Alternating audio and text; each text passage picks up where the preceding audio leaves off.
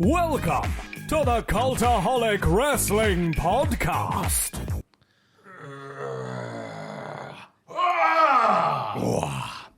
If you like a lot of wrestling on the YouTube, join our cult. Hello and welcome to another throbbing, thrilling, exciting adventure into the world of Cultaholic Wrestling Podcast. Yes. You're listening to the dulcet tones of myself, Maffew, and Ross, and no one else, because Jack is dead. Yep, we are a cult by name and a cult by nature, and sometimes you have to cut loose the weakest member, and that's what we've done by felling him with knife. With one, we shared. We passed it round like tail on donkey. Aye. He's feeling a bit unwell, is he? Little person. Bless him. So don't worry, this means more Ross, more Maffew, and more Shagger Joel. Hey up, Has his camera back. Come on, get your face on. Yeah. Oh, there he exists. You're right there. Can't tell it's pre-recorded. We're getting everything lined up. Hiya. Hiya. How you doing, Joel? Hey up, I'm alright. How are You're a you? little bit hungover, are you, Joel? Nah, I'm alright. I'm fine. Just had a few, last night. But Aye. Christmas, I'm convinced. Christmas time. Huh? You're allowed to drink at Christmas time. Yeah. That's the rules. You are. But don't drink and drive. Always remember. Well, no. Why am I the one you. delivering that?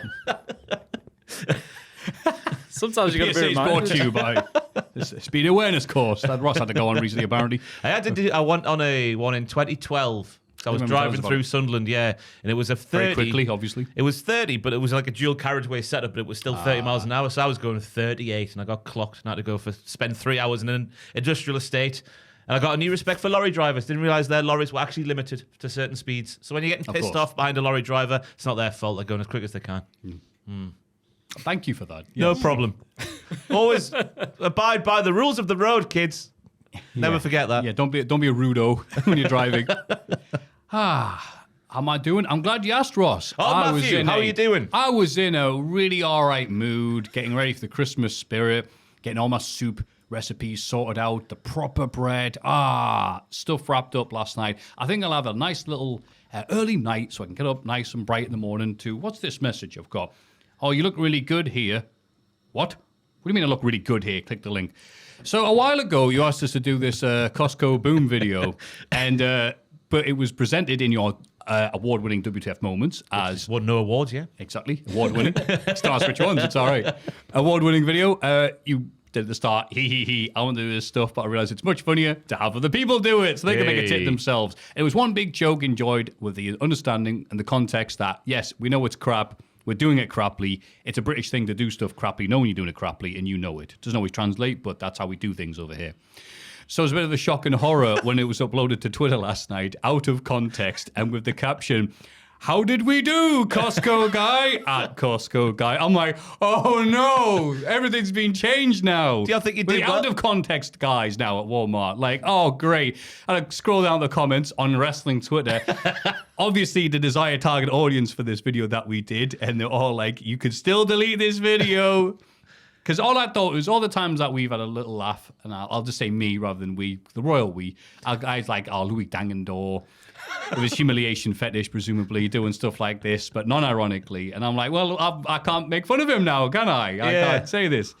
And came in this morning and immediately went to Fraser Porter, who I know controls that sort of bit. And with and telling other people, they're like, oh, are you okay, man? You look good on Twitter. I was like, oh, so everyone else knows about this, right? And Fraser's like, which? You're the bad person. You know, it's from Edinburgh. And he politely said, no. I got told by the higher power, Vinnie Mac, to upload it. And I went, all right, then fine. And he explained that it's actually doing really well, number-wise, engagement-wise. He goes, I know it's doing well engagement-wise. There's lots of quote tweets going, oh my God, the state of this. Any press is bad. It's good press, though, isn't it? We look like the hottest upcoming WWE stable, the Mean Street Pussies. And I was a bit vexed because I just remember Fraser saying, hey, Ross has done you dirty here a few weeks ago, the Machiavellian type that he is. Go, what do you mean? He goes, well, he's got footage of you looking silly. I went, well, yeah, but it's for the videos. It's to make the things look good. Yeah. I'm all right making a tit of myself if it's going to help Cultaholic. I saw that, and you should have seen, Jack pooed after holiday.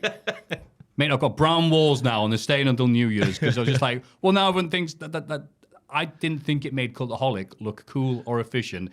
So I thought, putting two together and getting six, as always, has Fraser done this deliberately? Because he's got this effed footage. on me. Yeah, I was like, Jack's right. Fraser is that type of guy. I'm so sorry, for Jack, for doubting you. Fraser poisoned Jack. That's why he's done this. That's his surname, of course, Fraser Poison. That's what it translates as yes. from the old English. Yes. So I went and said, all right, okay, fine. But he said, no, it's good. And I went, all right. And then Pacitti came in and I went, oh, do you think that looked good then? Do you think that made it look all right? And he went, oh, I don't know. It was Fraser's idea. And I went, what? He said it was your idea. And he goes, no, and I'll show you the messages. And I went, right. And I said, I'm just leaving the office to have for an unrelated reason. I went back around and goes, you lied to me. And he goes, no. I suggested we do it. And he said, okay. He said, you said he ordered you to. And he went, did you threaten to overrule him? And he went, no. And he went, Maffew, you're like really mad. I went, well, no, but like, can you explain why you did it? He goes, no, we're working with the Costco guys. We're doing stuff with them because of this video. And we have people clicking on this video, because we can see where people come from, to look at this.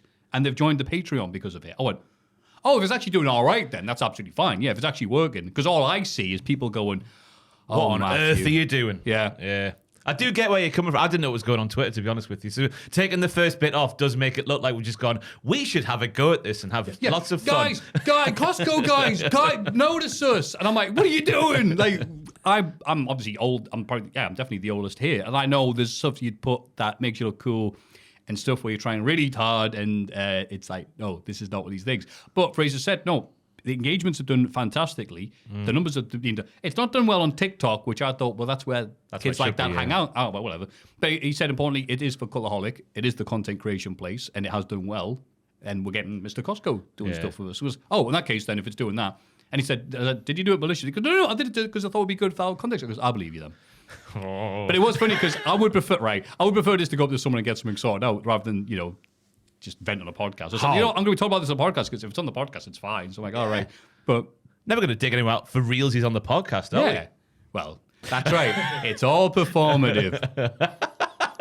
Aye, but I don't know what is actually happened. There has been conversations had with AJ of the Costco guys stable of professional wrestling, but I don't know what's happening as of yet. But it's just early negotiations have started off the back of that thing happening. So Fraser didn't like it when I said, "Oh, so he's going to working with us because of this." He goes, "Yeah." He goes, "Oh, we can delete it then." I do feel a bit bad because obviously when I got you three to do it out there just after we did the podcast a few weeks ago, the intention was for me to then do it as well on the green screen and just have all four of us do it. And I was sat there going, "We could make a bit of banter on the podcast," which is absolutely fine. Yeah. And again, you doing it, it's funny, and there's that you going, "Ha, look at these plonkers, Rodney." Ha. Absolutely fine with that. Then out of context with that caption, I'm like, did you just bait and switch as Fraser? He goes, no. It's weird because I did hear that you approached Adam and was like, Adam, please can we do our own version of the Costco guys dance? It would be a lifelong dream. Cut this out. It would be a lifelong dream for me, Maffew, Bodgemania, to do what AJ and Big Rizzler do. Yes. Yeah. Or is he now known the Jizzler? I'm fine with that. I'm fine with saying that. Good, that's what we are. I'm fine. Like, don't misunderstand. I'm all right making a tit of myself if it benefits the company. I didn't realize that at the start. I'm like, wait. We look like Dad's army trying to be cool. But no, apparently it's done all right numbers-wise, and that's what we're about, so I'm all right with it. And Joe's performance got lauded I went worldwide. For it. Yeah. I had a good time. Go to Cannes next year. I had a good time with it. I really went for it. I didn't know you were going to stitch us up like that, though. Yeah. Fair enough. Yeah, I was going to say, Joe, your thoughts on this? Yeah. I'm fine with it. It's a laugh in it. I don't mind a normal human reaction to this. Imagine if we got to meet the Rizzler because of it. Wow. That's not the normal human reaction. I wouldn't get your hopes up, Sean. I'm not going to lie. They're in America, aren't they? They're quite far away. Yeah, we're flying them out. Well, we could do the podcast on tour. All right, then. Go there now, Adam, and say hello. Get us 4 plane tickets to America, please, on the company card. I double dare you. No. It's a pipe dream. But if there are sponsors willing to pay, woo! Yeah. Hello, Walmart of America. But I'm glad it's all sorted out, though. Yeah. And you know what? It's all performative and do numbers. But also, when I go get a ham and peas pudding to make myself feel all better, and waiting in the line, and there was a lad with getting 5 of them. I went, oh, God, 5? That guy likes his ham and peas pudding. Oof. And he was funny because he said, like, he told the lovely old biddy, I'm getting them because I'm from Darlow, so I'm taking these home. And I started to say, oh, Darlow? And then the guy in front of him went, "Oh, I'm from Darlow," and started telling him. He goes, "All right." And then the guy said, "Actually, I'm not from Darlow because no one knows where I'm from. Newton Aycliffe." And I went, "Newton Aycliffe, I'm from Bish." And it was like, what's this get together? Like, how have we all met at the same time to get ham and peas pudding from this one place? Bloody invasion of north of the river. It was, right? Where are you going to get ham and peas pudding? The little place, I don't know the name of it, but if you come out here. Big River or something, isn't it? Yeah, Big River Bakery. Oh, Great place. I've never heard of that. Would not get ham and peas pudding though, because peas pudding is disgusting. Beautiful, Yeah, it's delicious. bit- Makes you proud to be from County Durham. It's loads of mush. Yeah, Joel. This is from a Yorkshireman. Sorry, you can put gravy. Actually, can you? No, you can't put gravy on it. Nah, okay, I can see your point, mate. Yeah, That surprises me. I imagine gravy would be okay with it. I've never tried doing that. Things like crossing the streams Might be a whole in new world Ghostbusters. I'm tempted. Like, Yeah, you know what? They wouldn't blink twice. Or like, can you put gravy on me ham and peas pudding? Yeah. They'll go, of course you can. All northern things, because Yes. northern boys love gravy. We also like wrestling news. Yeah. Penta El Zero Miedo officially gone from AEW. He's obviously not being used on TV because he's made it clear that he's not signing and he's allowed to be out. But he's been officially moved from the men's roster page. Penta's already exercised, there we go, his newfound freedom. Made a surprise appearance at AAA's TV tapings last night. However, his appearance was not to spark any sort of return, as he cut a short promo saying his goodbyes to AAA and Mexico, declaring that he was taking time off to make a career decision. Wow, what could it be? I don't know, Matthew. What could it be? Triple A! Yay! CMLL. Despite multiple reports, though, however, his brother, Phoenix, has been having a wonderful time online this past week.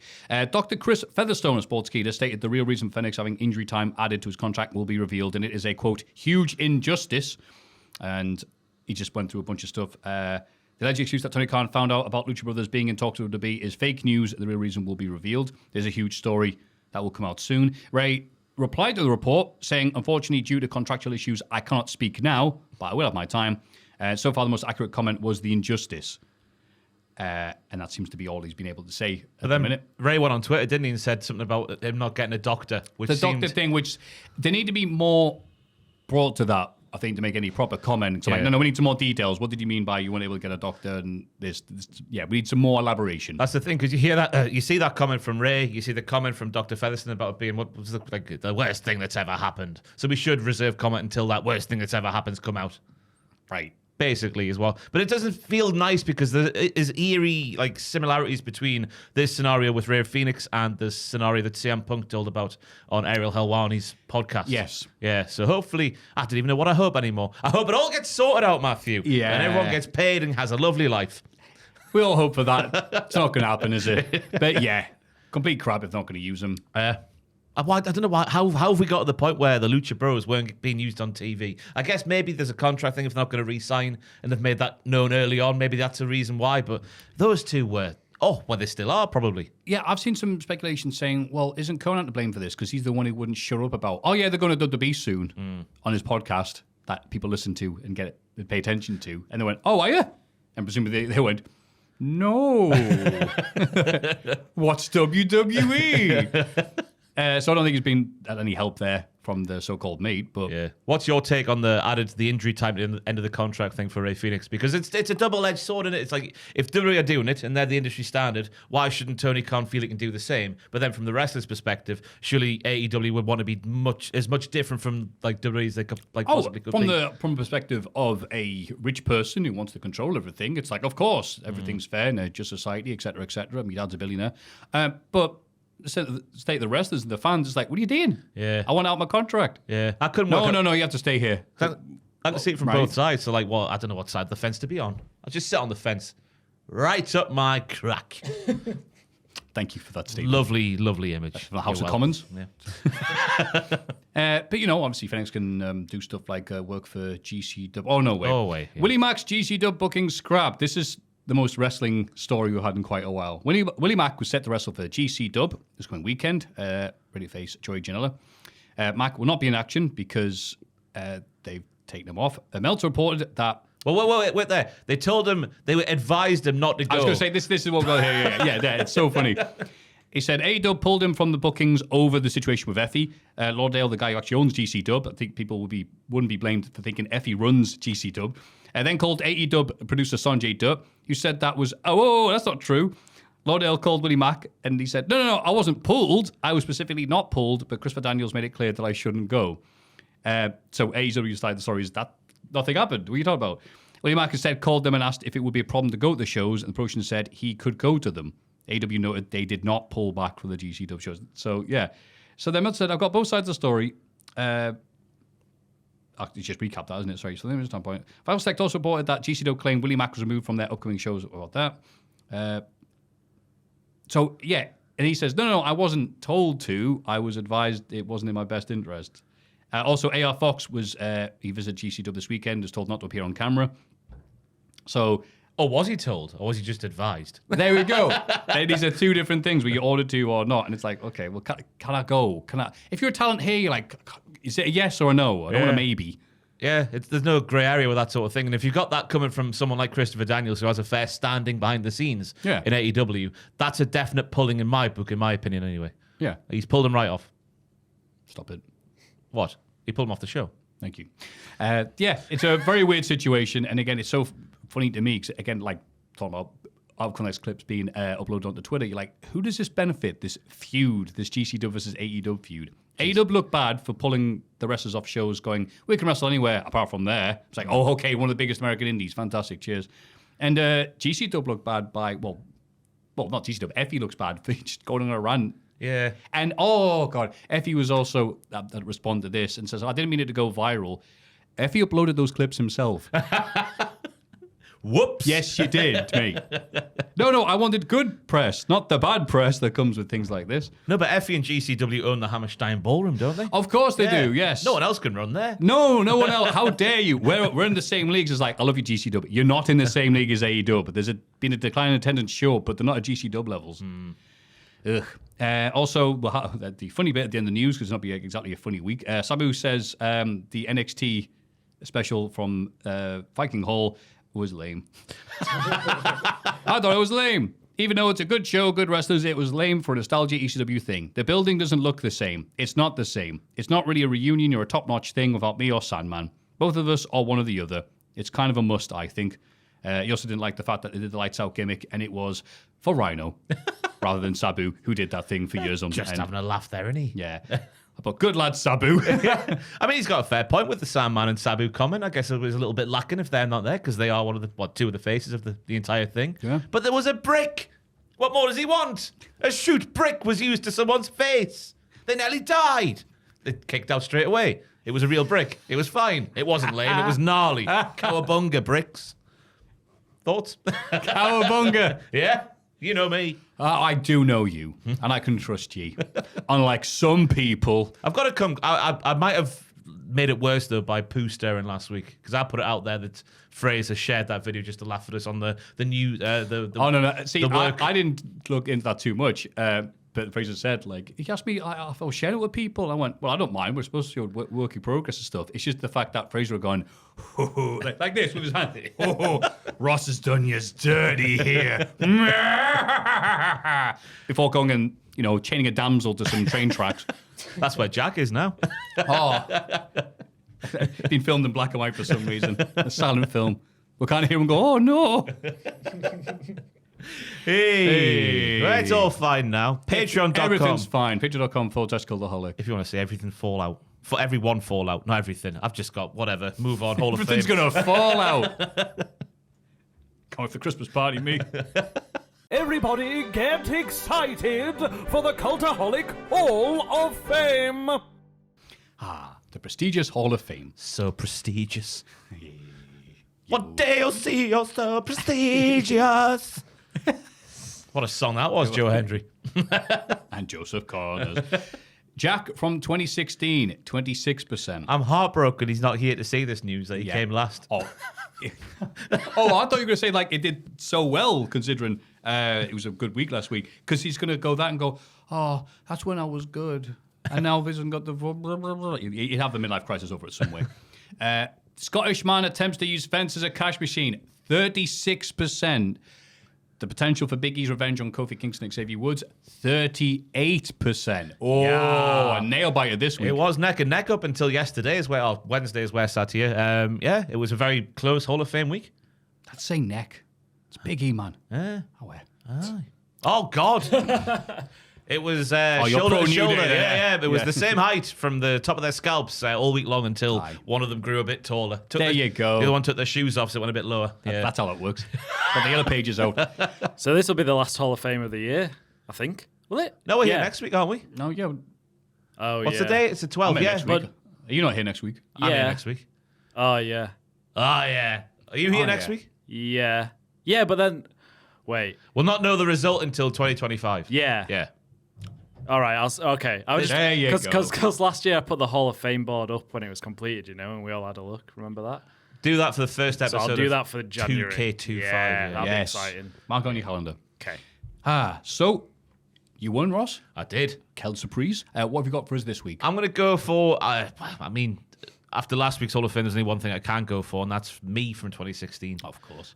Just because Micah Richards sometimes talks about bursting onto the scene, but I reckon I atomic bombed onto the scene. My goodness me.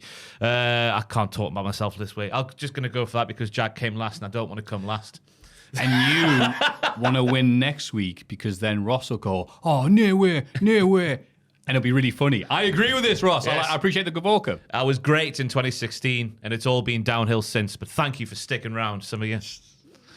I don't know what else to say. I can't talk. I can't big myself up. It doesn't feel right. I mean, other people be there to do it. I mean, the days of Monarch Ross. We could say that, right? Yeah, that's fine. Like Penta changing his name to go to AAA. That's how good I was. They trademarked the name, so we That's couldn't it. do it here. Yeah. Bloody bastards. Bloody Conan. Aye. But yeah, they're very popular. It's John O'Clock. Fleeting, yes. That carried on into Cultaholic, though. I got that trademark locked down, baby. Done. Ha-ha. Ha-ha, take that one. Yeah, no, you're very... Yeah, you've sowed the seeds. I'll just kept on growing. You don't have to actually pick it. I'm just going to go for it just to annoy Jack. Oh, very good. Yeah, me I from took that's 2016. my chance. I wasn't going to say something positive about Ross then. That was lovely. You growing like a flower. That was beautiful. What? That's what you were going for. Poetry, flowers. So I was second place. So, I sent you something because my lovely people in my DMs, not the ones going, why do you still work for Cultaholic when you do stuff like this?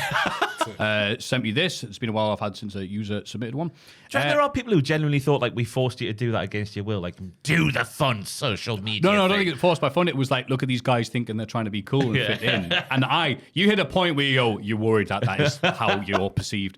Anyway, there's a zoo in Belgium that puts otters in the orangutan enclosure for engagement and fun for both species. Seems risky. This has resulted in a glut of videos of otters stealing blankets from orangutans, which I've spent this morning watching at work. I do like an otter, but they are vicious, so be careful. Heather. Yeah. I swear to God, I thought that was like a homeless person. Whoa! It does seem risky. It does, doesn't it? You think the orangutan would just absolutely batter it? I mean, Yeah, it's so the audio people, a bunch of orangutans are ripping the blanket off orangutan. It's had a hard day's night, and he's like, this is Joel being woke up in the morning after drinking a few bottles of mead at the Christmas market last yeah, night. fed up. That is cute, isn't it? How they sleep in a little blanket. Bless them. It seems like an odd mix of species to put together. Yeah. Maybe the otters can fight back. I'm gonna be funny. Is this an enclosure? I was going to say it's like Why is it all stone? It's like a temple, isn't it? Yeah. He probably lives at the top of the temple. No, the other orangutan will live at the top of the temple. Oh, like King Louis. Yeah. Oh, he did have it. Well, thank you, Jungle Book. You win again. This is King Louis's bitch that we're watching here. Also, that rope's not doing much, is it? That's not keeping anyone back. I think that's just for the It's not orangutans to doing climb well on, for isn't it's it? not doing well for, it's not doing well for the makes otters, I admit, but yeah. You're right, I could go underneath there easily. Yeah, so that's orangutans versus otters. Orangutans versus otters. Nice. Sounds really flat when I say it like that, doesn't it? Joel, what have you got for us? Well, we've already talked about it and how much we hate it, but I'm nominating the video. Oh, you... Yeah. Bloody made me come last. We I bet bring you. the boom. Well, there's a magnificent shot. Start Bohemian Rhapsody. I've got jaundice. Let's just say. It's Halloween time. Who's your favourite wrestler? Adam Cole. Play it on mute, Joel, just to be safe. Yeah, because I don't want to hear it. Not to be Yeah, safe. we'll just watch the dance. Boom. Big Joel. Look at Giving it big this. guns. He's American. the big The Jizzler. Jizzler. The Jizzler did make The me laugh. Jizzler wearing his sweater he should have taken off. Old man dad. I swear it's not that cold in this office. My hoodie that I was dancing with was dirty You know, I don't as know well. how anyone could see that and go, I'm trying, like, yeah, we really mean this, but then again, people are stupid. Yeah, there's I look good there. mixed Oh, comments. yeah. Just watched Rocky for the first time. I thought you all did well. Yeah. Okay, here we go. Yeah, It is quite funny. No notes. He's not facing the right way. But yeah, for the full context, you need to subscribe to Patreon, don't you? Yeah, because we use copyrighted content on Patreon now and get away with it a bit more. So there's a little bit of The Office in there. Dwight K. Schrute. I noticed that. Yeah. Telling me the God above Dwight K. Schrute to not do it Yeah, I like that. for reasons. Yeah, and then it just carries on. Yeah. Yeah, there we Oh, go. yeah. Oh, Bring God, the there we go. boom. Lovely stuff. But that shot, bloody hell. I still don't get it. Well, that's because you stood behind a light you should be stood in front of. That's why it looks like that. I'm not used to. I thought Joel would know better being a technical man. Yeah, No, the I director of didn't know what photography of we're doing. Cultaholic was busy that day. So, oh, God. Oh, very unpleasant. Ah. So there we go. People liked it. I still don't get it though, personally. The whole "we bring the boom" thing. I know it just says boom a lot. He even ends his Twitter DMs with a boom. That's how In the DMs. That's how far he is into the boom. Does he really? Yeah. That's well fun. Yeah, Yeah. it doesn't make sense, does it? No, but nothing does now at line of work. I mean, yeah.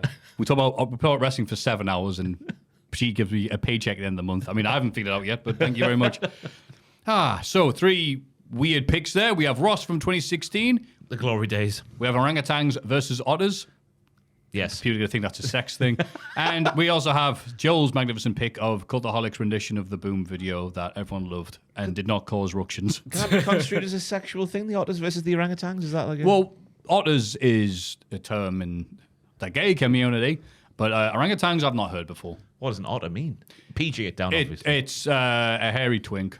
Whoa! Oh, I thought It's a smooth. skinny bear.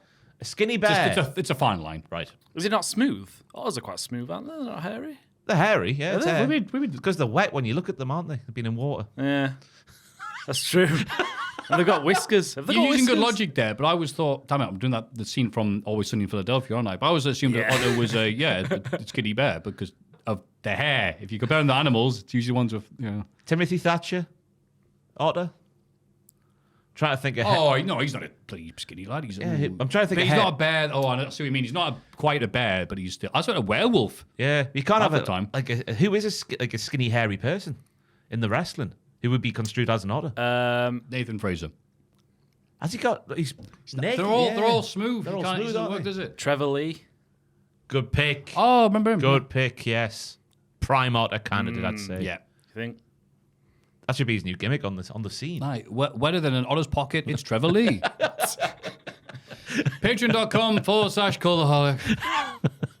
This week in the wrestling. It's this bloody week in the wrestling. This week in wrestling. This week in wrestling, indeed. Boom. SmackDown. The show opens with a recap of the various injuries suffered in the men's War Games match. Fantastic. Just after our podcast went live a few hours before SmackDown, and they're going, I don't know what to believe about these injuries reports and results and stuff like that after they said that about Jade Cargill and she may or not be injured. And then they showed all the injuries in grisly detail, like the Mortal Kombat fatalities. Yeah. Every broken foot, every gash, every toe. Yeah. Yeah. Yeah, so we've got Bronson Reed's got a severe ankle injury. He had surgery this week as we're sat here. Tangaloa's got a torn bicep out indefinitely. He's had surgery as well. And then Jimmy Uso broken toe out indefinitely. Which tells is me, grim. Maffew, yeah, WWE's awful play. These kids need to learn how to wrestle, don't they? I mean, any criticism you throw at AEW needs to be applied here because clearly they don't know what they're doing. They're terrible. They're awful. An awful sloppy shop promotion. Yeah, it's been a while since I've had a match like this that's, it wasn't even stunningly violent. There's some spots and stuff like that. But I saw many people go, well, Bronson Reed did a top rope splash off the cage.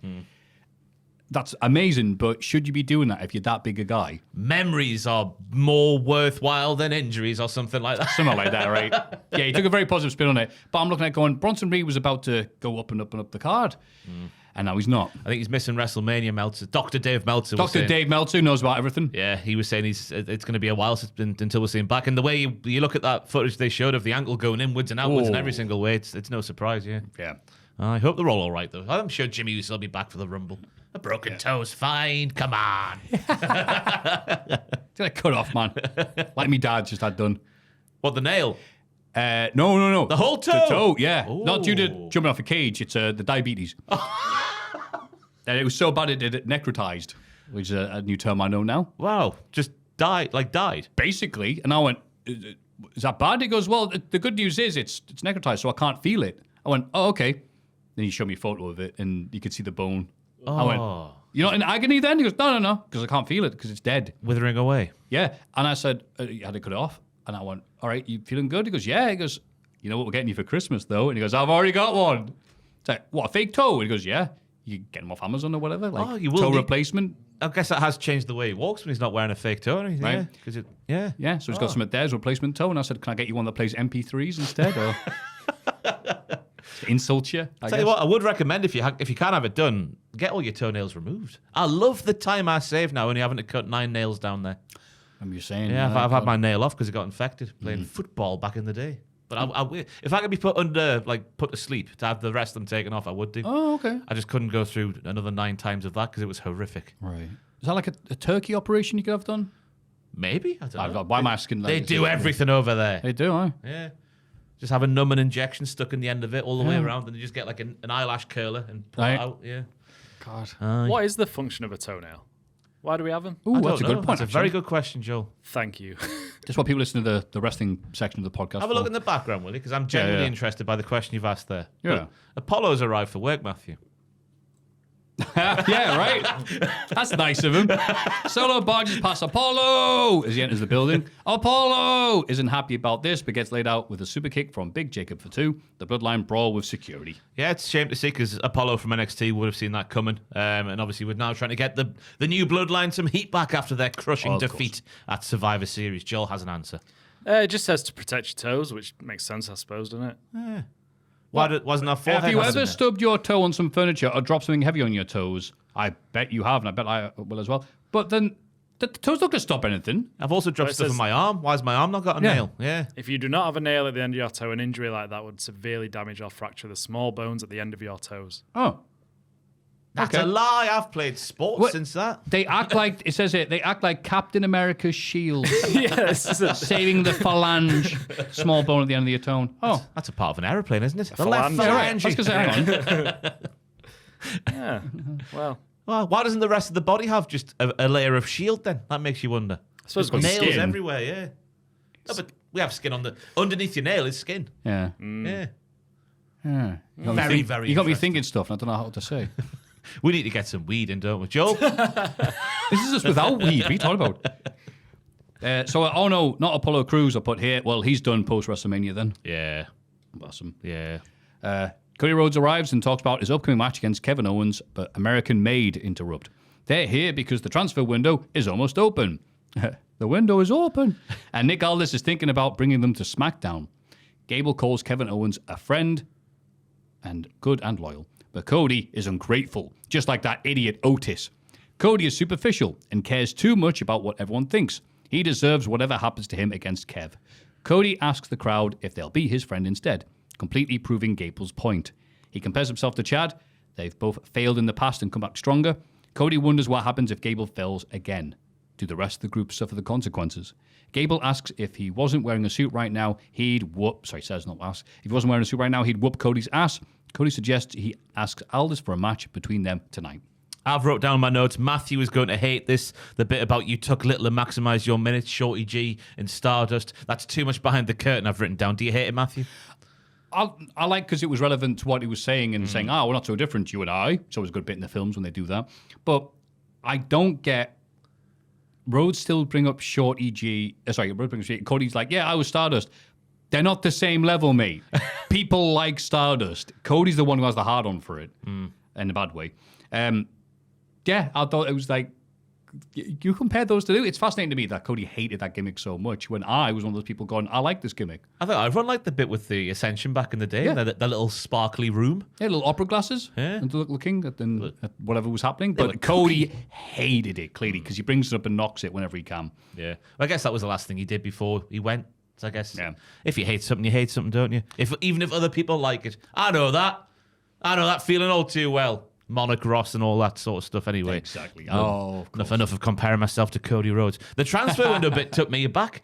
I just got dropped in there nonchalantly. I didn't see anything before the show. I didn't get to see the show until Monday. But yeah, the transfer window's about to open. Aldis is interested in bringing Chad to SmackDown, which I think is a trade that should happen. Because it feels like on Raw, he's hit his ceiling already. Because it's weird how his contract status was up in the air earlier this year. He signed the new contract, and what he was doing at the start of the year has just stopped. And the summer, obviously, with Gunter. Yeah, a bit of a dramatic shift there. But also, it's funny. Well, transfer window's open, so I could theoretically join SmackDown. Whilst I'm on SmackDown and having a match later on tonight. Yeah. They do trades week to week now. They're on the phone going, we'll do a deal, this, that, and the other. Yeah. I quite like it because it is a nice way to get out. I know it's not probably going to happen, but someone like Apollo, who is done after that opening segment, you would say, you could hypothetically take him to Raw and start him again. I mean, it won't happen with him specifically because we've done that like 3 or 4 times now with Apollo. I don't know how many more times you can do that with someone like Apollo. But for someone else who was just lost in the shuffle, like, I don't know, like a Pretty Deadly. Get them over to Raw and get them more like a focal point of the tag team division. I think it's a nice, cheap way to get out of holes. Yeah. Yeah. It's always been used like that. I don't think it's necessarily a bad thing. Have Melo be the first draft to Raw and brag about that instead. Yeah. He's angling for a match with anyone, isn't he, on Twitter at the minute? Amazing Red got shown. Who else got shown? Yeah, on Carmelo, I think, Aldis is going to bring someone in to sort him out, I think. Oh, okay, right. He was like, who are you going to bring in? Is it going to be him? Is it going to be him? Yeah. Go through the little IDs. Yes. Legit didn't know who Gable's crew was when this team started. I am not Ross.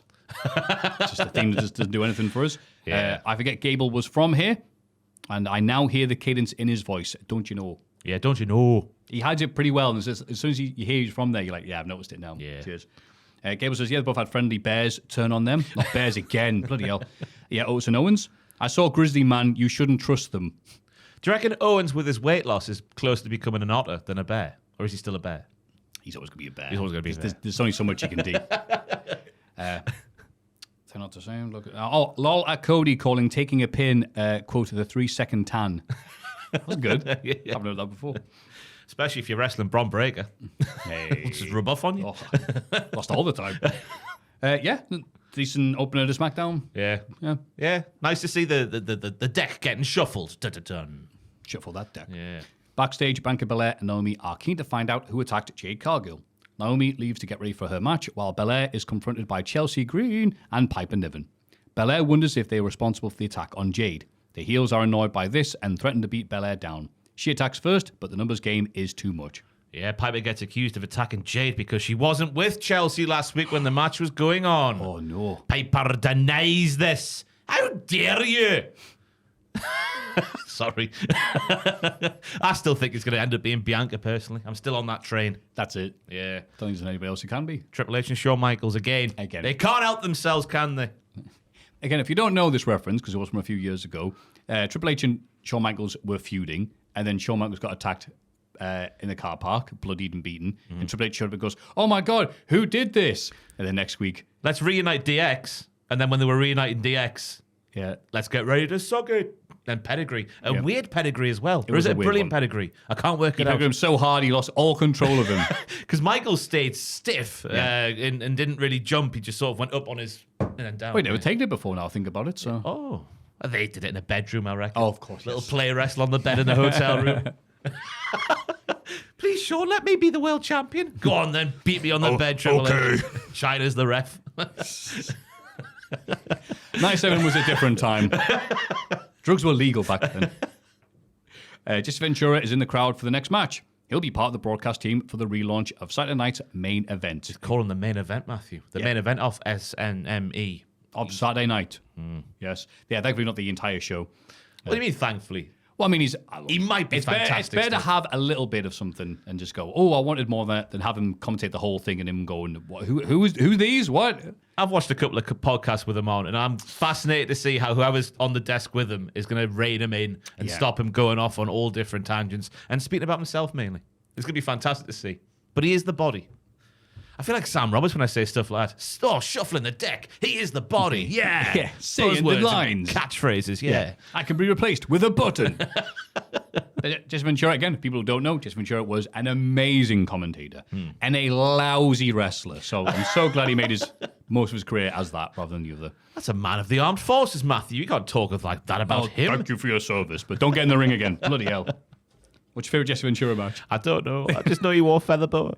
Elektra wrestled like prime Dabba-Kato here, which was great. So refreshing in 2024. It's a kick and a punch, for the 6th of the month because this match happened on the 6th of December. She did all those kicks and punches, Maffew. And then a lovely, hard-looking swinging Uranagi and a blue thunder bomb. She got good towards the end is what I'm trying to say, after a basic start. But you can't, she hasn't wrestled that much. I can't be too harsh. Yes, that's well said. This was the hometown gal Tiff Stratz advances the US title tournament, winning a triple threat against Naomi and Elektra Lopez after interference from Candice LeRae, which is French for the Ray. The Ray. Spread a bunch of spots that was used to highlight the Lurkel. What have I put here? Oh, Lurkel lass. I pronounced it like how you say it right. Tiff, well done. Job done. She looked so mint and bubbly. I call her Aero. You'd love to take a bite. No, I reckon I want to eat you. I thought that when they were set up for the finish that she put Elektra too far towards the middle of the ring, but my word was I told to shut up by Tiffy Stratz, who hit a generational moonsault for the win. Absolutely. The PME. The PME. Prettiest moonsault ever. That's her move now. It is, aye. Christopher Daniels is too busy beefing with GC Dub and get himself in trouble. There'll be someone in the comments who knows what the difference is between the best moonsault ever and the prettiest. There'll be someone who knows the difference. I like it when people do that. No, the bookend's different to the rock bottom. Okay. It's all in the hips, Maffew. He pops them a different way. All in the hips. Nick Aldis finds that the Street Profits have been attacked backstage. He doesn't know who did it, but tells the Motor City Machine Guns that their title match tonight is off. Gargano offers to step in with Ciampa. Aldis is reluctant, but the Machine Guns agree. Aldis tells Gargano that Ciampa better not make him regret his decision. And this is where we go. Foreshadowing. Yeah. It's a narrative device used to create tension. I couldn't believe it, mate, because you see Gargano rock up in double denim, by the way. The Canadian tuxedo. That's an untrustworthy outfit, I was thinking to myself. But I didn't see it going the way it went. But I'm glad it did go the way it went. We'll talk more about it later. It had to happen. Yeah, I thought, is that what we're... I'm not entirely sure. I'll continue watching SmackDown and see if it does. Because Gargano's been a gimp for a while now, while Tommaso Ciampa's been like, sort your life out, you loser. And I'm glad the way it's gone. But this was a nice little bit of foreshadowing, as you say. Very nice. Even if a bit heavy. I'm all right with that. Yeah. Despite interference from Chelsea Green, Bianca Belair wins her match against Piper Niven, dropping Piper on top of Chelsea with the KOD. Yeah, I was thinking Bianca's breathing heavy with the ribs before the match has even started. There is no way a powerhouse like Piper cannot win this match. There's no way. And to be fair to Bianca, she sold the ribs well all the way through the match. Piper attacked them as well all the way through the match, which is nice to see. Nice and logical wrestling. Piper again with the big impressive power moves like the Boss Man Slam on the run was probably the highlight. But then Bianca goes for a massive cross body off the top rope with those injured ribs and forgets they're injured and then just goes wah-tish and then that wins. And she even eats a Saito suplex, lands horribly as we see, but then she pops right back up and hits a gnarly spine buster. That's the only bit I'm moaning about. It's just like, you've sold them so well for 3/4 of the match. Carry it on till the end. There's not that much adrenaline going around, naturally. I reckon you're taking substances, Bianca. No. You're on the drugs. Those damn adrenaline shots you take backstage before you come out. On one hand, what you said is completely right and what we don't like about modern day wrestling. On the other hand, Belair versus Niven is always great because Belair can pick up Niven and do moves to her, like the amazing KOD, which used to do, I think it was like a semi-regular thing on Raw for at least a few months back in whatever year it was. And I was like, oh, hell yeah, it looks awesome and amazing. And it's not as if this was like a big feud or anything like that, or the ribs are hurting too much going anywhere. So I was all right with it, just for a match on SmackDown. That's because Piper got accused by Bianca of attacking Jade, therefore she had her ribs thwacked. That was the story, but then we forgot about them. But yeah.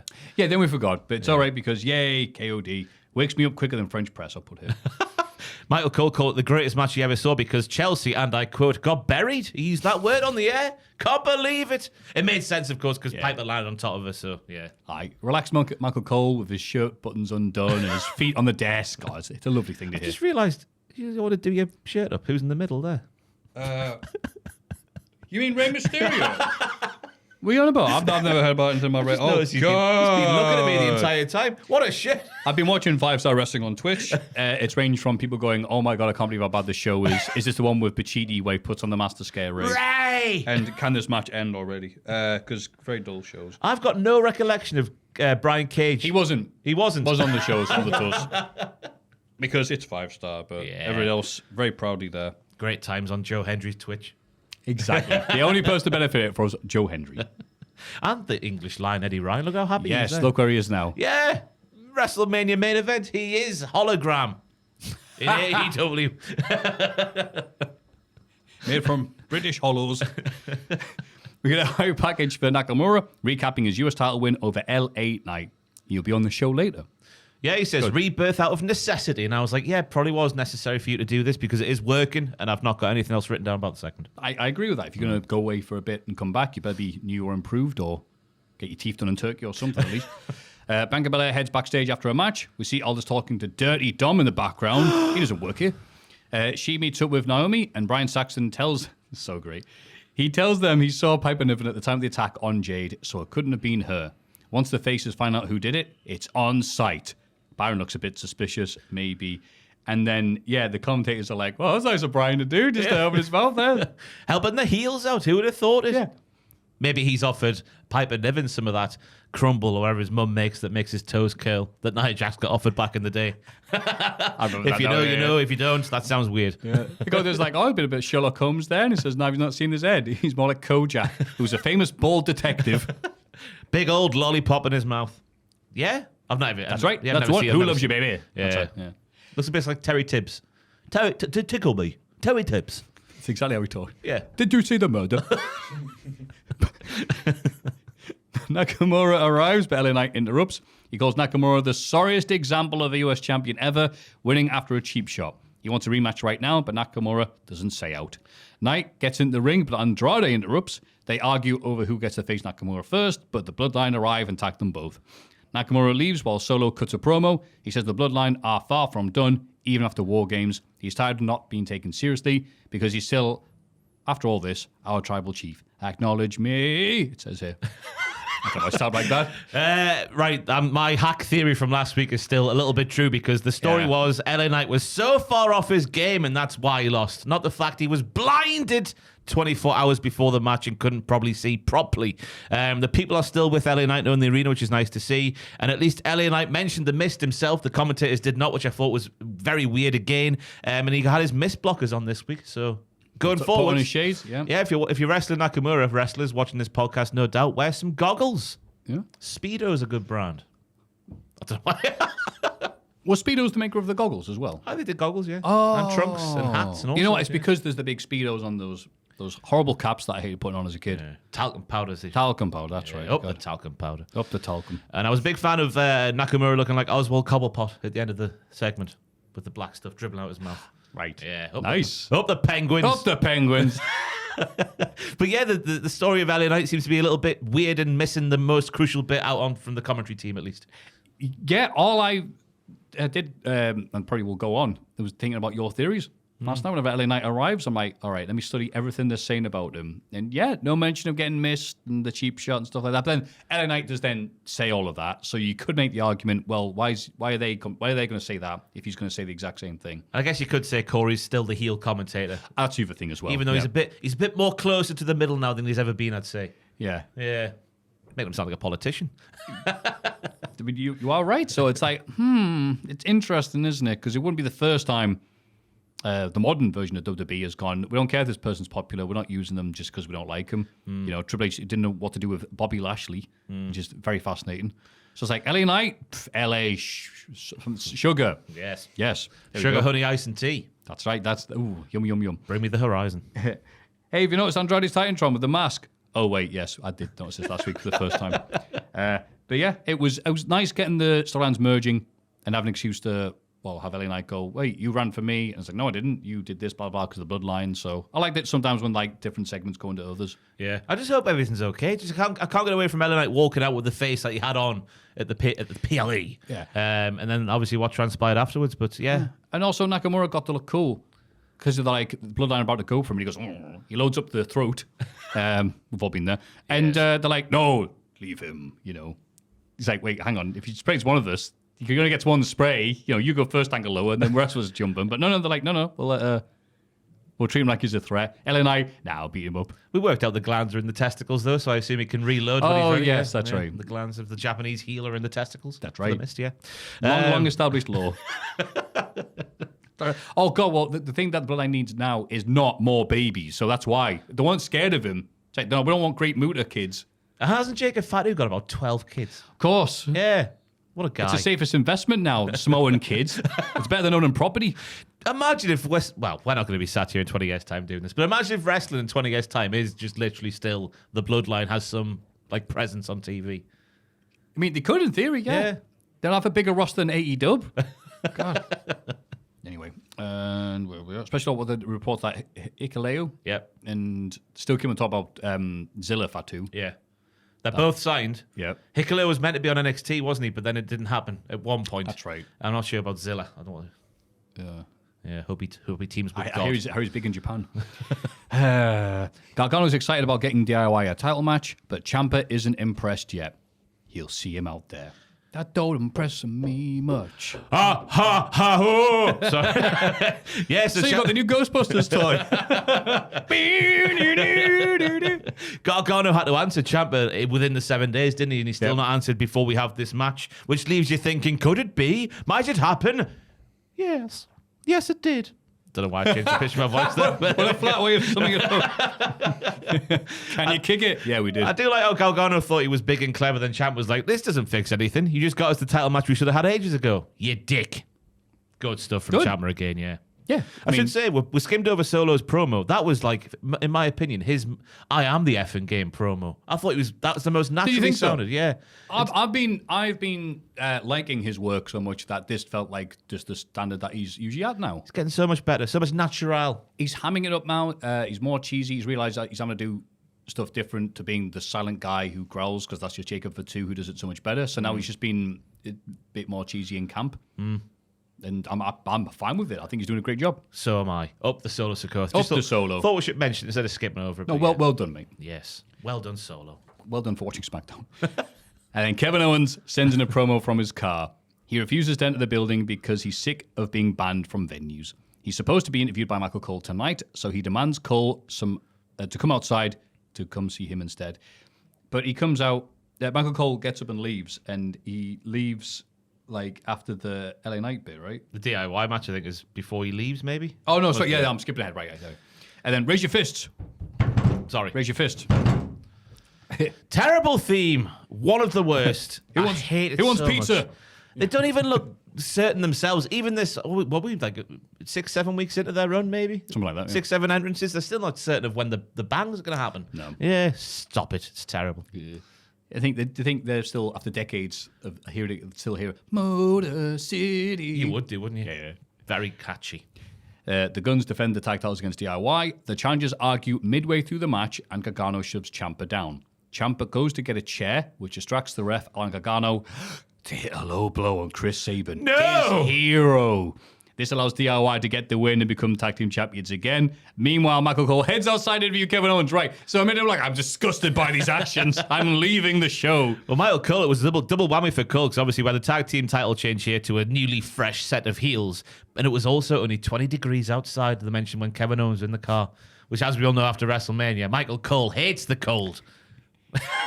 He's not Michael Cole. He's not Michael Cole. No. Yeah, but Gargano no longer a bitch. Yes, you have chosen wisely, mate. Well done. He did his role really well, though, in the early parts of the match. He was like he did on the apron while Champ was going, get in there, you little bitch. And he's like, I'll do it myself, Johnny, you little wazzock. I thought they played their roles well very early in the match there.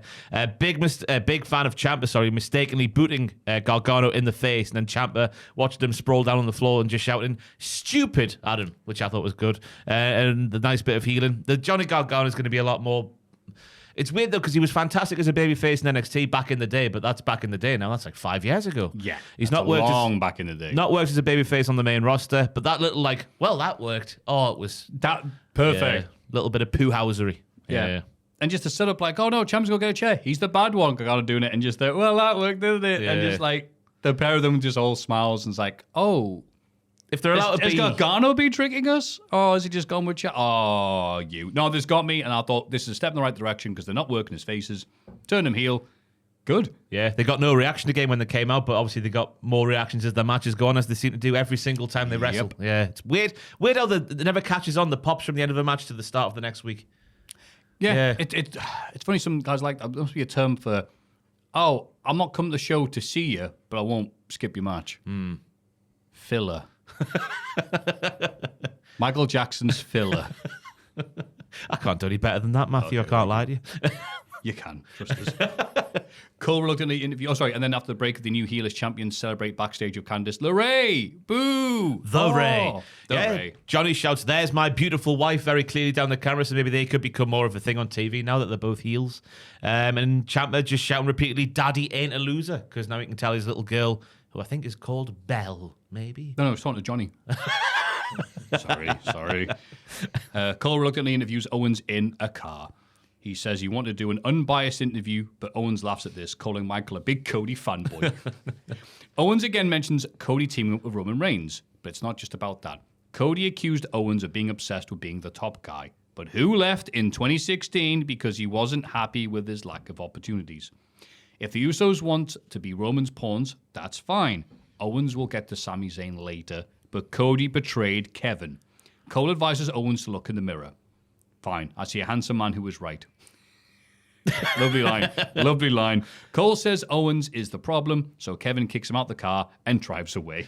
And the fantastic bit at the end where he's like, Michael! Window goes up slowly. Yeah. Great poo-housery from Kevin Owens. And again, Michael Cole is biased. He's calling Kevin Owens the problem. When Owens, he laid it all out how justified he was and everything he's been doing because Cody is a selfish man. We've all seen this happen. Yeah, exactly. How you tell me he's not an egomaniac? Who else has 3 sets of pyros as entrance? I love the content of the promo because the lines from Owens is always amazing in these situations. But it was a bit silly to have this lo-fi promo setting, again, in a car, and have a dozen cameras to cut to and from. It's like you can't be lo-fi, low settings, like, the Mankind JR promos, whatever, and then cut a oh, wow, look at this amazing Hollywood setup we have here. You got to pick one or the other. Or Kevin Owens moonlights as a taxi driver, and that was just like CCTV in his cab to stop the Uber people being sick and getting away with it. That's right. Those damn kids. Those damn kids. And the kids go, what vomit? But I did like the line from Kevin Owens where he's like, Michael, you've got no friends, which is why you don't understand what betrayal is. Fantastic line there. And obviously Michael Cole setting a horrible example for the kids. So another PSA on the Cultaholic Wrestling Podcast from Ross here. Kids don't get into strangers' cars. It's not a stranger. I mean, yeah, you're right. Actually, He doesn't know Kevin Owens. I don't want footage of me arguing. No, dude. It's cold outside. What if you could take a mask off? You never know. But I was praying that the segment would end with Michael Cole being abducted because that gimmick's got legs. Kevin Owens just abducted Michael Cole. Do you think? Yeah, locking him up. So you don't know what betrayal feels like. Come here, I'll show you. He could lend the dungeon off Dijak is not getting used at the minute. Just lock Michael Cole in there. Fantastic scenes. Anyway, it didn't happen. It didn't happen, but it might happen. But Michael. The very slow, dramatic thing. So I got some good reactions from the live crowd as well. Get them reacting to this. So hear the laughs, couldn't you? Yeah, you could hear the laughs because Owens is a funny guy. He is a funny guy, and he's still able to be a human being. It's very hard to do both of those things. That's the thing they do well, isn't it? Like the heels are always justified in what they're saying. There's not. I think Carmelo Hayes is maybe the most egregious example of like the heel who's just like blindly heelish. The rest, like your Drew McIntyre's, your Kevin Owens, they're all justified in what they're saying while being a dick. That's why it's such a great time for WWE storytelling because we can just any guy can go, well, because that bloodline thing that happened, he goes, okay, you got a good point. Shut up. And then Owens drives off. He's gone. He's done. Yeah. He's done. Aldis welcomes Gunther to SmackDown backstage because, he's not there, but he is there. He's in his gear as well. Do you see he had no trousers on? Unless that's how he walks around backstage. Who's going to stop him? Takes his trousers off, yeah. Camilla Hayes arrives, annoyed that the GM has time to talk to all these Raw superstars, but not him. Mello threatens to switch brands. Aldis says that would be cause for celebration, but he's actually secured a very special opponent for Mello next week. So I'm going to look at Mello's Twitter quickly. Okay. We have Monty Brown's been shared, Rey Mysterio's been shared. He's just basically sharing people who Nick Aldis could be sending his way to sort him out. But yeah, there we go. He's shared a few. There you go. There's another one there, Maffew. Okay. Yeah. Amazing Reds there being shared. I thought that was Crimson when I first saw. Remember Crimson from TNA? I sadly do. Maven, of course, that would make a lot of sense, actually. You've saved him for the Rumble. Do you reckon?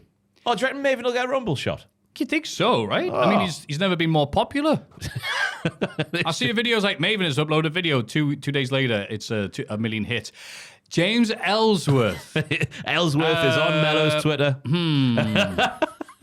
That's it. So Bloody hell. That's your candidates from Carmelo's perspective, at least. Back in the day, this would have been when, Bob Orton, Harley Race, and whatever would come out and beat up either Conway or Orton, depending on the time period. What a way to advertise. Or Doink. What a way to advertise Saturday night's main event. A great idea, this, by the way, having Jesse Ventura make his come back to the ring to thwack Carmelo Hayes in 2024. I'm going to beat him like the government. Beat the tower. No, Ventura, good as Mike. And then in the main event, Chad Gable targets Cody's ankle, but the champ is still able to get the win. Kevin Owens shows up after the bell because we forget cars can go back to where they were. They can. And stomps on Cody's ankle. Cody fights back as officials run in to break it up. Cody hits Owens with a dive to the outside, and they continue to brawl as the show goes off the air. Yeah, Gable worked that limb like Dick the Bruiser would do. Up the Dick the Bruiser. The left ankle of Cody. He got brought up last week, didn't he? Eric Bischoff, yeah, comparing God, that was it. Rich Hollins to Dick Finger the on the Bruiser. pulse. The revolutionary wrestler Dick the Bruiser. The left ankle of Cody was absolutely you-know-whatted. I've written down the F word here, and I can't think. It was sore. It was sore. Started a match, I thought, with a long, heelish beatdown from Gable. Cody then valiantly fights back. Cody gets the win with one crossroads, which means that Chad Gable is really soft, because we all know it always takes 3 crossroads. So what's happened, Chad Gable? And I like the storytelling of Kevin Owens, because it was the Bash in Berlin match, wasn't it, where he couldn't take advantage of Cody when he was injured. Yep. But now he's been a bit more of a dick. He just goes and stamps on the ankle. Because he said a week, maybe 2 weeks ago, I love Randy, and I did that to him. Imagine what I'm going to do to you, because I hate you. Yeah. Oh. Has there ever been a male wrestler who ends up with his boots off more than Cody Rhodes? I feel like I've seen his socks more than any other wrestler. That's a question. That's a good thing to think about. Yeah. Eddie would take off people's boots. Oh, yeah, Eddie Guerrero, yeah. Angle maybe twice on TV.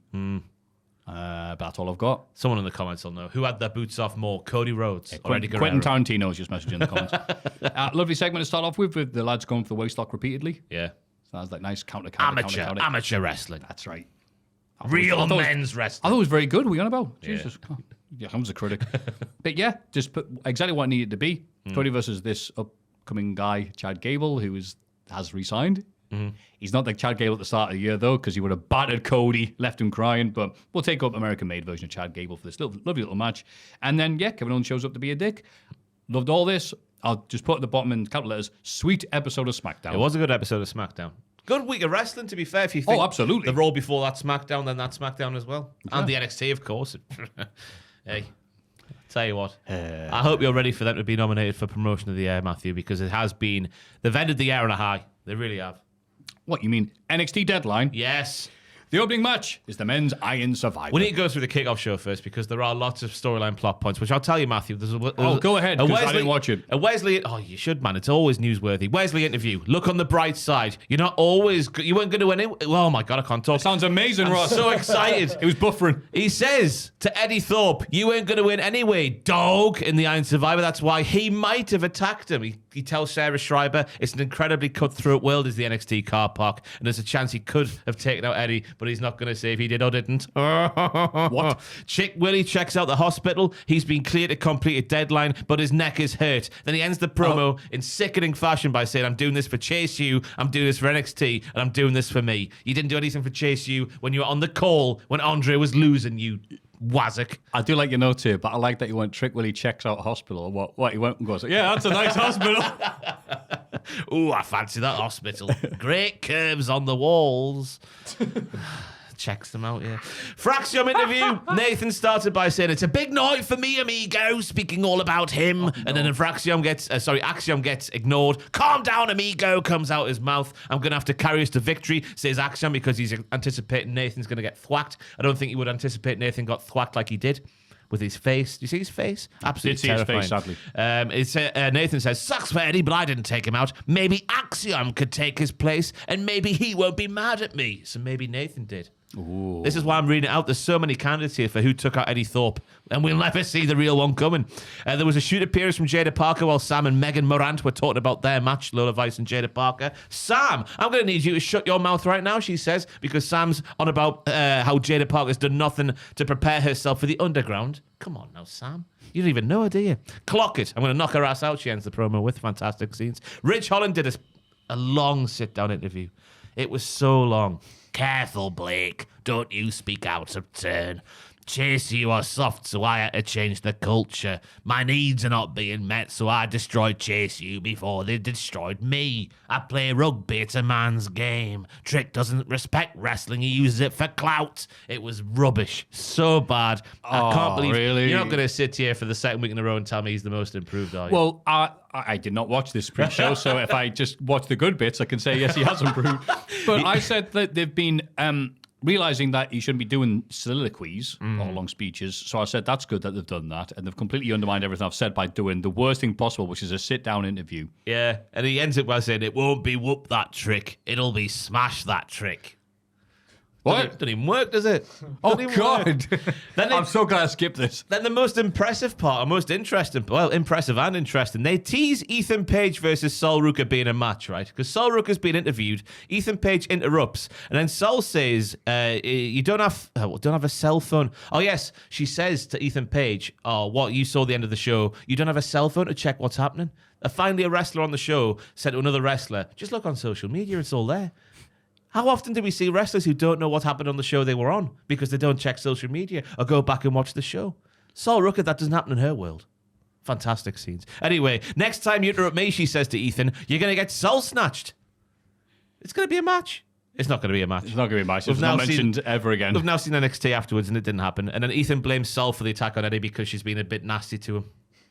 So it could be anybody, Maffew. Wow. And then with minutes to go on the kickoff show, Ava finds the replacement for Eddie we've been waiting for, but we don't get to hear it. Textbook cliffhanger, Chef Michael sprinkling that saucy salt on NXT again. Fantastic scenes. But what a newsworthy kickoff show. It could be Nathan. It could be Trick. No, not Trick. It could be Wesley. That's what we learned.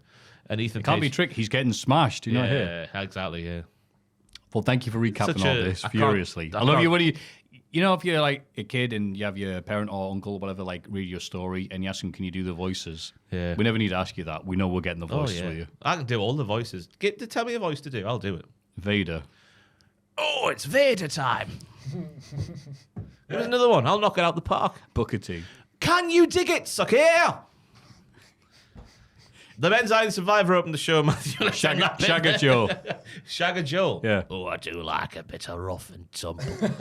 I'd Spot get on. my bottle of red wine and watch that perverted film I spoke about last week about a lady on fire or something. What was that? Portrait of a Lady on Fire. Oh, yeah. It's not perverted. It's classic. Put her out with me wine, but instead I'll drink it. Oh, fair play. The opening match for the Men's Iron Survivor. Obafemi is revealed as the late replacement for Eddie Thorpe. Sorry. It was attacked stop doing your Shagger Joel impression, all right? It was attacked at the end of NXT. Femi wins after a double pin in the dying seconds. Siobhan Evans hits a springboard cutter, but can't make the cover in time. Oh, my reaction. A lot here. I wasn't expecting Oba because I was just under the impression after 2 losses to Tony D, Oba will be going to the main roster next year at some point, and maybe a thought that. Rumble appearance before going back to NXT.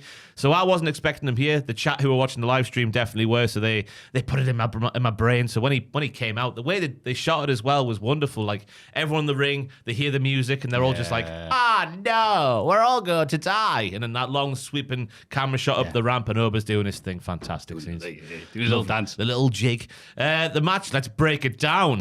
Wrestling. Wesley and Siobhan didn't have enough emphasis on getting the falls in before their singles match became a triple threat for me. I agree with those things. I said I'm so glad Paige showed up when he did, as the match was just a mess of moves up to that point, and I was glad for some story. Yeah, we had Siobhan going for a fall, I think it's one of the first things he did, but then they forgot about that. And then Wes gets one by cheating conveniently just as Nathan Fraser is ready to enter the match. Nathan doesn't slow down with his tag team title match in mind, which shows he really doesn't care about Axiom and their tag team. What a bastard. Then we see Nathan, Siobhan, and Wes doing classic modern day wrestling. A Wes clothesline to Siobhan over over the top rope. Siobhan lands in a powerbomb position on Wes, and then Wes, out that powerbomb, nails a shoot Hurricane Rana. That be the wrestling, let me tell you. Textbook booking for a heel like Ethan Page entering straight away and getting hit with a shoot roll-up by Nathan. Into the box you go, young boy. Then later, he's locked in there with Oba, and Ethan's trying to climb out and whatnot. Classic stuff. It was a shame that they released the behind-the-scenes footage of Chef Michaels doing some stuff behind the scenes where he's in the box with Oba going, clearly playing the part of Ethan Page. I didn't like seeing that on my social media. See that, and I'm glad I didn't see it. Yeah, it's like just Michael's doing stuff before the show, like calling the shots. You do this, that, and the other. Here's an idea for you. And it's just him and Oba's in the box together, and he's going, get me out. Oh, yeah. That sounds great. American gash. Yeah, I thought wrestling was real.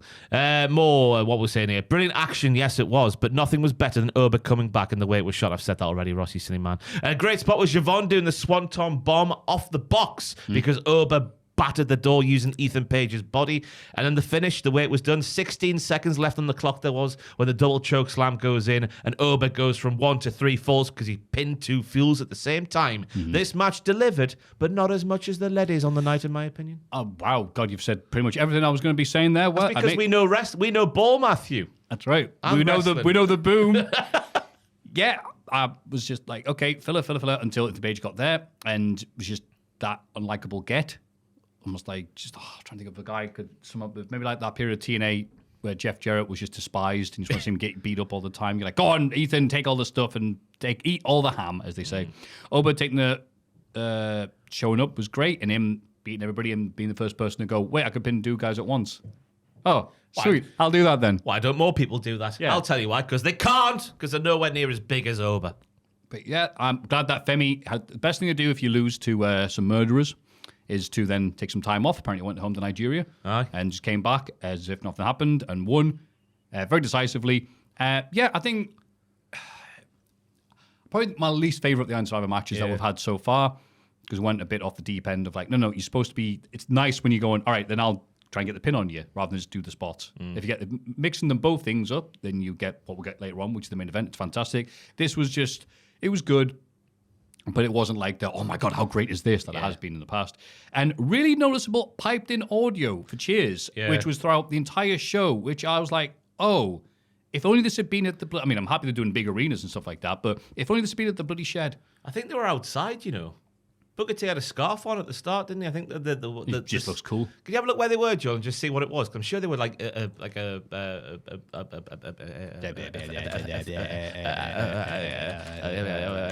thing. They were at a thing that maybe wasn't with Roof. What? When? Roof. When? The Minneapolis Armory. That's the one, yeah. Minneapolis Armory. Yes. Could you have a look at the Minneapolis Armory? Thank you for clicking the graphic. That was the word I was trying to think of. Army. I was like, army base? I'm sure they went at an army base. How bad is that? Hey. Has it got a roof? Is it outside? Yeah, it's got a roof. It's got a roof. Yeah. Oh, it's a cavernous roof, though. Look at the size of that. That's like Ali Pali. It does. Yeah, I can see why you might think that, because it was they darkened the crowd, which they don't usually do. So I don't think it was. I think they said they had a good number of people there in the crowd, but they darkened the hell out of it, which is usually what you do if you don't have one. Yeah. So. Oh, why has Booker T got a scarf on then? He made it look like it was outside. But I was thinking, like, and we're hot here, are we? But no, we're not. I'm bloody freezing, I was Vic. going to say, because when you are in an arena which is freezing, it's not a fun place to be for a wrestling fan, as we saw for WCPW in Liverpool. Was outside? No, it was inside, but it was Baltic. Oh, was it An old theatre? I forgot what it was called now. The Olympia. Yes. Right. Freezing. Really hampered Have the a name like atmosphere. that, yeah, it's going to be very old. But bloody hell. Yeah, it's funny watching WCPW, and it's just like, yeah, there's no atmosphere because there's no one there, and you're like, anything could be happening right now. I wouldn't care about it, mate. But yeah, just a kind of match there. Lexis King is in town, despite not having a match on the card. Well, always bring your gear, etc.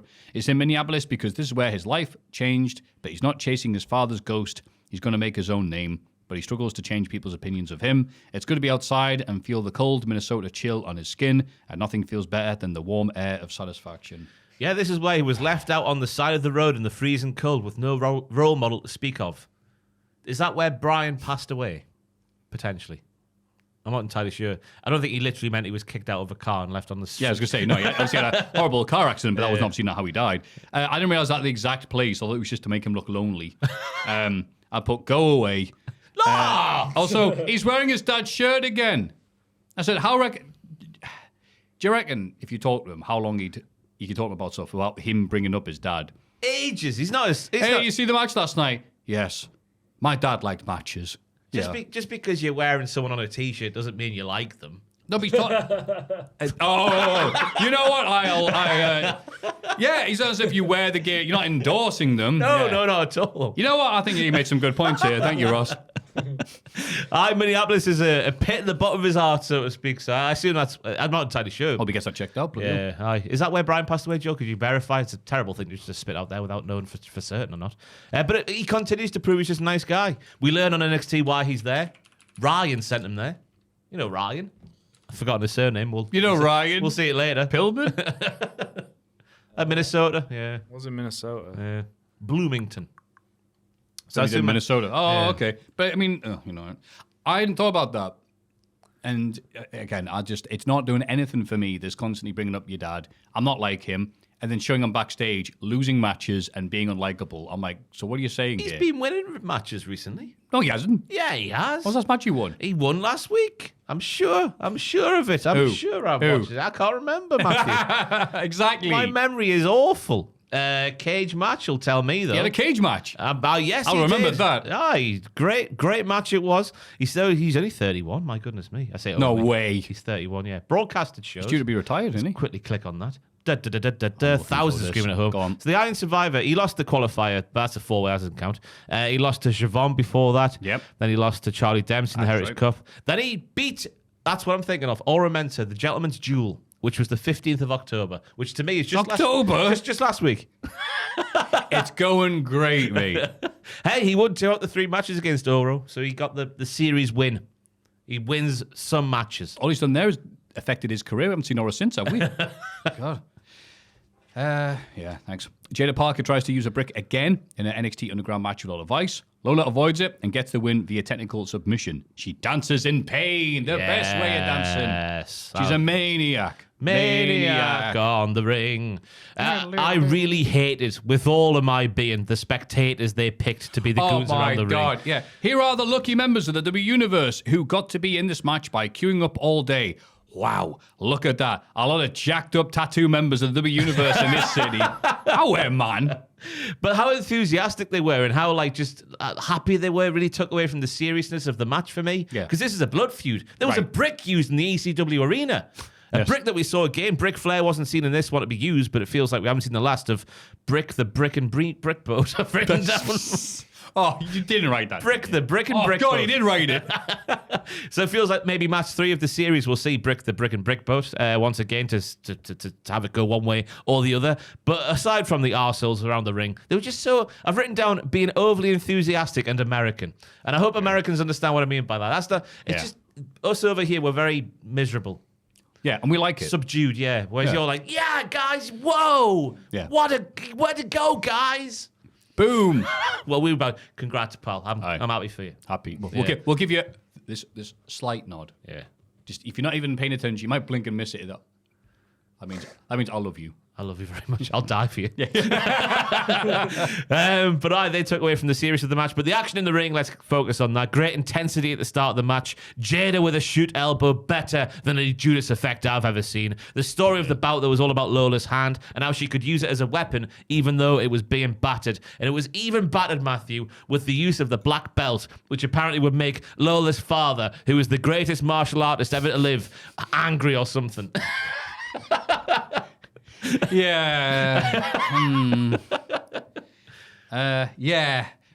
It was such a weird meshing of 2 different ideas. They're trying to be Bloodsport-esque, and yet they always end up doing WWE stuff, with the ring steps and the belts.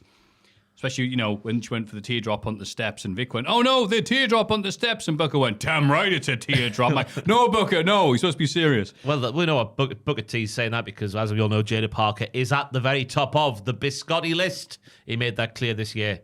We had a discussion on the podcast on who's on your Biscotti list. You got a Biscotti list in the wrestling, Matthew? I think it would be best if I said nothing. Joel?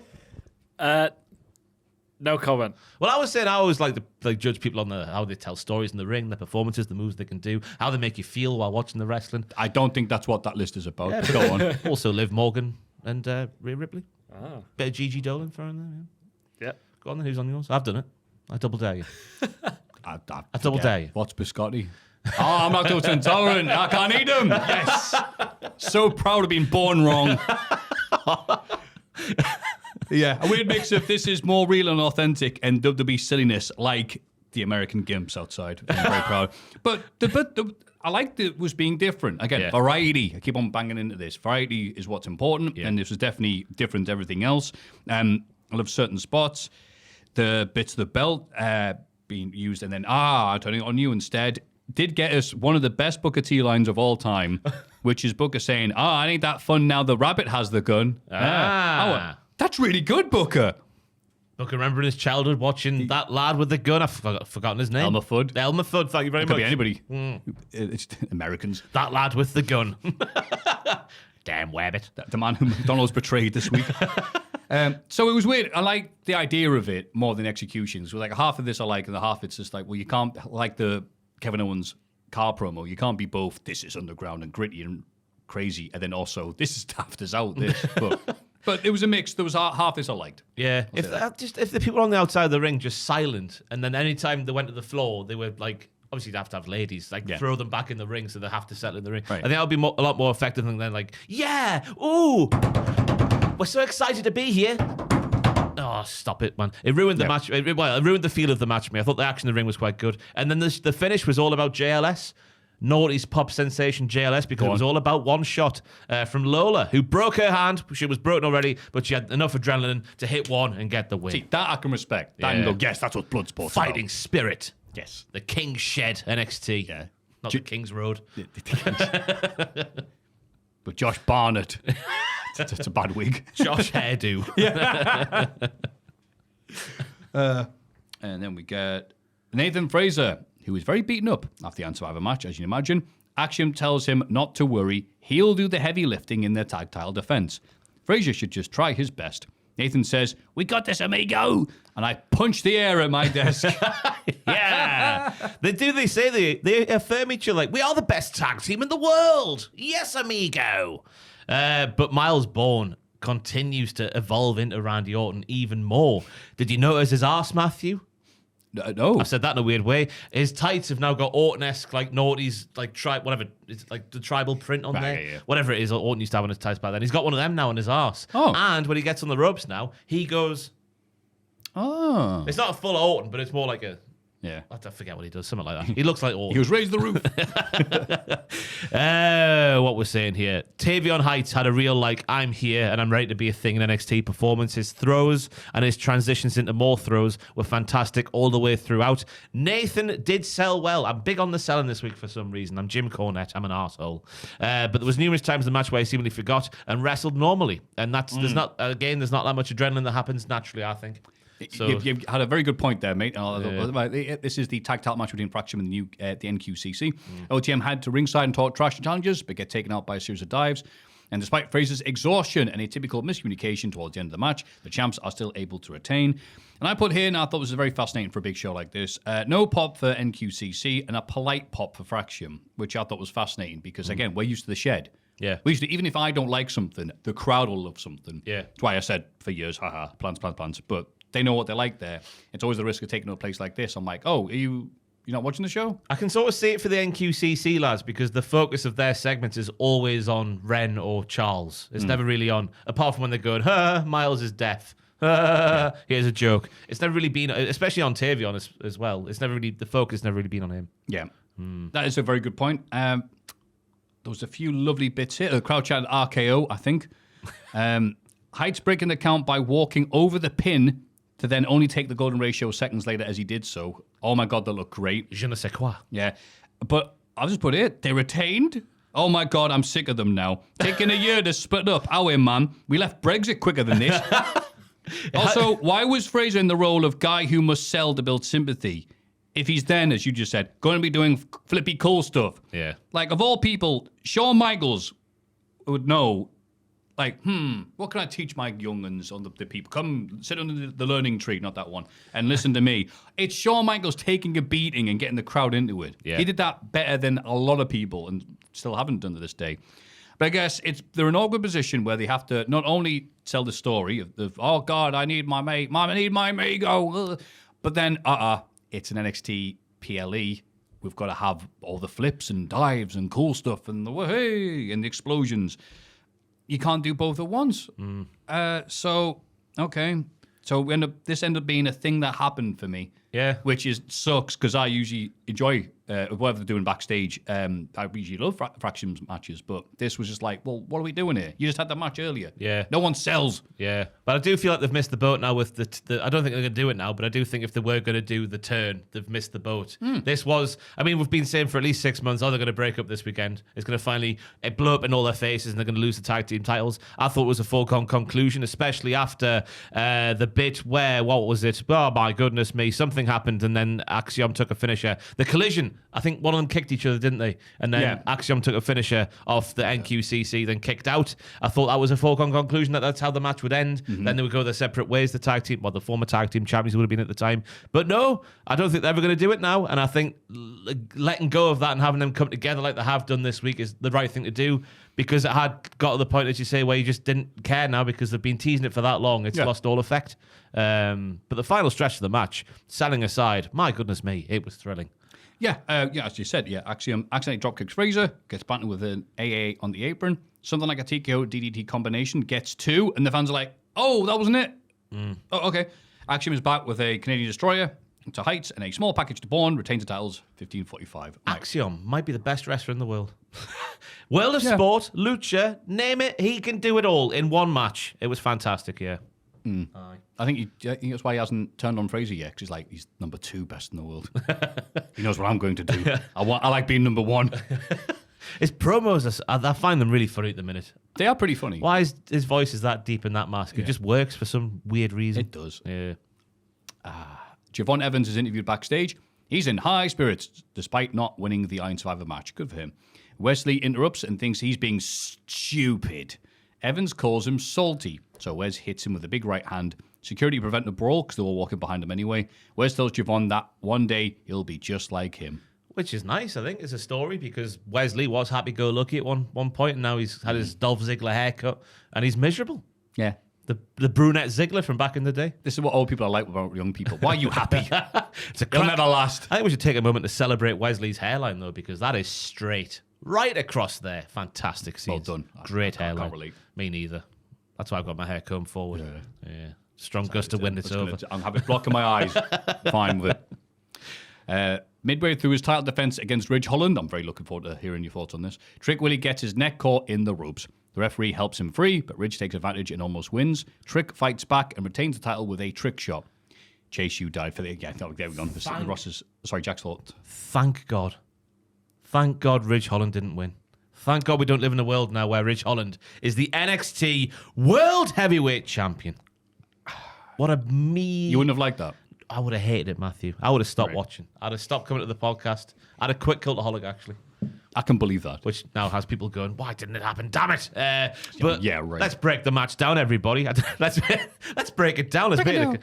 No Prince reference at all from Trick was a shocker. He looked at a wall at the start of the show and he was like, yeah, Prince. Prince probably walked past this wall. No, Prince was on the wall, I should say. A big mural.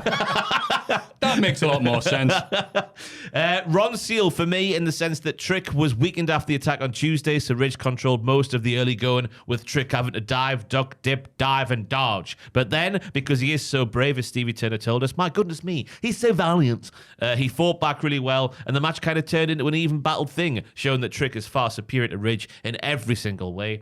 Trick had to make things interesting, though, for himself by hanging himself by the neck in the top ropes like Mankind back in the day. And I knew for the second after Trick kicked out of the finisher, after the next spot, he was winning, and we could all calm down, and the nightmare that would be Ridge Holland as NXT champion would not actually come to fruition. Midge Holland, let's call him that. Oh, Midge Holland. Ridge can go back to the mid card, where he is destined to be a great, solid heel.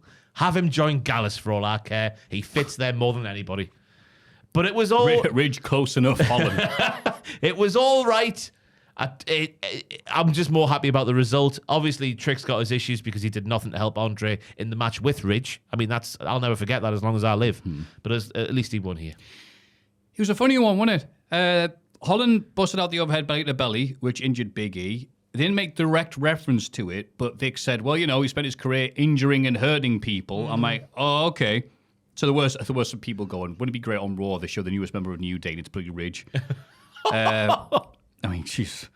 That would be good, actually. I mean, it's horrible. Good? That's the genesis of my hatred for Ridge, is what he did to Big E. I mean, is it really like accidents? Oh, yeah.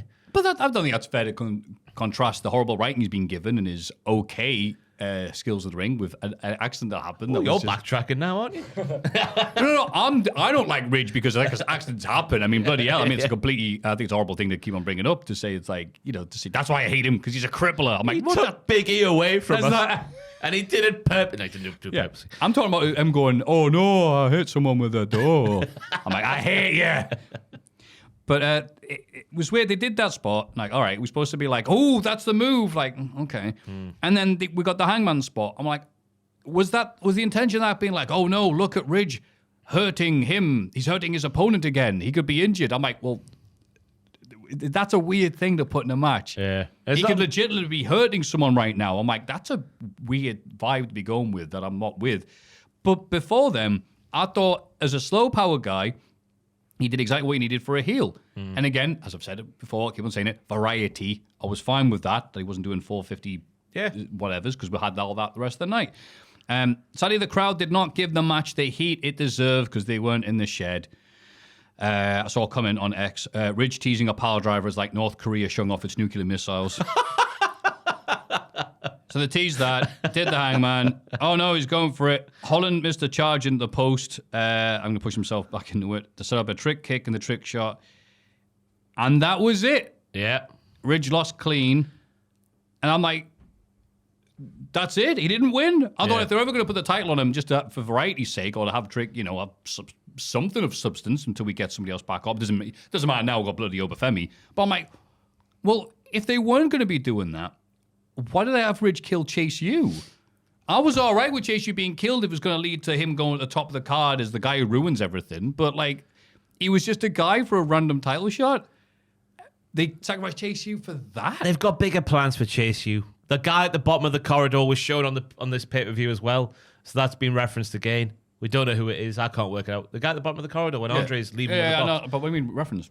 They showed the promo on the pay-per-view. Oh, they showed the promo, right. Okay. So it's still a thing. It's not just being forgotten about, which happens in wrestling from time to time. Yeah, you are right. But yeah, I mean, is there a case now to be made about Trick's matches as a thing? Because you think about the Ethan Page one, you think about this one. I'm sure there's another example out there where you're getting like yourself hyped up for it, and it just delivers like not the bare minimum, but like I mean, I get what you're saying for a world title match. It's right. not like, yeah. I think I get what you're saying, but look who's been wrestling recently. Yeah. Ethan Page. I know Jackson. I had to go. You really hate him. I'm like, no. Why do you hate him? I don't hate him.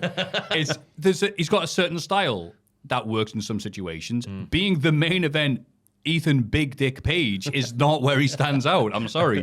Like I liked him in the Iron Survivor, just being that wascally wabbit. Yeah. But yeah, so him versus Trick Willie was only going to be, you know, as I don't know, okay at best, and that's what the matches were to me. They weren't going to be that higher thing because they're not. And also, yeah, Ridge Holland, which we know, slow power guy, cripples people occasionally. We're not going to be getting the bangers that we had last year with Dragunov or Breaker or whatever. So Good point, well made. you're only as good as the tools you've got. Yes, and Ridge. And he's giving cow tools here, like Ridge, Gary Larson. Ridge is a tool. Stupid tool. I don't want to defend them anymore now after this. Because I thought if they're going to be pushing a dude, it's the bloody Ryback at Hell in a Cell thing. Yeah, there's a time. Momentum goes very quickly in wrestling. And after killing Chase U, he killed the school, and having some of the best promos he's done in NXT, up until the bloody pre-show apparently, which I have no desire to watch, I'm like, oh, that's it then, is it? It looks like it. Potentially. I forget what he did on Tuesday. I'll have to look at my notes later on. My memory's like a sieve at the minute. What did Ridge do on Tuesday? I don't think he did anything. Yeah. Well, there you go. That proves the point. Yeah, really. I'm like, it's like, oh, okay. Yeah. I'll just not get invested in anything in NXT ever again then. Oh, don't you dare. So, okay. You'll love this next segment, though. Because Ethan Page is interviewed backstage and recaps his time in NXT so far. It took him 18 years to reach the top, but now he's dropped the ball again. He realized that he doesn't know how to reach the top again. Strange. We cut to an interview with Ava, who gives Ethan credit for his performance tonight and wonders if he's just running an emotion from the match. Ava books a match between Wesley and Javon for Tuesday and hypes New Year's Evil. Tiff Stratz interrupts because Minneapolis is her hometown. She has a Tiff epiph and teases cashing in at New Year's Evil. I think it was a grave mistake to have Tiff come out and try and make people think she was going to cash in on this match, which did not need that, and she didn't. So, well, she's teasing it for New Year's Evil. That's fine, but just before the big women's match of the show, I'm like, shut up, Tiff. Yeah. Why would you take the attention like that? I don't know why they would make it appear like that. I guess she was in town for SmackDown the night before, so like, we'll try and use it. Of course, that was it, wasn't it? Yeah. And I guess it makes sense to try to tease for the NXT title because she could go anywhere she wants to. Just Tiffany Stratz. Excuse me. Goodness me, that was a deep intake of breath there. It certainly was. Very impressive. My meat from last night's repeating on me. What meat did you have? I had all of the meat, Maffew. How is it? Rio's.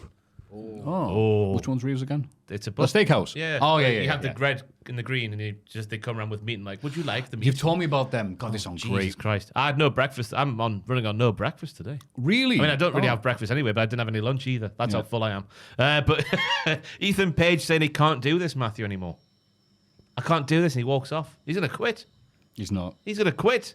He's done. He can't. He's out the title picture. We'll find out he's not good enough for even the lowly North American title anymore. Oh, yes. See, what's he going to do? He's going to come and work here? He'd be on the podcast with you. All right, ego, you need to dance towards the camera, do this, all right? But wait, Ross told you to do it? Yeah, Ross, that'll be fine. There was honest intentions at that point in time, honestly. Aye, but yeah, it's an interesting one for Ethan Page, because it's not that bad. I know he's lost a couple of big matches, but it's not that. I think him being over dramatic is the point of it. It's the petty little bitch. Yeah, haha, you lost, you loser. It's nice sometimes when you have some people go, I can't believe I lost. These matches mean something sometimes. Unless Road Dogg's there, he's always the guy. Wins and losses don't matter. Remember that from a few years ago? Yeah, and he said this when he was in control of SmackDown, wasn't he? Like, why would you say something like that, you dumb idiot? Isn't he working for NXT now behind the scenes? Who cares? He is, because they keep on showing up. They do like the reference that old Shawn Michaels using a laptop promo, didn't they? Ah, yes. And there was Road Dogg. I'm like, haha, like, yeah, okay, that's funny. Can you edit a PDF, mate? Julia wins the women's Iron Survivor match with a late pinfall, also kicking out of a roll-up from Steffi Vercure before time rolls out. And here's me going, God, I've been rather critical of this show. I'm rather miserable. I hope there's going to be a really good main event. Wait, women's Iron Survivor? Well, it's guaranteed greatness at this point. What have your notes got, Ross? The confetti at the end was a bit much like. That's all I've got written down. You think? Yeah. She didn't win a title. She won the Iron Survivor. Where was the confetti for Oba? Huh? You know what? I'll give you that, yeah. I think they were doing it as a means to an end eventually, because they had a video on, I don't know why they didn't show it on the show itself, but on social media after the show, while the confetti's raining down, they show Steve from Gilly and Steve walking up the ramp looking a bit like, because she just ran out of time before the final klaxon went, and that's how Gilly got the win. I really thought they'd start with Gilly and Steve. Gilly comes out there first, but Steve wasn't there, just to get, not like break them up there and then, but because I think that's going to be the big feud heading out of New Year's Evil.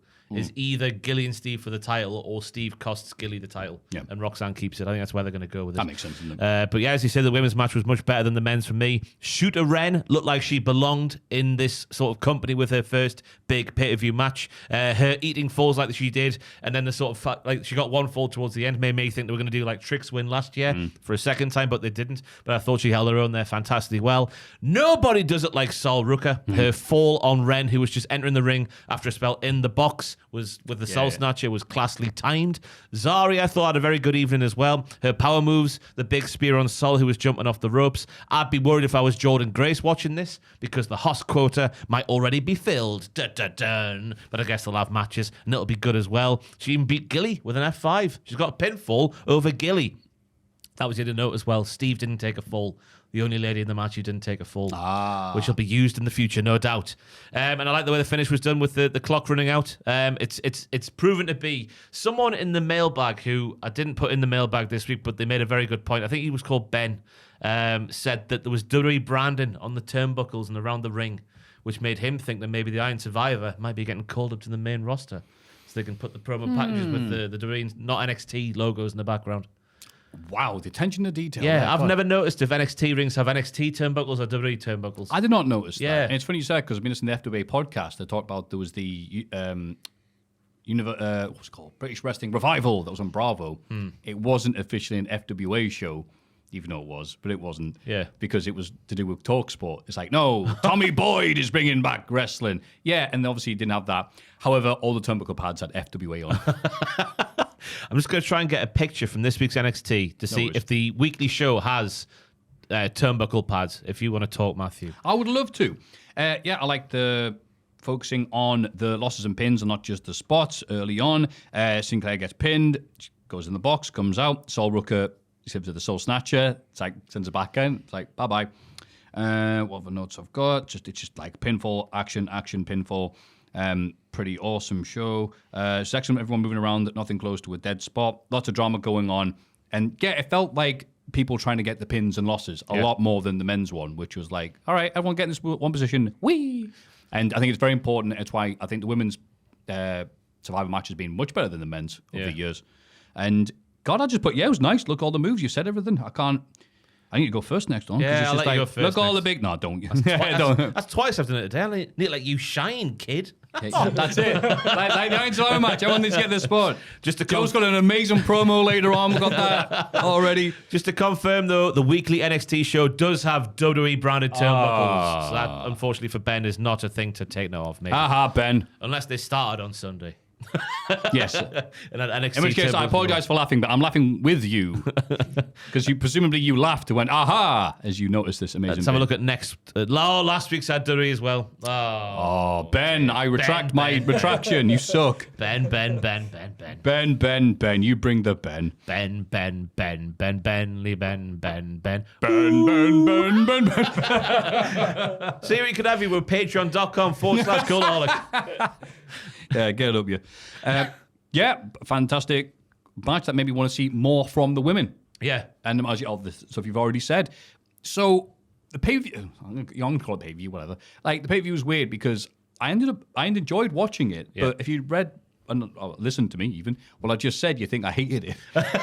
But no, I overall enjoyed it. Yeah. It was Despite the negatives. because there has been a couple of we did on streams before this one were really subdued in terms of there's no big moments to get you out. You see, it just went the way you thought it would go. So this one was a nice change of pace in the fact that the two Iron Survivor matches, the women's more so than the men's, did. Because when Oba came out, I lost my bananas on there. Yeah, you know what? I'm thinking more about Oba's back and he's winning and yay. Yeah. And then obviously the quality of the Iron Survivor match itself. So if you get that result, then it's okay. It was an upturn to end the year for NXT in terms of pay-per-views, I thought, from what had been previously throughout the autumn, I agree with that. They're not the guaranteed bangers that they were last year. But yeah, Monday Night Raw or a break? Well, up to you. I'm all right, to be honest with you. Go on, then we'll do Raw and have a break. Yeah. A Raw break.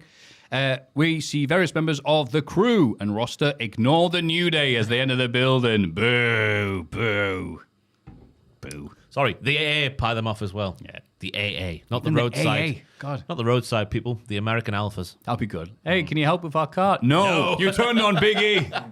But I've got a You're card. Morecombe. I pay a monthly fee for this card, says Kofi Kingston. No. Stay in that hard shoulder. Yes, that's what we're picturing After right now. you gave Big E the cold shoulder, Yeah. I'll give you the cold shoulder on the hard shoulder. I'm an AA man. And they'd be like, that's a good line, AA, man. We'll let you drive off now because we have nothing to combat that. I'll flick a cigarette out the window and drive off with a wheel spin in my AA van. Yeah. And the man doing this sounds and looks like Fraser Porter because he would totally do and say this. Gunther opens the show in his jeans. His promo is interrupted by the Judgment Day. Finn says Gunther shouldn't have given a title shot to Dirty Dom, who didn't deserve it. Dom's right next to you, Finn. Balor says he'll beat Gunther for the belt at Saturday night's main event. Gunther says he used to respect Finn, but over the years since he won the Universal title, that respect has faded away due to Balor's actions. Balor was the best in the world for one day, but Gunther will be the best for thousands of days ahead. He should have said years. Finn is on his level.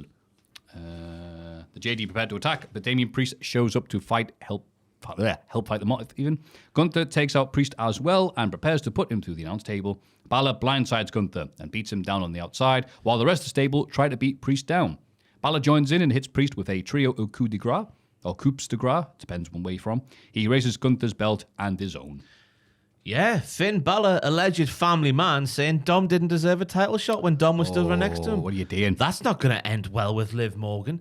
I like the promo again from Gunther. Feels like he's doing a really slow, like, burn babyface turn at the moment. Disco Inferno. Yeah, burn baby burn.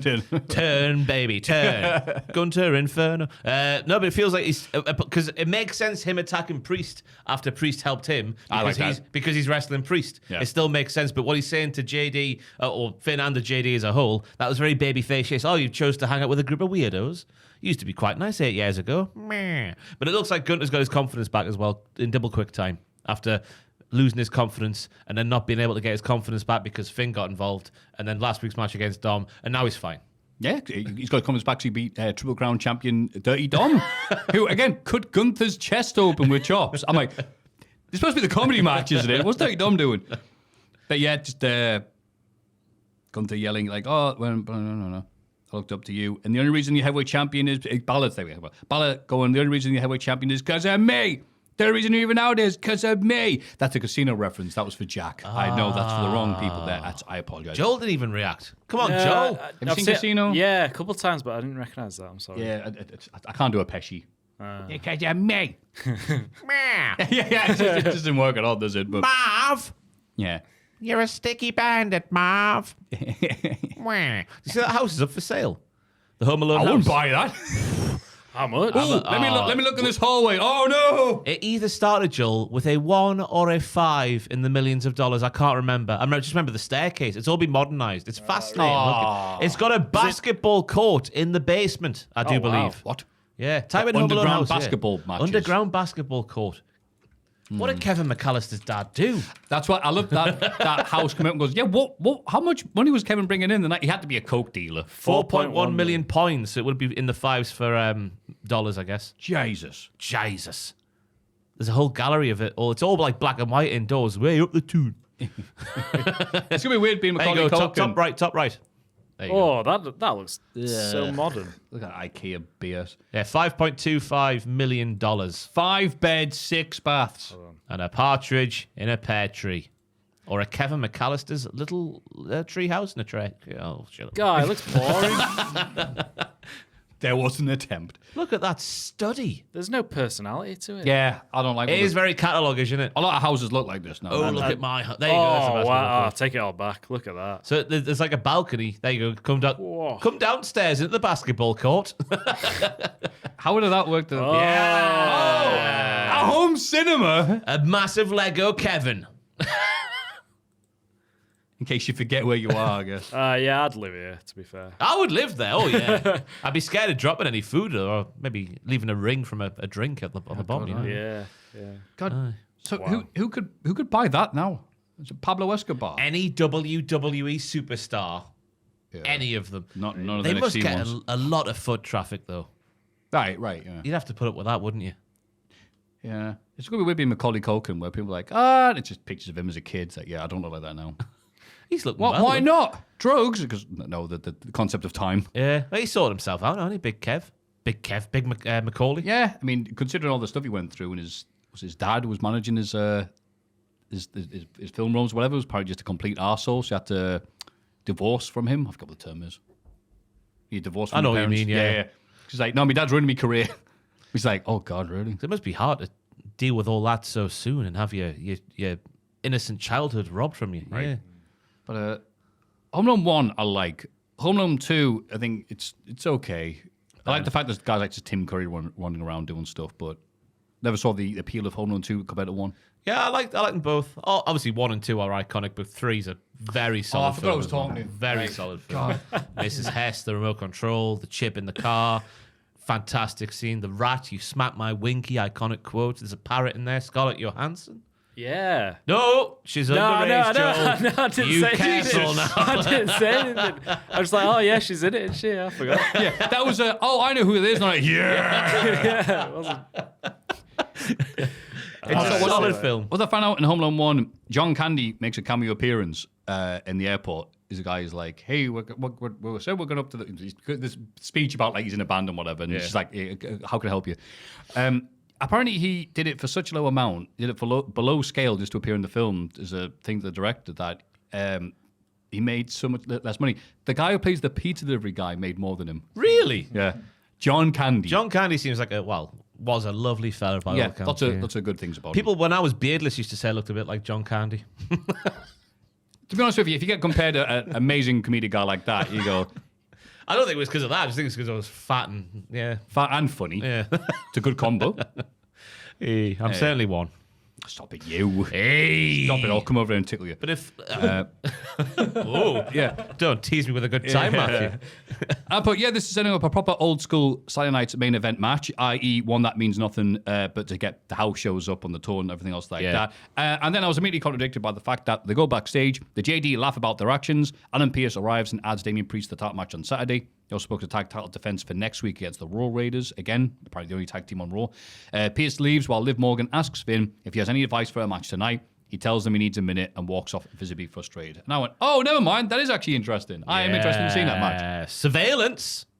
Keep an eye on him, Dom. Dun, dun, dun, dun, dun, dun. Looks like Liv is sticking the knife in, saying, do you have any advice for us, Finn, of our matches? Because we want to listen to you, Finn. Because if we listen to Finn, we win. But it's all blown up in Finn's face while she's saying that. Good poo-housery from Liv Morgan. Yeah, it's nice to see Finn. It's blown up in his face. Yeah. Adam Pearce reveling in this as well because he is the GM of the brand where they're the tag team champions of, and they don't wrestle. Yep.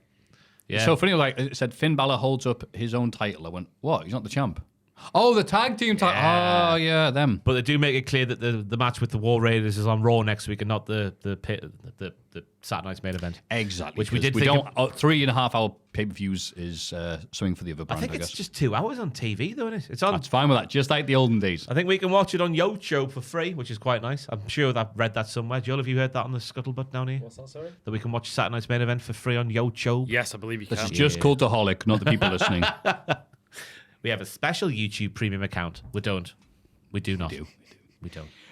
The Wyatt Six take on the Final Testament and The Miz in an 8-man tag. Scarlett tries to interfere but gets taken out by Nikki Cross. Paul Ellering makes his return, I didn't know he'd gone, and throws powder in Uncle Howdy's face. Karen Cross pins him for the win. I can't wait to see Paul Ellering stand there and not speak some more.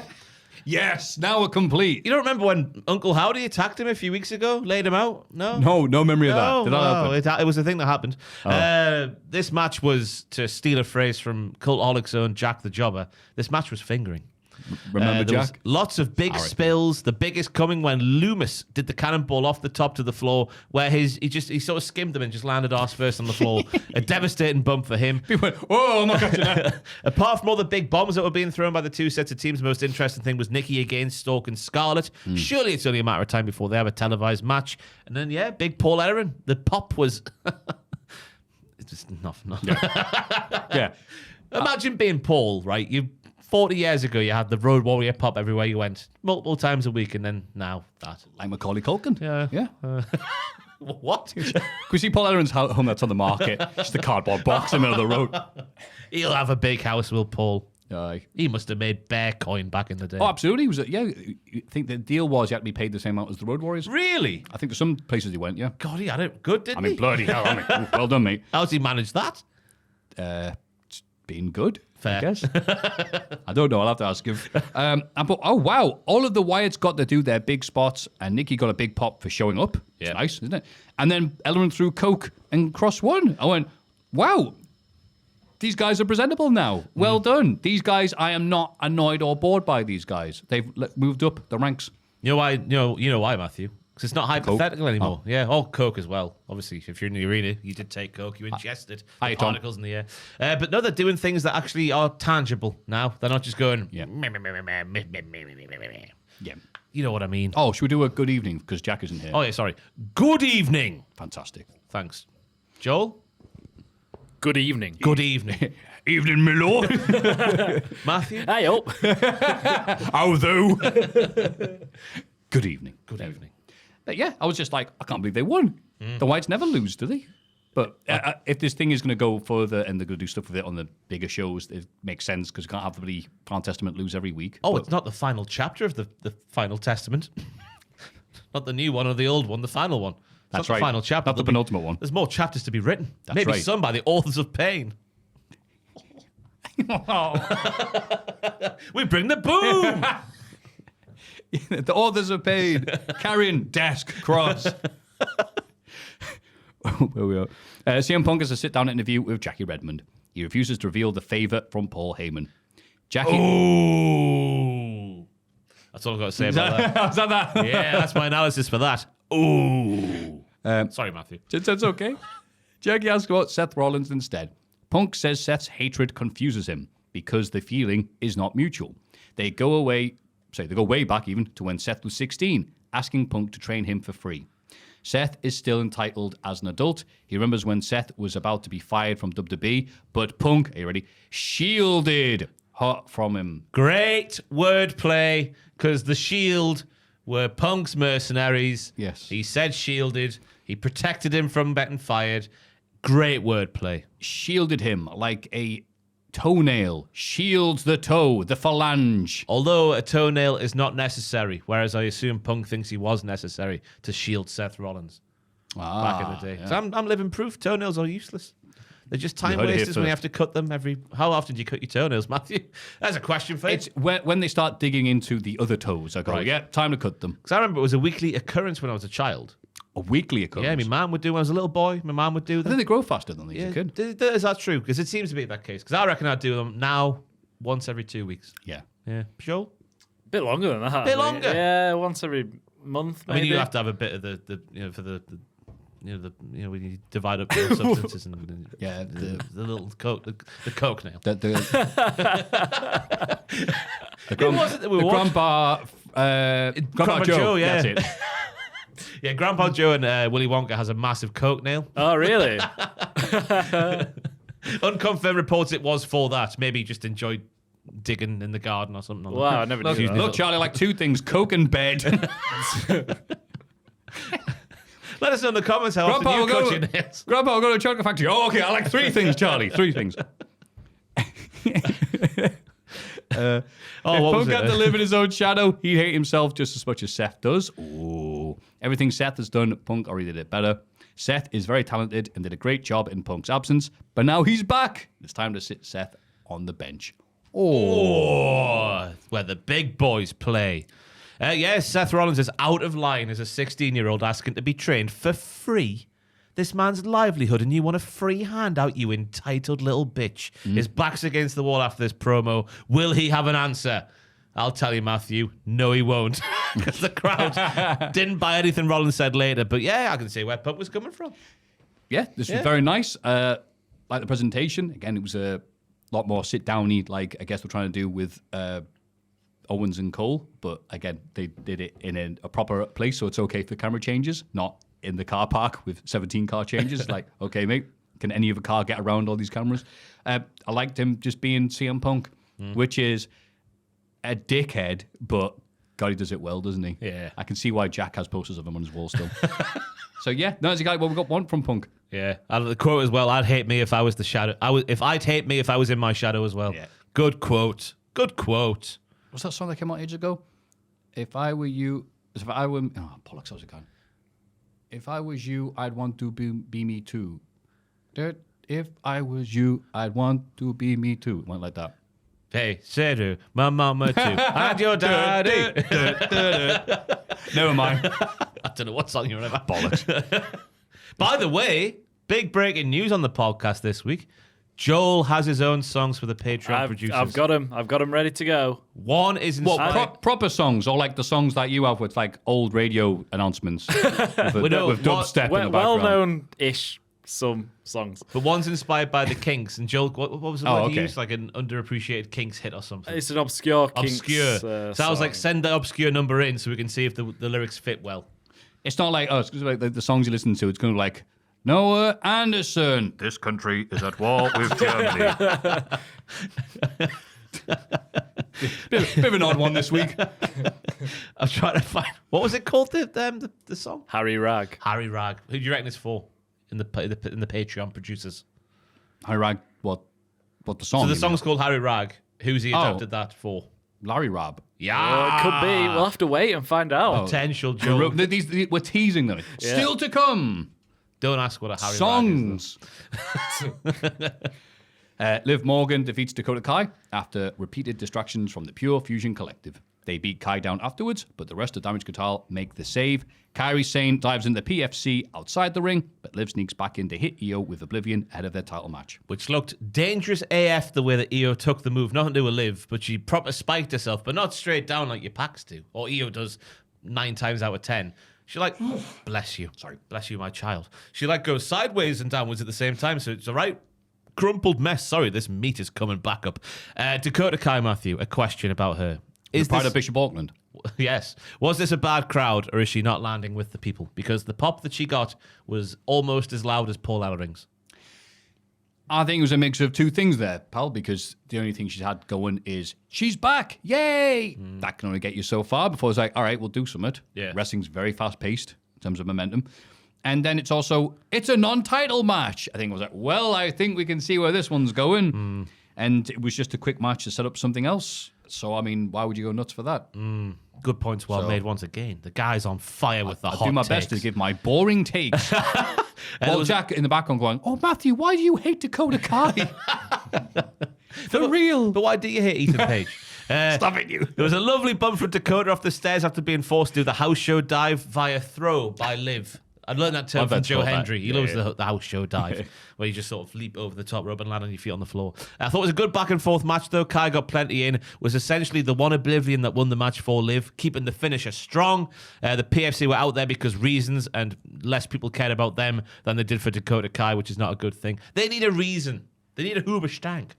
They need a reason. The reason is you. I just want them to know. Oh, I want me to know why they are a thing together, other than them being sassy bitches. Yeah. Yeah, you're right. Who dress in black. Yeah, that's it. The sassy bitches who wear black. Yeah. That would be such a nicer name for them than the Pure Fusion Collective. And I hope the lady in the front row who had the sign that was like, I'll leave my husband for you, Sonia, finished her story. Yeah. I doubt she did, but I hope she did anyway. Hope you're living your best life. Yeah. We then get Drew McIntyre video package. 2024 should have been a great year for him, but he kept getting screwed at the finish line. When he went home after Bad Blood, he kept wondering if he was wrong and if people truly can change. But then he turned on Survivor Series and saw the Usos and Sami Zayn standing alongside Punk and Roman. At least Punk took a bribe to be on their team. I like that. But now Drew has to take out Sami and Jay for going back to Reigns. Oh. Everything's fully justified again. Yeah, the announced team informed us that Jay is not clear to wrestle after Drew's attack last week. Yep. Yeah. Aye, everything's justified again from Drew's point of view. Continue doing this. It's all good. At least Punk took a bribe, which he did with the favour. Yep. Good. The others sold out for nothing. Yeah. Lovely line there. I had to go to Scotland. My family needed me. Oh, he's Poochie from The Simpsons. Very good, Drew. Very good. Again, still great that a lot of the reach still talk about Roman's reign. Very rare to have such world building in wrestling. Everyone goes, you know that thing that happened? And it goes, yeah, because it was for years. And even if you are just starting to watch wrestling this year, everyone keeps on referencing it. And he goes, okay, well, I think we get what happened. Well, you go back to anywhere between, ever since I've started covering wrestling 10 years ago, there was a point in time where something would happen one week and it was forgotten the next. Exactly. And it would so happen. nice to see. So rewarding for repeated viewers. Yes. Up the repeated viewers. Up the repeated viewers. Yeah. Not the rest of you slackers. Backstage, we see Adam Pearce talking to Tiff Stratz. After the break, Cody leaves a meeting with Pearce and bumps into the New Day. He's known them both for a long time. Woods since they were kids, and they both should be very ashamed of themselves. The New Day laugh it off.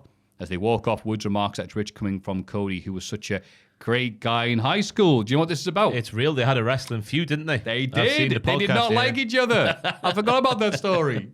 Long-term storytelling has no bounds. Yeah, this is a shoot story. Yeah.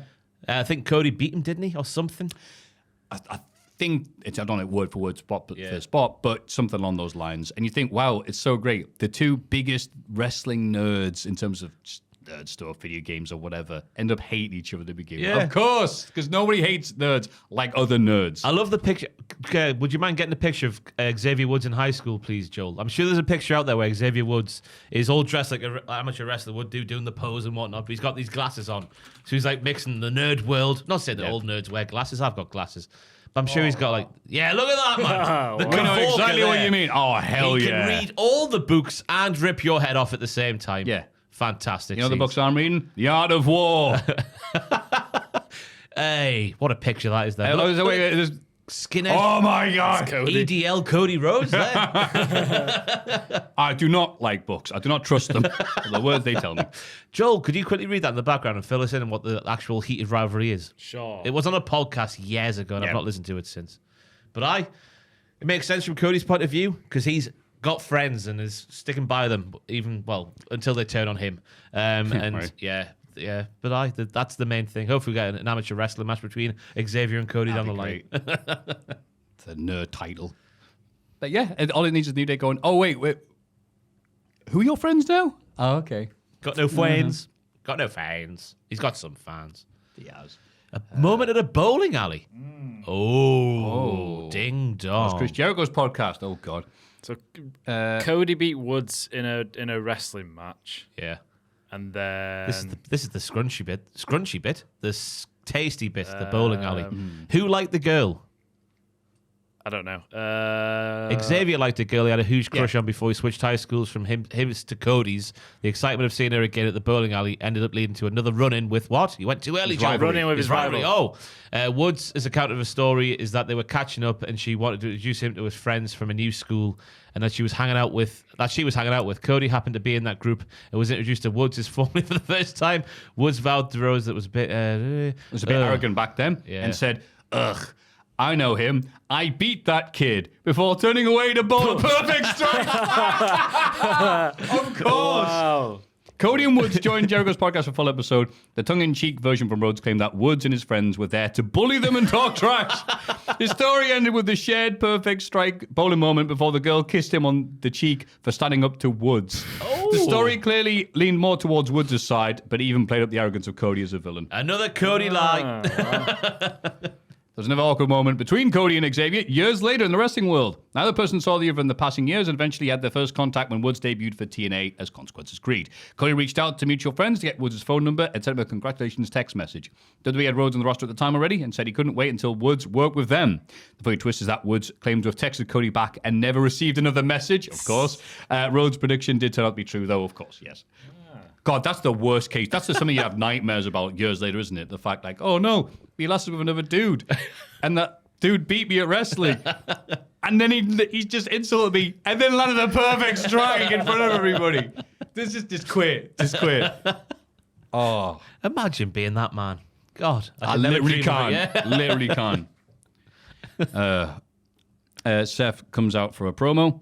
He talks about Punk's interview from earlier, calling it a masterclass in playing the victim, something Punk has been doing his entire life.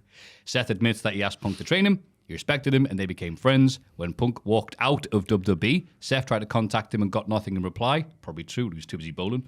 It wasn't just Seth who got ghosted by Punk. Anybody who didn't want to quit their dream job was dead to him. Ooh. And for the next 10 years, Punk tried to bring WWE down. Punk is only back because he failed at everything else and burned his bridges, and for the money as well. The crowd chants CM Punk. Seth looks bewildered. It was after he said that. He's failed at everything else, burned all of his bridges that led him to water, and the money was right. That's why he came back. Instant CM Punk chance. Yeah. And like, yeah, he's back. It's like, Seth's like, no. Did you not hear what He used to chant for him too, the Rollins, but eventually he realized he was better than Punk. He's won everything Punk has twice and done the one thing Punk has never could do, main event WrestleMania. Sami Zayn interrupts and apologizes for accusing Seth of attacking Jay last week. Seth admits it bothered him because they've been friends for 20 years, so why did Sami suspect him? Sami says Seth was talking like a different person last week, blaming everyone else, almost like Drew McIntyre. CM Punk is bringing out the worst in Seth, but it's his business, so Sami will leave him to it. They make up, and Seth leaves, telling Sami to deal with Drew. Sami announces that he's already spoken to Adam Pearce, and a match with Drew is officially booked for Saturday.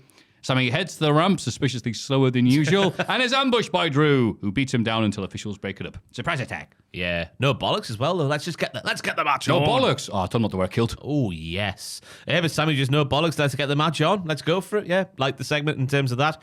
But Rollins, yeah, he laid it all out. He did ask to train. He left out the free part, but I assume that's true because he didn't deny that bit. See, that's what you got. Arsehole. Yeah, you leave out the important bit. I did ask to train. Yeah, but it was interesting to hear like the perspective of people who were working for the company at the time. Like, oh, you've got to quit and be this man's friend, otherwise you leave your dream job. Otherwise, he will not be friends with you anymore. You can see him from that point of view. But it was interesting. Just he laid it all out, and then there was instant CM Punk chance, which it was good wording, but it's in front of a WD crowd. Yeah. It's like, okay, we're paid to see yous. Guess what? We like CM Punk. That's why we're here. And Rollins is a freeloader. Yeah, freeloading Rollins. Meh, meh, meh. I'm helping WWE. No. We're not standing up for WWE. We're not here for that. We want to be entertained. Yeah. So, yeah, Seth doing a good job here on paper, but also funny because it also made him sound like a dickhead, which is what Punk can do very well. Yeah. So I like this, and I thought the crowd chanting for CM Punk was funny. Yeah. Do you reckon it might signify a little turn in Seth a little bit? Nah, maybe he, as Sami Zayn wonderfully signposted, he's like, no, Punk's bring out the worst in you. You're being a dick because of Punk. You're not a dick. Even though I'm watching Seth going, nah. I am a dick. You're a dick. But I loved the moment when Zayn got like, wait, this last week, what was up? And goes, oh, yeah, my bad. I'm sorry about that. He goes, oh, okay. We cool? Yeah, sort that out. That's not how wrestling works. They're supposed to go, no, you should never have said that in the first place. Slap. Right. Wrestlers acting like real people with real emotions aren't hard to grasp. What a wonderful show WWE can be sometimes. Yeah. Yeah. Lyra V wins a triple No, threat come on. against Give the people what they want. Valkyria. Come on. Valkyria. Nelly. Valkyria. Yeah, we'll take it. Valkyria. We'll take it. Wins a triple threat against Ivy Nile and Zelina Vega to advance in the IC title tournament. I heard Burger there. I don't know if that's just me being a fat bastard. I couldn't tell who was going to win this one all the way throughout. For me, all the lasses had their moments. Nile probably had the best of it with her big power moves, a double German, and the swinging Uranagi on Zelina Burger. And then one Nightwing later, and it's over, and Lyra wins. Lyra has been told to connect more with the crowd quite clearly because she does this a lot now. Woo! Whole entrance. Woo! And then in between moves, woo! Woo! And then at the end, woo! Woo! I heard people doing it back with them. So if you didn't hear many go, oh, shut up. So that was good. Aye, it's weird to see because I don't think she wants to do it, but she's clearly being told to do it. But I hope it works out for her. But it was a decent little triple threat, I thought. Yeah. She needed something other than bird noises. So I thought it was all right. Zelina Vega was wrestling, so that meant Drew McIntyre could bring up anime again. You know I'm a big anime fan. Joe, you're a big fan of it as well, aren't you? He's like, I don't know what you're talking about. No, Japan- Also, the president is dead. Joe wheeled off some anime things, which I didn't write down. But Drew does that with Zelina. More people doing it this week. It's Wade, not Drew. You're on about Wade, not Drew. Did I say Drew? You keep saying Drew. Bollocks! I'll let it slide for one. We bring the Drew! Oh, because I put in the notes, that's why Drew brings up anime again. Make a note of this. Who's Drew? Like, Wade, you idiot. Thank you very much, mate. Sorry. Yeah, Wade, the commentator, Raw, for every week, brought this up previously with Zelina Vega. So it's like, Zelina asked me to say this, and it is a reference to someone's hair. It's like, I forget what it was because I haven't watched anime. But Red it's and like, white hair she had, yeah. Yeah, red and white hair. It's a reference to this character from this anime who dies. You're like, can't believe someone, like, of all the people to spoil this anime, Wade Barrett on SmackDown. But yeah, he's done it on Raw. I didn't mention if the character was dead or not. I'm a big Joe knows some anime. He knows his anime well. Yeah. Yeah. Because he's a professional. What's your take on the Pokemon Aardman collaboration? I know Pokemon. Is Pokemon anime? Oh, yes. There is an anime of Pokemon. Yeah. What's your But, thoughts on that? It's on the Aardman thing? 2027, Aardman will be making Oh, 2027. something. We'll be dead by then. Oh, no. It's 2 years' time. I'll watch the hell out of that. I love Aardman. And I love Pokemon, yeah. Can't wait for Christmas Day. It's when Wallace and Gromit's new specials on.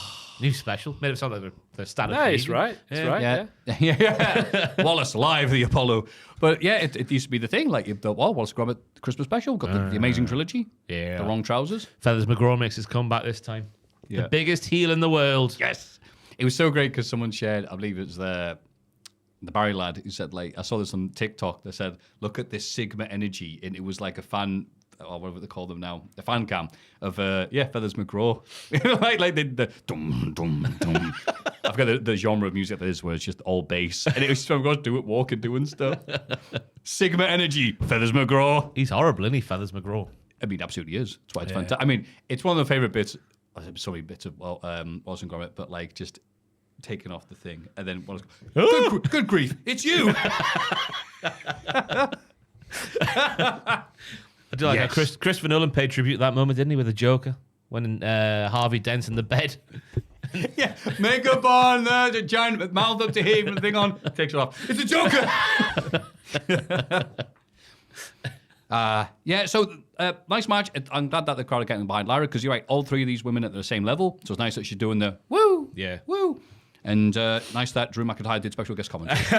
I think she's still the favourite to win the entire thing for me. Lyra Valkyria. Makes sense. I've said it wrong there. Lyra Valkyria. No, you're doing a loving tribute to me. Lyra Valkyria. Damien Priest finds Rhea Ripley warming up backstage. He tells her to eradicate. Afterwards, Kathy Kelly interviews The New Day and asks why they berated Big E last week. Kofi and Woods want to address everyone in person. They steal a camera and head to the ring. Kofi can't believe that after 10 years of positivity, the crowd are so angry over one day.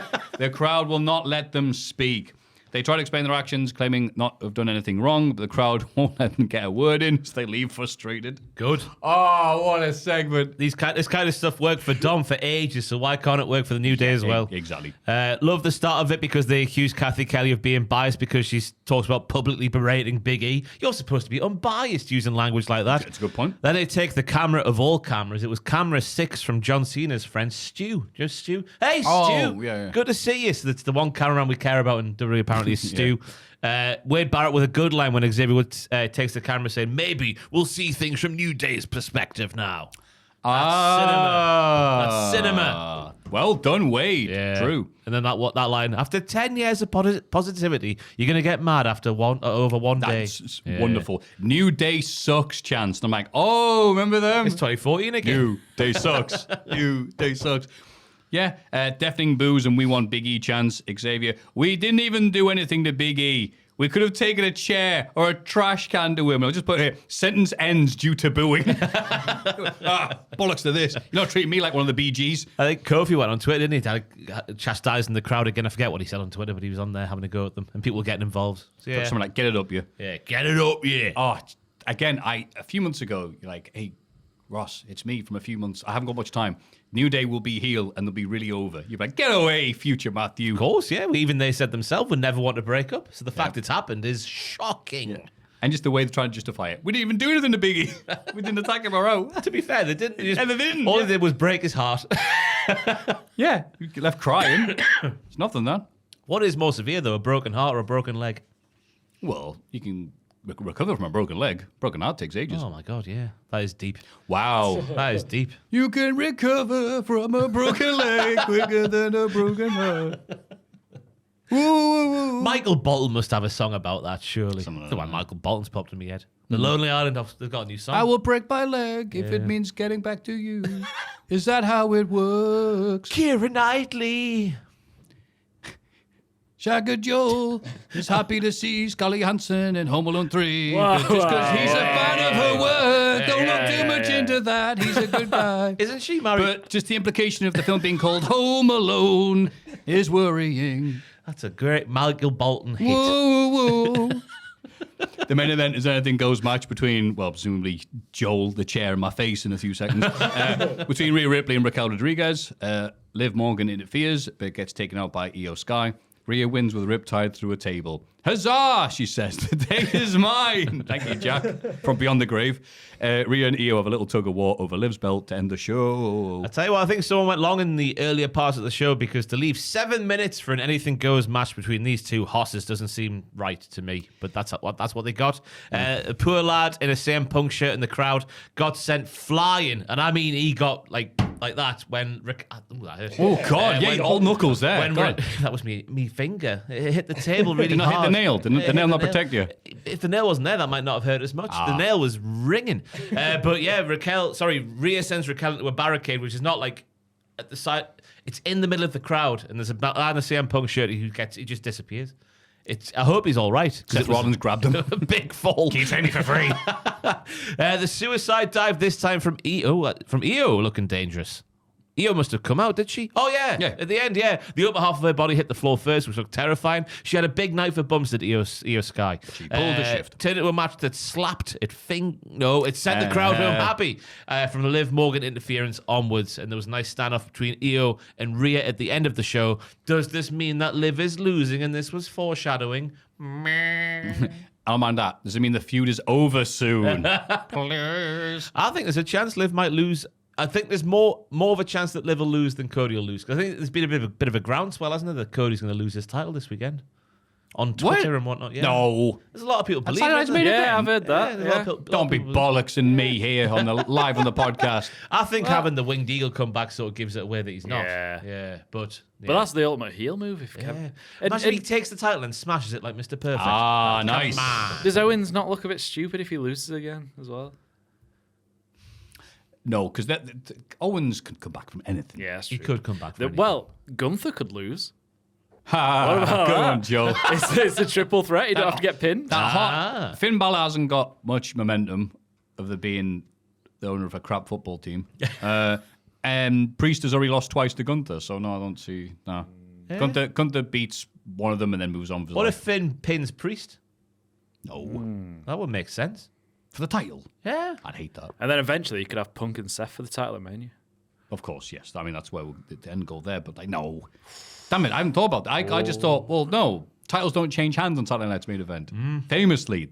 Yeah, probably. Apart from the main event that one time, but that wasn't the main event. Yeah. As Jack keeps on bringing up. I have to go, no, I have to, well, actually him. Yeah. Oh, there's a chance. I think Liv's probably the favourite to lose her title of the three. Maybe. Yeah, probably. Yeah. Because I want that one to be the one that's done with. Because, and if this match was a setup for that, Rhea gets her revenge and moves on with her life finally. Fine. Happy with RR beating RR in the main event of Raw. Or all the bumps, all the silliness, all the stuff there where there was enough interference there where Rhea didn't look that bad in defeat. No, Even taking the pinfall. And, yeah. A big old schmoz. A but big in a old nice schmoz. way. Nothing wrong with it. Like a big, dirty chip buddy, which I had one this week because... my American friends kept on going, lol, imagine eating mushy peas and being proud of it. Oh, shut up. My mushy peas are fantastic. I know. I put them on the chip, buddy. I think No, I had a discussion better. last week, actually. God. I I think I'm addicted now. I'm sorry, lads. I had a cheesy chip wrap with garlic sauce last night. A cheesy chip wrap? Oh, yeah. Never had one of them before. What? Aye. Oh, you haven't lived. I don't think I have, Oh, no. it's beautiful. You get out the Matrix, man. No, because I can't eat fish anymore, so back in the day, fish chips, mushy peas. Oh, God, I haven't seen that yet, the bloody punishment. Like, so were you okay? You don't have to obviously, people want people to watch it, but were you okay afterwards Well, then? thankfully, I had a message. Well, I messaged me on Monday saying you probably shouldn't do this, and then we got some proper advice from a doctor who said, "Yeah, don't do that." Because the plan was, because I can't, I'm not. I was never you gonna, didn't? All right, I was never going to eat it because it'll get stuck and Yeah. I was going to put it on my face as like a strumming facial. I had a little dressing gown on. I was all ready to go, and I was just like, maybe that's not a good idea as well. Got the advice; it wasn't the best idea to do. So Adam, instead, I opened the can, so I just got the full smell in my throat, and it was closing up while I was streaming, which was a bit. I had a little minor reaction to it, but it wasn't too bad. Okay. But Adam tried to eat it. And I won't spoil how it ended for the people who haven't seen it yet on patreon.com/cultaholic. But it does enter his mouth 3 times. At least. And things come out and things go in. And, but it is as bad as anyone you've seen open it, gags. And it's just the worst. It's rotten fish. It's what it is. It's not rotten fish, but it is rotten. It's that smell. It's awful. It's horrible. We had a lass from, she was a Yorkshire girl, just walking down the street watching me and Adam do that in the corner underneath a bridge like a pair of trolls. And she walked over. Yeah, we just did the bridge at the bottom there. And she was like, "What are you doing?" Oh, I was just like, "Stay away, it's that Sir Strowman." She's like, "Oh, come on, I'll have a smell." And she got to within like maybe 7 yards of the table. She was like, "Bloody hell, I can't do that." And she walked away. So It is what you do, isn't it? No, you don't want to smell this. It's really bad. You go, all right then. Like, oh no, I can't. Yeah, you get close. Oh no, it's a bad smell. It's like, that's what we told you. Because I know, but if you said it was a good smell, I wouldn't want to smell it. Yeah, I mean, it took. Well, you open the can, and you hear like a. Psst, then 2 seconds later, it floods the air. And It's like the boxing of Indiana Jones. Yeah, but I don't know. Adam got it in his mouth. But apparently, Fraser, everyone's favourite guy, has been speaking to someone in Sweden on the Discord, and they were saying their dad eats it by choice in a wrap with potato. Oh my god, Salad cream, was it? salad cream, maybe, yeah, sour cream, Sour cream. sour I was cream. gonna say, Salad sure. cream is I think it was sour cream and onions. Oh, God. Ooh, when you say Fish. it like that, yeah, that sounds nice. But by itself, That's a stinky meal. Yeah, I don't know if they're eating it raw or if they put it on the grill for a few minutes or something. it's yeah. save on the gas bill there, wouldn't you? Bloody hell, keep the house alight. It's Yeah, obviously delicacies are different around the world, but I don't understand that one. I haven't experienced it now. Well, I'm glad you're alive. Yeah, as I say, it was all right. I had a little bit of I could feel like a lump in my throat when I was streaming, and I was drinking water, thinking, "Oh God, here we go, something's reacted." Wow. But thankfully, it was quite subdued. I'm glad that you did all this. You nearly died doing this, and you're here, and poor Jack. Like, sorry, I had a poo. I can't come in. We'll find out next week. He's got some. No, I'm not. No. It's the danger, isn't it? Going, oh yeah, Jack's dead, and you know, so there's a day delay. I mean, But it turns out I've been having these anaphylaxia. Yeah. I should have been calling 999 apparently every time, but I wasn't. I was just guzzling down gallons of water, trying to make it go down. Because I thought it was stuck in the throat literally, but it's not. It's the throat swelling. So I've learned that this week. Jesus, so that's been a good thing to come out with it. It's the fact I should have been calling 999 and having some shots on me at all times in case something does go wrong. God, so have you got some now? No, I'll be getting some now. Oh, okay, again, sorry. Father Christmas, we're bringing some. Aye, because we have to bleach our cutlery in the flat when because Kayla eats fish, and I found out when the cutlery touches fish and then it gets washed in soap and water, and I then touch the cutlery and eat something, I can feel it then as well. Even after that, So we have to bleach everything. Yeah. That's how bad it is. But I didn't die. Everything's all right. Adam's all right. I think. Maybe. Yeah, he got an Uber home straight away, and he said the Uber driver opened the window within 2 minutes of him sitting in there, so probably got a negative review. That happens every time, though, I think. But I would not recommend if you were thinking about it. It is as bad as it would seem. How bad is it, though? You've said all this, like, all right, I nearly died, bad smell, Uber driver didn't like me, 1-star review. I'm there going, I think I could try some of that. Yeah. Is your palate old? Have you got an old man's palate? Do I need to answer that question? You might be all right then, because once you get, I mean, the smell is always there when the can's open, but I don't know. People, because I struggle with a fart, mate. If it's not my own fart, I struggle with that smell. I'm always like, oh my God. Whereas when it's one of my own, it's like, I mean, that's it. It's like your own blend. Yeah.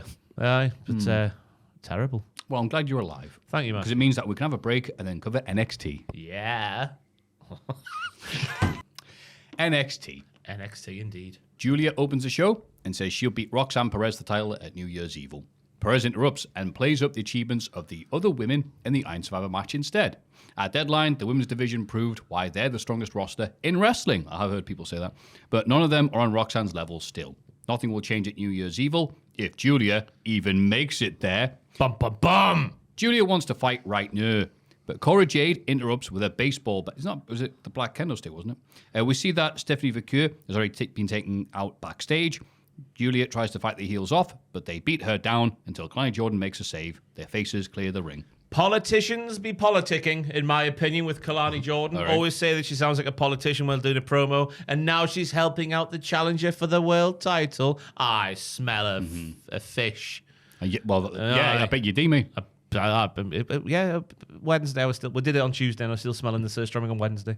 Yes, brilliant tactics by the bitches to take out Steve from Gilly and Steve. So Gilly has no help from Steve. Thank you very much.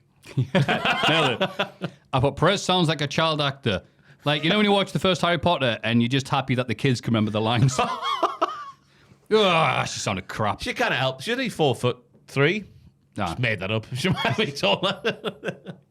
A perfectly cromulent setup for the main event later on. No other thoughts or opinions there. Aye. The men's locker room watches Ethan Page's self-doubting promo from Deadline. The D'Angelo family of murderers arrive, and Tony tells Ethan to stop bringing the vibe down. You're scaring the bitches. Tony offers Ethan a North American title shot because he has a soft spot for him. Page says he's achieved too much. That title will be a step down for him. So Tony goes, all right, fair enough then. Anyone else want a title shot? And everyone goes, me. And Ethan changes his mind and says if he can't beat the North American champion, his career is basically done. Tony accepts. I do like it when there's that moment when people go, I don't want that. Wait, you want it? Oh, I want it now. I want it now. We've all that he been wants there. it. We've all been there. But what a dick he is calling it a step down. The guy who beat Oba twice is a step down, is it? Shut up, Ethan Page. I can see why you hate him. I love it how he's like, I just don't know how to get back in the NXT title picture. And I feel like Roy Keane once saying, just win a few games. Matches. Win a few matches, you goon. Just do your job. Do your job. And yeah, I like Tony going, man, I've got a soft spot for you, pal. Man. I like the segment the way it went. I like people gagging who weren't Ethan Page for the title shot, which made the title seem impressive and important again. But Page realizing he did mess up, so he is a child. So he's like, no, I'll have it instead. Good little segment. I like the little story that they're doing. Yeah, perfectly decent. Well done, Paige. I don't hate you that much. After soul searching in Minneapolis, Lexus King has realized that he wants another shot at the Heritage Cup. Well, that's nice of you. Charlie Dempsey says he'll think about it. He walks off to find the rest of the NQCC and tells them he's very proud, even in defeat. He's so condescending, Charles, to the rest of his roster, I think. Oh, even you, Ren. Even you did well. Shut up, Charles. She'll smash your face in. OTM and Jada Parker interrupt to talk some trash. Ren and Jada argue as Charlie tries to calm things down. Yeah, Lexus King says, I found myself. I put, I was in front of a mirror rambling about me dad. Harsh but fair. It just proves he's a man of integrity. He just wants another jam-up shot of the jam-up title against a condescending man called Charles for the H Cup. The H Cup. It's been too long since we've had a match about the H Cup. And Jada Parker, again, has a point. Ren probably wouldn't have been in that match if it wasn't for her shoot shot. And Ren falling into the pin as I try and hold in a sneeze. Elephant. Elephant, and the sneeze, once again, Maffew, has gone. Still impressed that works. Don't talk rubbish, does it? Oh, wow, well done. Hi. Javon Evans kicks out of the cardiac kick on his way to beating Wesley in a singles match. Javon celebrates on the ramp while Wes is fuming. Wes needs to sell differently. Go on. He is annoying. He is an annoying man. The sneeze is coming back. Elephant. Right. Sneeze too. There was the big chops. They're down on the ringside area up against the barricade. And there's big chops from Javon that sound impressive. But he sells them in a way that takes the serious away from the move. He pulls these little faces like... Right. And he does his little walk. And then he takes another one and he's like... Stop it! Why'd you do that, Wes? He does it so many little things that are annoying, but not in a way that benefits him as a heel. Just makes you think, just come on, do something different. For me, at least, yeah. Yeah, there's a few things that Wes need that change that haven't changed. I mean, first of all, his Titantron is just footage of him before the haircut. The Ziggler change. The Ziggler Ziggler cut, yes. And also, his fun, happy music does not fit him right now. He's an old, miserable prick. It's quite bassy, though, isn't it? It's nice, but that's slower or something. Have some at the start. That's maybe his name being yelled. Wes! But yeah, but big dumb flip match, full of the video game style OTT moments that annoy people online who are old and have back problems. Javon takes a juicy DDT sell, but you're right. If Wes is the heel saying you need to be less like this, and then wrestles exactly like Javon, and even does the selling like Javon, you're like, well, okay. Yeah. This is less like old vet versus young and more like Looper with Bruce Willis and the lad from Third Rock from the Sun, whose name I forget. So, I was there thinking, well, why are you doing this? Is that supposed to be, are you making fun of him? Are you not? Oh, it's actually how you're selling now. It's like the Ghost of Christmas feature, isn't it? Yeah, that's all that works even better. You'll have the enthusiasm drummed out of him by goings on with high people in a tree or something like that. That's happened to Wes, hasn't it? Yes. Yes. Zachary Vance and there's doobies in the tree. Yes. It's how we want it to be. But I did enjoy the Kawada style things in this match. The King Shed is where I coined the phrase for this match. Shoot tope into the King Shed from Javon, right on the upper tits of Wesley. I've written down there. That made no sense. There was lots of strikes, is what I'm saying, Maffew. I just didn't like the way Wesley sold them because it took away some of the seriousness of how hard they clearly were. And I thought they did well with the ref doing well with the shoot cheating a pen. Oh my God, I've had a right stroke here. This sneeze is not me sideways. The ref did well to spot the shoot cheating pin attempt from Wes. NXT continue to have the best officials in the game, and I don't say this with no reason. You never hear a referee issue in NXT, do you? You don't. You hear a lot about AEW, sadly. Yeah. Rick Knox. Boo. Yeah, terrible job. The price is wrong. I don't mind Bryce. Oh, okay, fair enough. Yeah. Sorry. Do you think he's too much? No, I like him in real life, so I thought I'd go harder on him, so I would not be biased. Can we go further one way so people don't? Yeah. He's one of those FOMs, is he? Yes, he is a friend of Maffew. Yes. Go to hell, Bryce. I love you. Yeah. Javon hangs in there and then eventually proves he is a real man. As Booker T said about 50 times. This is about being a real man. Is he a child or a man? I did like Booker, the this and the pay-per-view, I thought you did an all right job. Yeah. There wasn't many chances. Maybe the to cold is good for him. Too much heat, he'd lose his mind. But if he's at the right temperature, he's all right. We'll have to base his performance off at heat wave to see how he does. Oh, that's it. Because if it's too hot. That's it, yes. Yeah, that was a great joke. Fantastic stuff, Bless Ross. you. We should just have... And here's Vic at ringside and Booker in a fridge. He's having all the ready meals sorted out. Fraxima backstage.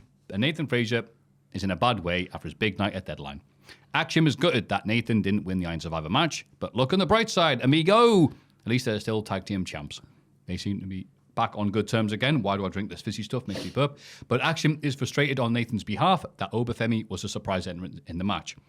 Meanwhile, Nathan is frustrated on Axiom's behalf that he had to carry their team at Deadline. Both suddenly get an idea and rush off to make things right. Did you let out a massive "ah" in the middle of this segment where Axiom was like, I will do anything for you. He loves him. He bloody loves him. I was more going, because he had a cup of coffee and his mask was on. So I'm like, all right, mate.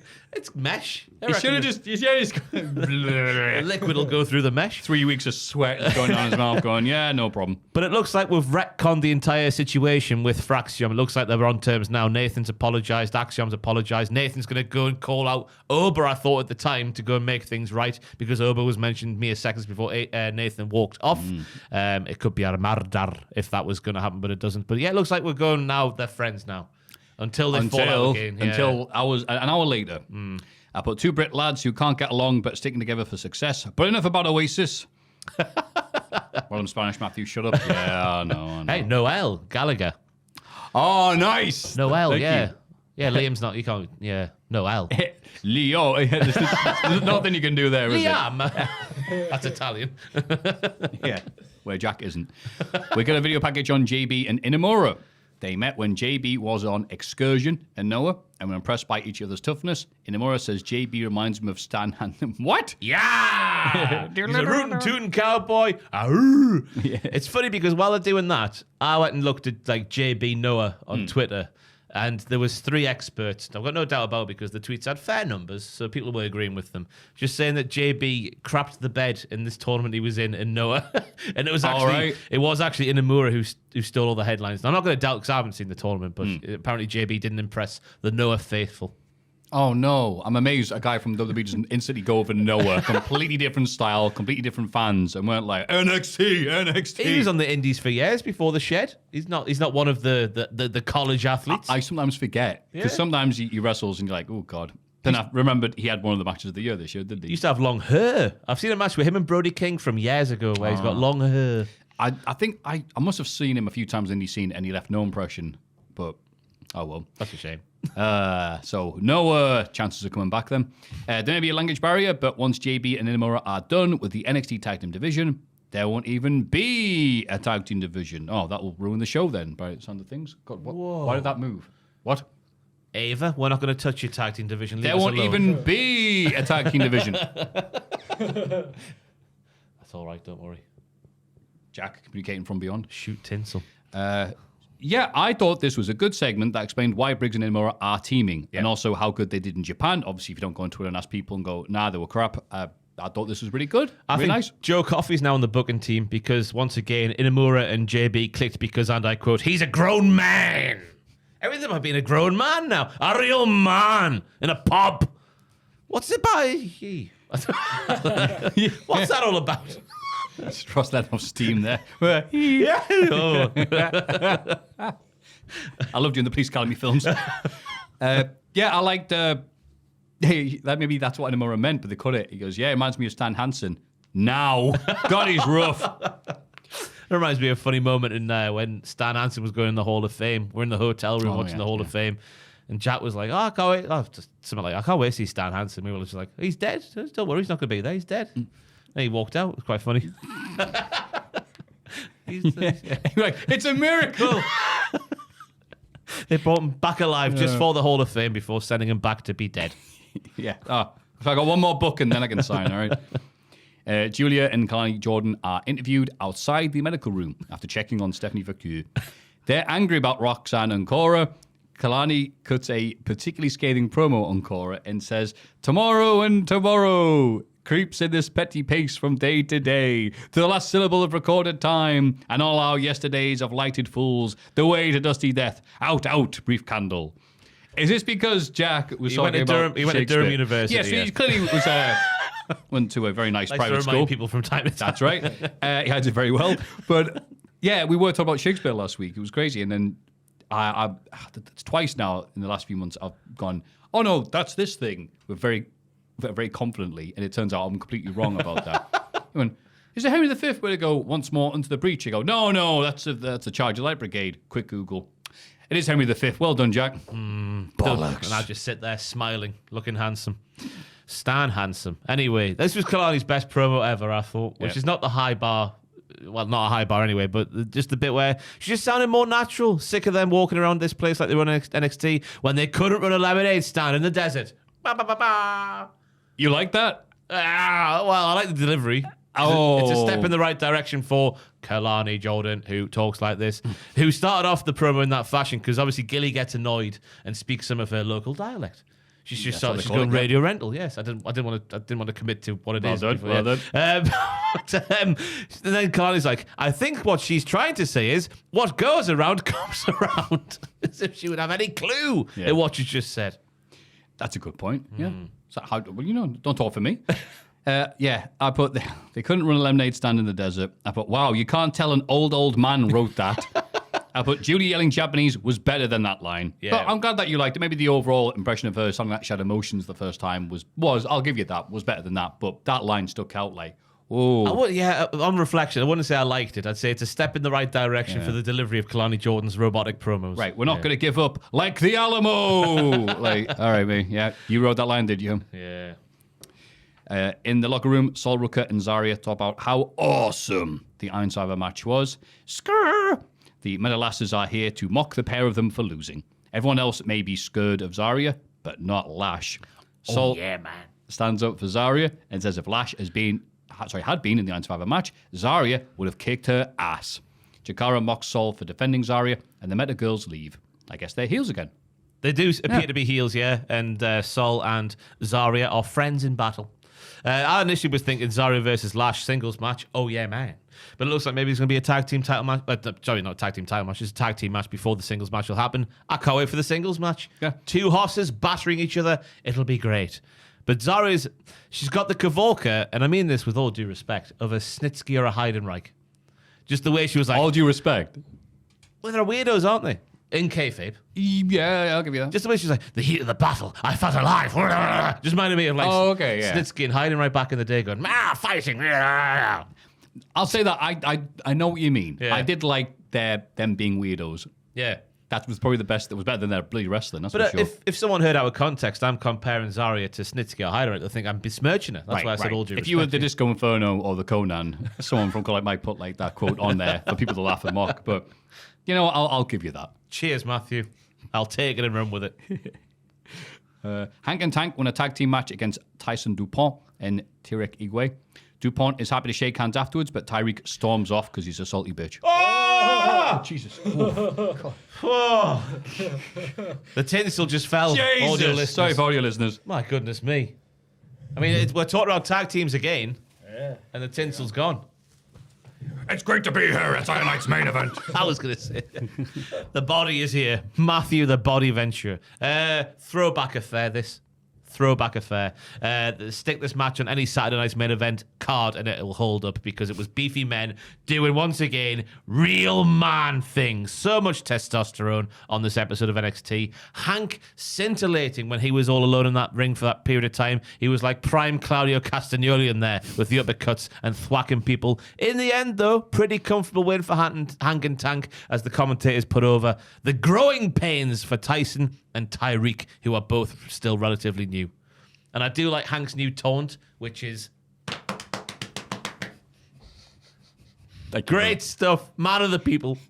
If you're watching the audio, Ross just slapped me across the face several times. Jesus, man. That was me slapping my belly, much like Kamala or Hank from Hank and Tank. Do it. Oh, imagine that's a new gimmick. We'll take it back old school. Kamala would eat his friends, whereas Hank eats steak. there's the gimmick. Yeah. He was known for eating folk, wasn't he? Kamala back in the day. You are, yeah, and bowling as well. Yeah. I stole your girl. so that'd be so great if Cody dressed as Kamala for no reason. So I'd be seeing Hank and Tank do the Funk Brothers spot. Yes. Where they block their partner taking damage, getting thrown into the turnbuckles by laying across the pads. No damage. Otherwise known as the Diad. The Diad spot. I was trying to think who did that beforehand. Yeah, Gibson and they'd have Drake bored do, that. don't they? Good. I'm glad. That's an old move, and I'm glad to see it back. And then Tank, who was so full of energy and steak that he went in the turnbuckles accidentally and ignored it, with Vic yelling, he ate those pads like he ate his lunch. There's just no stopping him. He's a crazy driver, like Princess Diana. Whoa! Sorry. Goodness me. I haven't referenced the 90s in like 3 hours. I had to bring it The up. people's princess. Come on now. She wasn't behind the wheel. Or was she behind the wheel? No, it's Rikishi. It gets better. The Queen killed her. That's all I'm saying. for the Queen. I did it for the people's princess. Oh, what a better world would have if Princess Di was still here. Nah, she'd tweet someone would hate her. She's a royal. What was Dodie like? Was he a nice fella? I don't know much about Dodie. I loved it when Eminem sampled the song. I would like to thank you. For driving me through Paris. God, he's going again.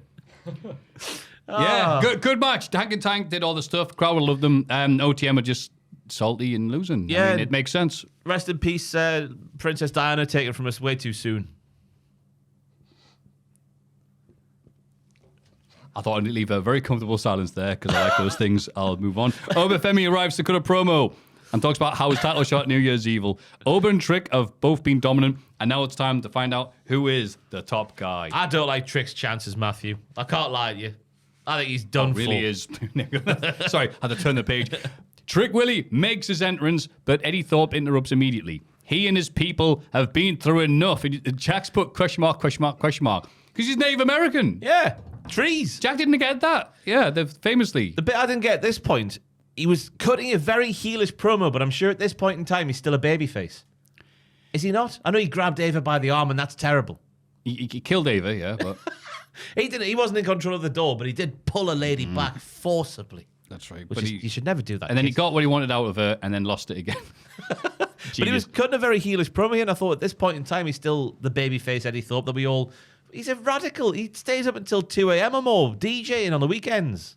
Yeah, but that's DJs and Native Americans. That cuts a lot of people. By attacking him last week, Oba took away the biggest opportunity of Eddie's career. Oba angrily cuts him off and denies it. Eddie claims he didn't see his attacker, but he was hit so hard it could have only been Oba. And we get one of the bits here, like, you didn't see me attack you. Yeah. Thank you for the compliment, but I'm done talking to you. Like, wow. And then they just ignore him. Trick and Oba ignore Eddie and continue with their promo as if he wasn't in the ring. Oba says there was only ever a whoop that era because he allowed it. Now that he's ready, he'll take the NXT title easily. Oba leaves, but Eddie stops Trick from following. If Trick really was the number one guy in NXT, he'd give Eddie title shot to make up for missing out on the Iron Survivor match. Eddie used to look up to Trick, but he's just a manufactured sport entertainer. He wouldn't last 2 weeks in the Japanese dojos Eddie trained in. What? Trick falls for the trap and says he wants to prove all the doubt was wrong, so Eddie can have the title shot next week. He calls for Ava to set up the match and lays out Eddie with a right hand. Eddie laughs on the canvas as Trick walks away. Wow. Ross is grimacing. That line where he's like, under the hood of the Lambo, there is a manufactured sports entertainer. In the context of the NXT shed, what a line to have someone say in a promo. Absolutely awful. Such a weird thing to hear. He did do time in New Japan, though, didn't he? Back in the day. I forgot what his name was. Keith Fredericks. Kyle Fredericks. Freddie Kyle. Something like that. That actually, it was a very long name, but that actually was his name for some reason. Very memorable. Very memorable indeed. The other thing that made me think about the heel thing at the time was the "oh no" that Vic let out when Eddie appeared when his music hit. That wasn't the right reaction at the time, was it not? I'm sure he was a babyface still then, unless Vic just hates him because for bad no stuff reason. happens like to him and around him. He's a bad omen. Or maybe he killed Ava and he got hurt himself. And yeah, so he's been talking. Meow, meow, meow, meow. Or maybe Booker T did something to Vic just as that was happening. He was just like, "Oh no, Booker, get off me!" He put his hand on Vic's shoulder and Booker's icy touch. Ah! But I did like, as you said there, the line with Oba. No, shut up. I'm done talking to you. Leave me alone. I didn't do anything. Shut up, you idiot. So great. Thank you. No one could hit me as hard as you. Well, thank you very much, but... Yeah. But at this point, you're thinking it's just one of those standard wrestling storylines. The who done it? Yep. That's still alive at the end of the segment. And Eddie Thorpe and me have the same shoes. Shoes with champion. Oh, really? Yeah, I'm wearing them right now. Oh. Vans. Comfy cush. Let me know, Eddie, if you've got the comfy cush as well. It'll change your life if you do. I've got the bigger ones that they are not that comfy, but they do look nice. Yeah. And that's the price of fashion, as they say. Yeah. I wouldn't with know. this one. I wouldn't know.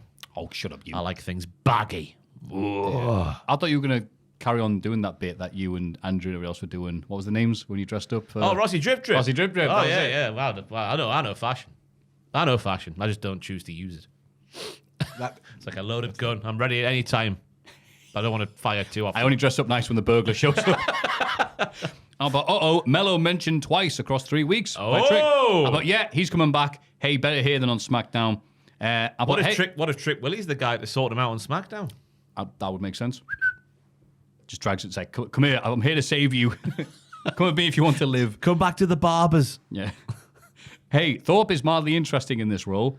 Oh, apart from him doing the getting hit and then smiling on the canvas, aka the Charlotte just lost the match face. Yeah, it's been a while. She's not been Right. around for a while, so we need someone to fill that quota for us. We do. Damn kids just got me. Yeah, any other day though. Yeah, well done, kid. Hey, I like this though. We got the tease of Oba in the main event. Good. God, we need someone like E in the main event right now. Yes. Trick going, yeah, whatever. Keep on talking about me being a sexy car. I appreciate that, but I think you're saying things you shouldn't be saying out loud. Carl Fredericks. That was his name. That was his name in New Japan. Yeah. Was he in New Japan? He's Like- 34. I'm sure he was in New Japan. Yeah, New Japan between 2015 and 2022. I assume that's like For 7 years. the start of the dojo. Oh, okay, right. Oh no, he debuted in May the 17th, 2015. In 2018, so he did that for 3 years. Fredericks entered the New Japan Pro Wrestling LA dojo along with Clark Connors, everyone's favorite cowboy, and Alex Coughlin. And Carl Connors. And then did he actually go to proper New Japan? I'm moving away from the mic. Don't know what I'm doing now. August, he competed in the inaugural New Japan USA tournament. Wrestle Kingdom 14, 2020. Fredericks, Connors, and Coughlin and Toa Hanare defeated Ten Cozy, Kojima and Tenzan, Yoshitatsu, and Yumura. He beat Yoshitatsu. He beat Yoshitatsu. Oh my God. I was not familiar with your game. 8-man tag match. He might not have actually beaten him. That's what it says here. On August the 1st, 2022, his contract was expired and was not renewed. Okay. Yeah. Huh. It seems to be more in the US than it was in Japan. Yeah, it's just like the LA dojo, but I mean, obviously, still working hard. I'm not saying that's, I don't know the difference. He won the 2019 Young Lion Cup with 12 points. Grr. Yeah, grr. That's why he's a furry. That's why he's got the collar and everything. Yeah. Oh, makes sense And now. he teamed with Haruki Goto for the World Tag League the same year, finishing with 3 wins and 12 losses. He's rubbish. You need to go to NXT. And he did. So That was a great history lesson. That was great, that. Everyone asked for that today. The history of Eddie Eddie Thorpe. did. Up the Thorpe. And so, yeah, so we got Eddie Thorpe being interesting, which I wouldn't have said that a year ago, to say the least. Well, 2 weeks ago, you Or wouldn't 2 have weeks, said that. yeah, right. But I love the way the segment ended with just it's a whodunit. We've been down here before. We'll get some random car park footage and that'll be Yeah. it. Then the turn it. When I saw it yesterday, I got up and applauded in the office. Yeah. You asked Jack and Fraser. I believe it, because I was high-fiving myself because no one else was watching NXT with me, because why would you? I let out a big F me, which saw the triple jump people in the office turn around and ask why I was shouting that, but they wouldn't know what they wouldn't understand the emotional journey. They don't know what love is. Yeah. No. Backstage, JC Jane and Fallon Henley argue over who Gigi Dolan is targeting. Jasmine Nix says it doesn't matter. They need to get rid of her. Elsewhere, Gigi tells Tatum Paxi that they need to find a third ally to help them against fatal influence. Tatum is about to reveal the identity of her new friend, but they're interrupted by... It is what it is. There you go. Don't try that again. 1, 2, 3. It is what it is. That's right. Izzy wants a rematch against Gigi, but Sean Spears and his creepy lads arrive, so the babyfaces slip away. Spears tries to recruit Izzy, but she brushes him off. Not literally, though. I know how impressive I am, says Izzy Dame, who was beaten so comfortably last week by Gigi Dolan. It wasn't even, she didn't break sweat. Sean Spears still fancies Gigi Dolan. Who can blame him? Izzy Dame is not done with Gigi after last week, and we were going to learn what was going to happen with Tatum's new friend. My brain's stopped working now, Maffew. We're now at 2 or 3. Who knows what's happening? We were going to learn who it was, but Izzy Dame stopped that from happening. And it looks like we've got another tag team in the WWE who are on like a rocky, not get along too well because they're arguing why Gigi Dolan is back off Fatal Influence. It's a reason not to argue. Who gives a toss? You've got enough tag teams breaking up potentially. We don't need another one. Just keep them together. They're fine. Yep. Yeah. I agree. God, there's a lot of tag teams that don't like each other. Yeah. In WWE and NXT. In NXT, we've got OTM. Fraxium, or maybe not. Not anymore, yeah. Fatal Influence. Everyone hates everyone. It's so great. You know who doesn't, though? Who? Gallus, who are the meaning of love in many respects. Fantastic guys. Yeah. Who are wrestling again next week, and I can't wait to see them. Oh, goody. Yeah. Yeah. Yeah. The good theme song they got going. Daylight come. Fatal Influence will attack match against Gigi and Tatum. Thanks to that damn numbers game. I hate that numbers game. I hope I don't get it for Christmas. The heels beat the babyfaces down after the match, but Shotzi returns to save the day. She wipes out Fatal Influence with a big dive. I like the cavalcade of that stable of Shotzi, Gigi, and Tatum. They are the freaks. Yeah. But with all due respect, it were going to be, excuse me, the meat's repeating on me again. They're taking on it's a classic story. It's the freaks and the geeks versus the sassy bitches. We all knew the sassy bitches at high school. We all knew the freaks and the geeks at high school. Let's see them do the wrestling in the King's Shed at NXT. The King's Shed, by the way, which was filled by Gigi Dolan this week because the basement dropkicks in the early going of this match, Tish and Whoopah have written down. They look stiff. And I can't believe that some cheating led to a Fatal Influence win and then a post-match beatdown. But the return of Shotzi was nice because her injury at the start of February, I think it was, where they were doing the double taping of NXT. That's right. And it was the second one where she was facing Lyra Valkyria, I do believe, and she went over the top rope, I think, and buggered her knee. So it's good to see her back. Yep, absolutely. And it didn't have much time to go anywhere, apart from those little drop kicks at the start. But it's setting up Fatal Influence versus the Goths. And in fairness, the Goths should have the name Fatal Influence. It suits them more than it does. Yeah. That's a very good point. I think this is the storyline that could see AJ Lee back in the WWE. Do you think? Obviously, she could go to SmackDown. She could go to Raw. Who gives a toss about that? Nelly swore, whoopsie diddles. But she could come back and be the mother of the new Freaks and Geeks like she was with Saraya Paige back in the day. Yeah. WrestleMania 31. Yes. Where they wrestled the Bellas, I think. Was it 31 or 32? 31. That was 31, yeah, right. When it was daytime. Yeah. Oh, yeah, that was it. Oh. Yeah, so NXT is the place that AJ Lee will come back. I can reveal that 10 now. years old. Joel told me before the podcast went on the air that AJ Lee's coming back. And it's going to be in NXT to manage these three ladies. I get all my news from him. Yeah. The news should say, Shaggy Joel drinking a cup of gravy. Yes. If you highlight the image. As the other writers for Cultaholic have. And it's completely ruining when we do the embodied post because then it shows up. Which picture's that on? I think they got it fixed now because I had to say, like, people were and Cultaholic fans were sharing Cultaholic stories by going to Cultaholic.com and sharing it. And it would be like, Sting says something about his career. And it was a picture of, like, Gibbons. As opposed to Sting or the other images they use, like, oh, okay. Yeah. Sting's looking good. Gosh, what they're like, eh? Those news writers, they're crazy. Just every week putting a little bit of themselves in the stuff. For me, this. Andrew Gibbons reports the news. Kurt Angle dead. Small writing at the bottom.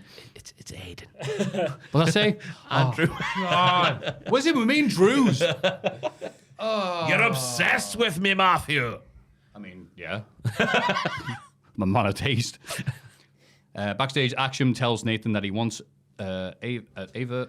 Went to Ava and got himself a match against Obafemi next week. What's he thinking? A horrified Nathan tells Action that he went to Ava and got them a tag match next week, a tag title defense even.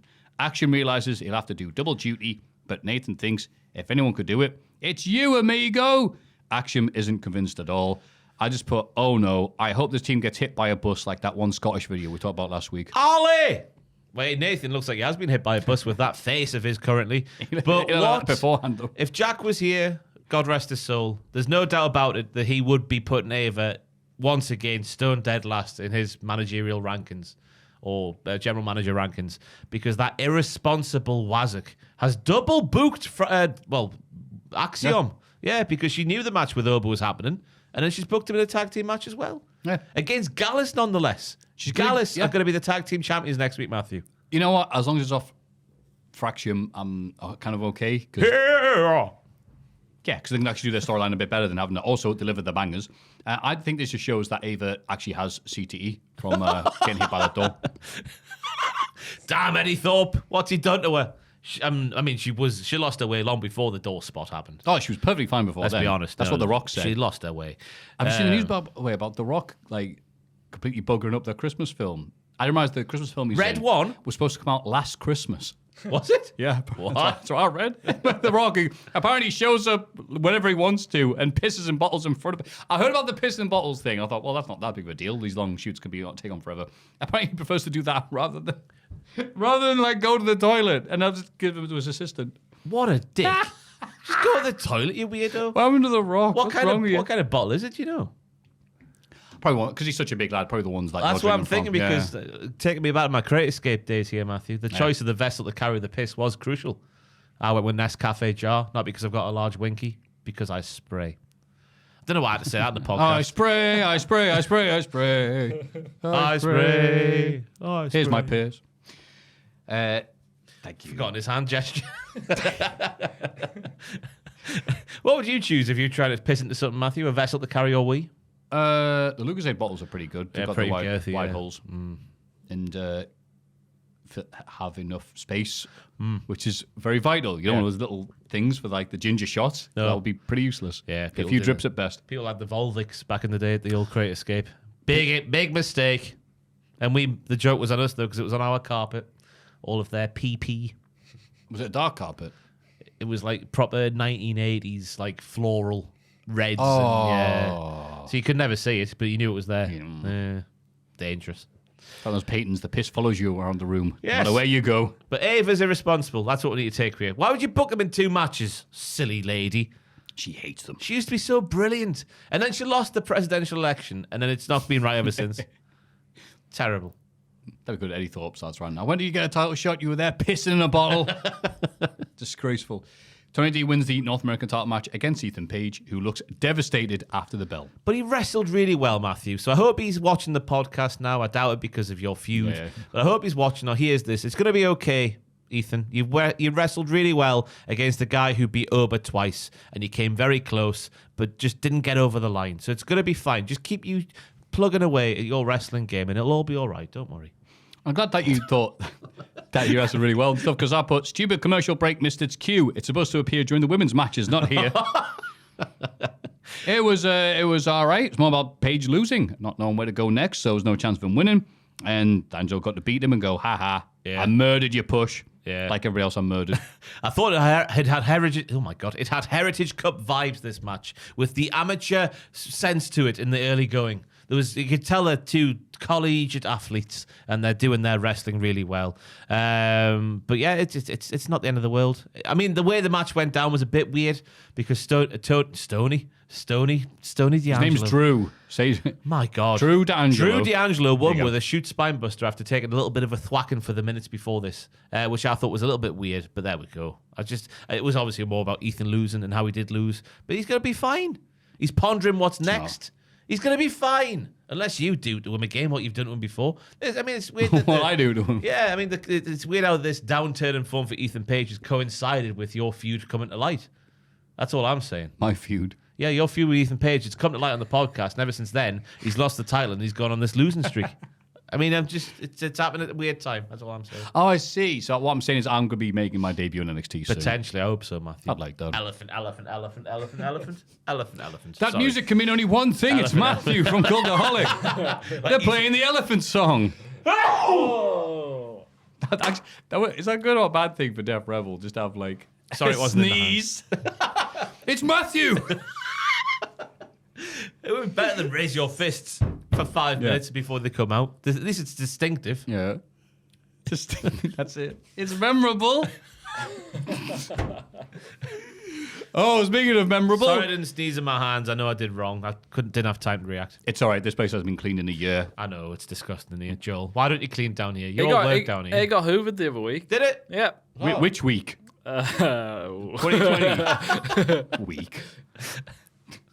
Lexus King chats to former NFL player Ryan Leaf backstage and says he's an inspiration. Check your private Slack chat with Jack for the story on Ryan Leaf, which he will have Googled by now. That's Jack sending a note for himself from the future. Ryan says Lexus is the real inspiration. Charlie Dempsey shows up and has made his decision. He will give Lexus another shot at the Heritage Cup, but only if he can get through a workout with him. I can't wait to see While this I read the workout. Slack note, why don't you tell us your thoughts Well, no, I on can tell you, you Ryan don't need to look Leaf? at the Slack note because I wrote down exactly what Lexus says because Lexus had to tell us who Oh, this I'm man so was. He was the second pick in the NFL draft. He turned his life around to become, well, his NFL career didn't pan out the way it should have. I don't know why I didn't look it up, but he turned his life around to become some kind of commentator on the CW, and mental health is also mentioned. So Ryan Leaf is a great guy. This meat, I tell you, don't eat lots of meat on a weeknight. That's all I'm saying. Ryan told Lexus King to go to Minneapolis and find himself where he was cast outside of the car, whatever happened. And the workout next week. I mean, I fear for Lexus King because Charlie's a psychopath. That's what I'm saying. In the fitness game, yeah. Yeah, a fit psycho. How we like our psychos, huh? Oh, right, like Ted Bundy, that Charlie Dempsey. Oh, you would, wouldn't you? Oh, I love to Let ride him kill us. Oh, them Meniscus brothers. Meniscus brothers?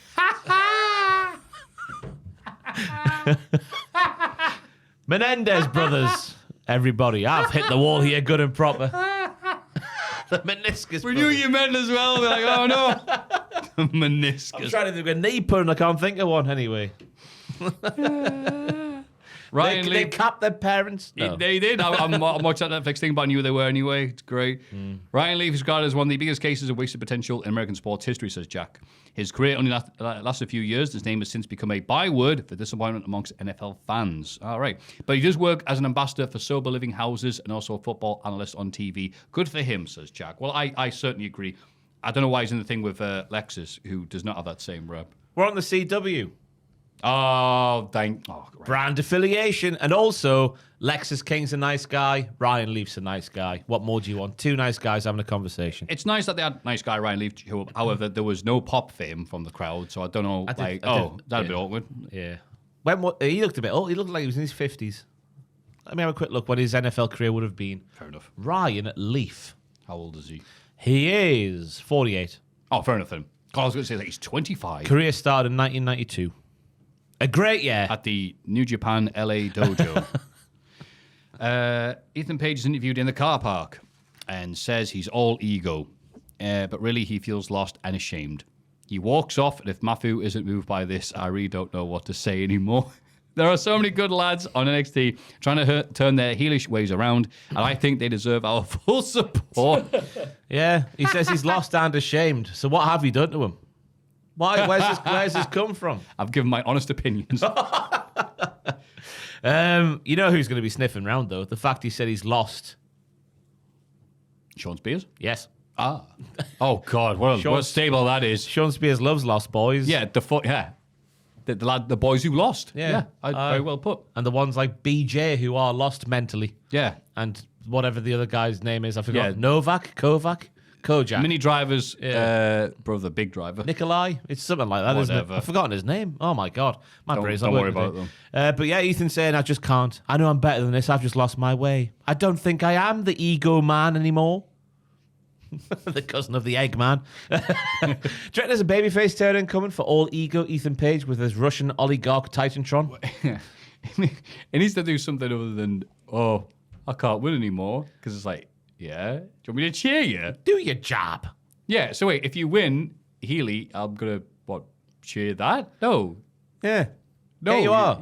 No. Yeah, never. you are. Never. That'll be my punishment video. Ross can nearly die eating dodgy fish, and I'm like, saying nice things about Ethan. No! I'll never say it. You watching 10 hours or something of Ethan Page matches. No,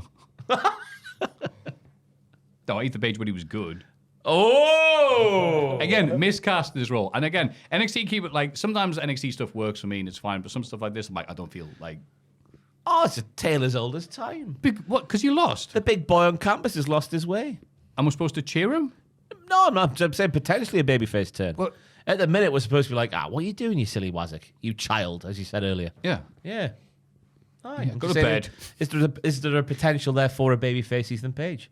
Via sympathy? I would argue no. Oh, I mean, it could be silly and daft enough to have people cheering him and fit the NXT style of being a face, but yeah, I'm trying to think how he would do that. He'd help Trick Willie. Action figures, that's why. You watch this space. Ghostbusters. Toy shopping with Ethan Page in an NXT shed. Sorry, action figure shopping. I've said the bad word. I said the T word. Toys. Toys, they're not toys. Don't be silly. Roxanne Perez and Cora Jade attack Kalani Jordan and Julia during their entrance. The main event gets underway. Julia and Roxanne eventually end up brawling to the back. Cora gets the win with a pinfall on Kalani. Shock. I thought the other two ladies in the match would be involved in the finish, but no, because that's the title match at New Year's Evil, not with Cora and Kalani, but classic structure with Kalani taking it. Oh, it's you.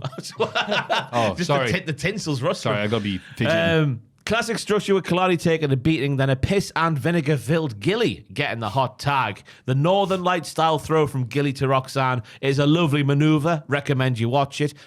It is my move of the week, Joel. You sure? I am. Okay. I didn't forget to write one down again, but this was very good. And then Steve back to attack Cora after Cora pinned Kalani with the double underhook DDT. It looks like, for at the time being at least, that Gilly and Steve are on the same page, but I reckon that'll change come NY Evil. Well said. Well said. Yeah, pretty decent match. After the match, Stefan comes out of the crowd to ambush Cora. She breaks Cora's bat. Or is it a kendo stick? I'm not sure. So mixed reviews there. Over her knee and chases her away. A big old stick. Because we've got to be breaking stuff in these Do you think shows. she eats fish sticks? Oh, dear. Deary me. If we were doing this podcast in 2011, that would have been brought the house down, that would have. Brought the house down. I'm just going to see if it's a stick or a bat. It is, Maffew. Let me zoom in. Enhance image. Enhance. Yeah, that's not a bad. That's a Enhance. How do I enhance? Enhance. stick. Zoom in. There you go. We're enhancing. We're Yeah. Stan enhancing. Stand in hands. Oh, damn it. You beat me to it. It's a kendo stick painted black. Ah. Can confirm. Is it She's also had the pockets ripped out of her trousers. That doesn't seem very... Oh, who's done that? Yeah. They'll steal anything, won't they? The know, bloody yeah. NXT people. Yeah, look at Cora Jade's trousers from this week's NXT. She's had the pockets stolen from them. Oh, sorry, Jack sent a message. I already have. Okay, fair enough then. Yeah, decent match. Yeah. And it makes sense for Jade getting the victory here. She needed to win because she's the weak link for 4. Yeah. So Jade versus Jordan, I think can work. Developing things. But you know what? It's just nice having all these bloody good women wrestling on the show. Yeah. Even if they got very little time this week, to Yeah. be fairness. But, you know, it's a marathon, not a sprint. And they've already stolen the show this week. So, They can't have everything, can exactly. they? Why play an ace when a 3 will do? So, yeah. And then it doesn't matter because that wasn't the main event. I've just realised, Joe, I've made a mess. My move of the week's now. Oh, baby.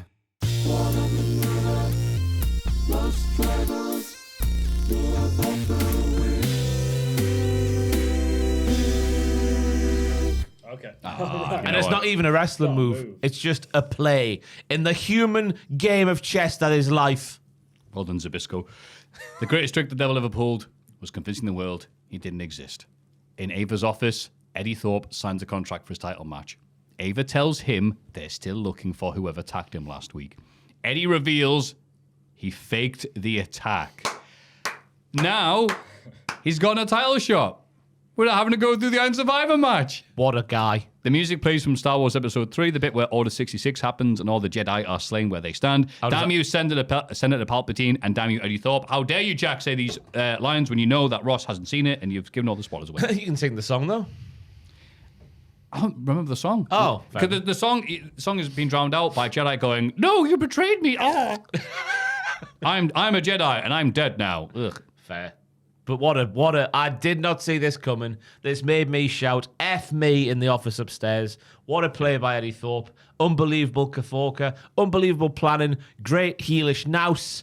But it does make you believe, or make you wonder, will Ava treat a sheet of paper like it's indestructible? Because let's face it, Right. he signed a contract, but that contract can easily be ripped up by the boss if she wants to, because she's the boss. Will she treat it like it's ironclad, or will she treat it like it's a bit of paper? That's why I'm tuning in next week, to also see Gallus, but also see about the future of this sheet of paper. Right. Plus, Ava is strong enough to tear an ironclad contract in half, as we all know. So, but I put bloody hell, best thing Eddie Thorpe has done in his entire career. Best I'm thing really NXT has ever done. What are you laughing at? Yeah, how dare you? What's the best He storyline? attacked himself. How No, dare yeah, you? you're right. What's the Well, best, No, story- it what's was the best genius. storyline in NXT history? Oh. He's not here to watch. I would wrestling. put this turn up against Kevin and Sammy. Turn up. This big turn up called Eddie Thorpe. Up against Sammy and Kev. Up against Tommaso and Johnny. I'd put it up against any of them. The Ascension of Trick Willie. Come Tuesday, going round for tea that time. I put it up against all of that. This turn here was masterful. I'm waxing lyrical. You certainly are, I mate. bloody am. I'm so happy to be an NXT stan. Stan? It feels good sometimes. Let's face it, you are. I don't talk like that though. Call myself a stan. I'm a fan of NXT. It's just one of those terms that we can use now, even though you're old enough to remember when. Hang on, that's not how that term's supposed to be used. Is it not? Is it meant to be like creepy, like overzealous? Well, originally, yeah, Eminem did the song "Stan" about creepy fans who should know their place, and now people are going, "Yes, I am a stan." It's like, no, that's not. No, but because so many people use it in that context, it's like it's all right to misuse it. That shows how stupid I am because I've never put those two bits together. It took me a while. no one sits you down and goes, "By the way, it's called Stan because of that." You're Yeah. like, oh wait, that song that's against this type of behavior. Yes. Oh, okay. Makes sense though. Brilliant episode of NXT again though. Absolutely. Brilliant from start to finish.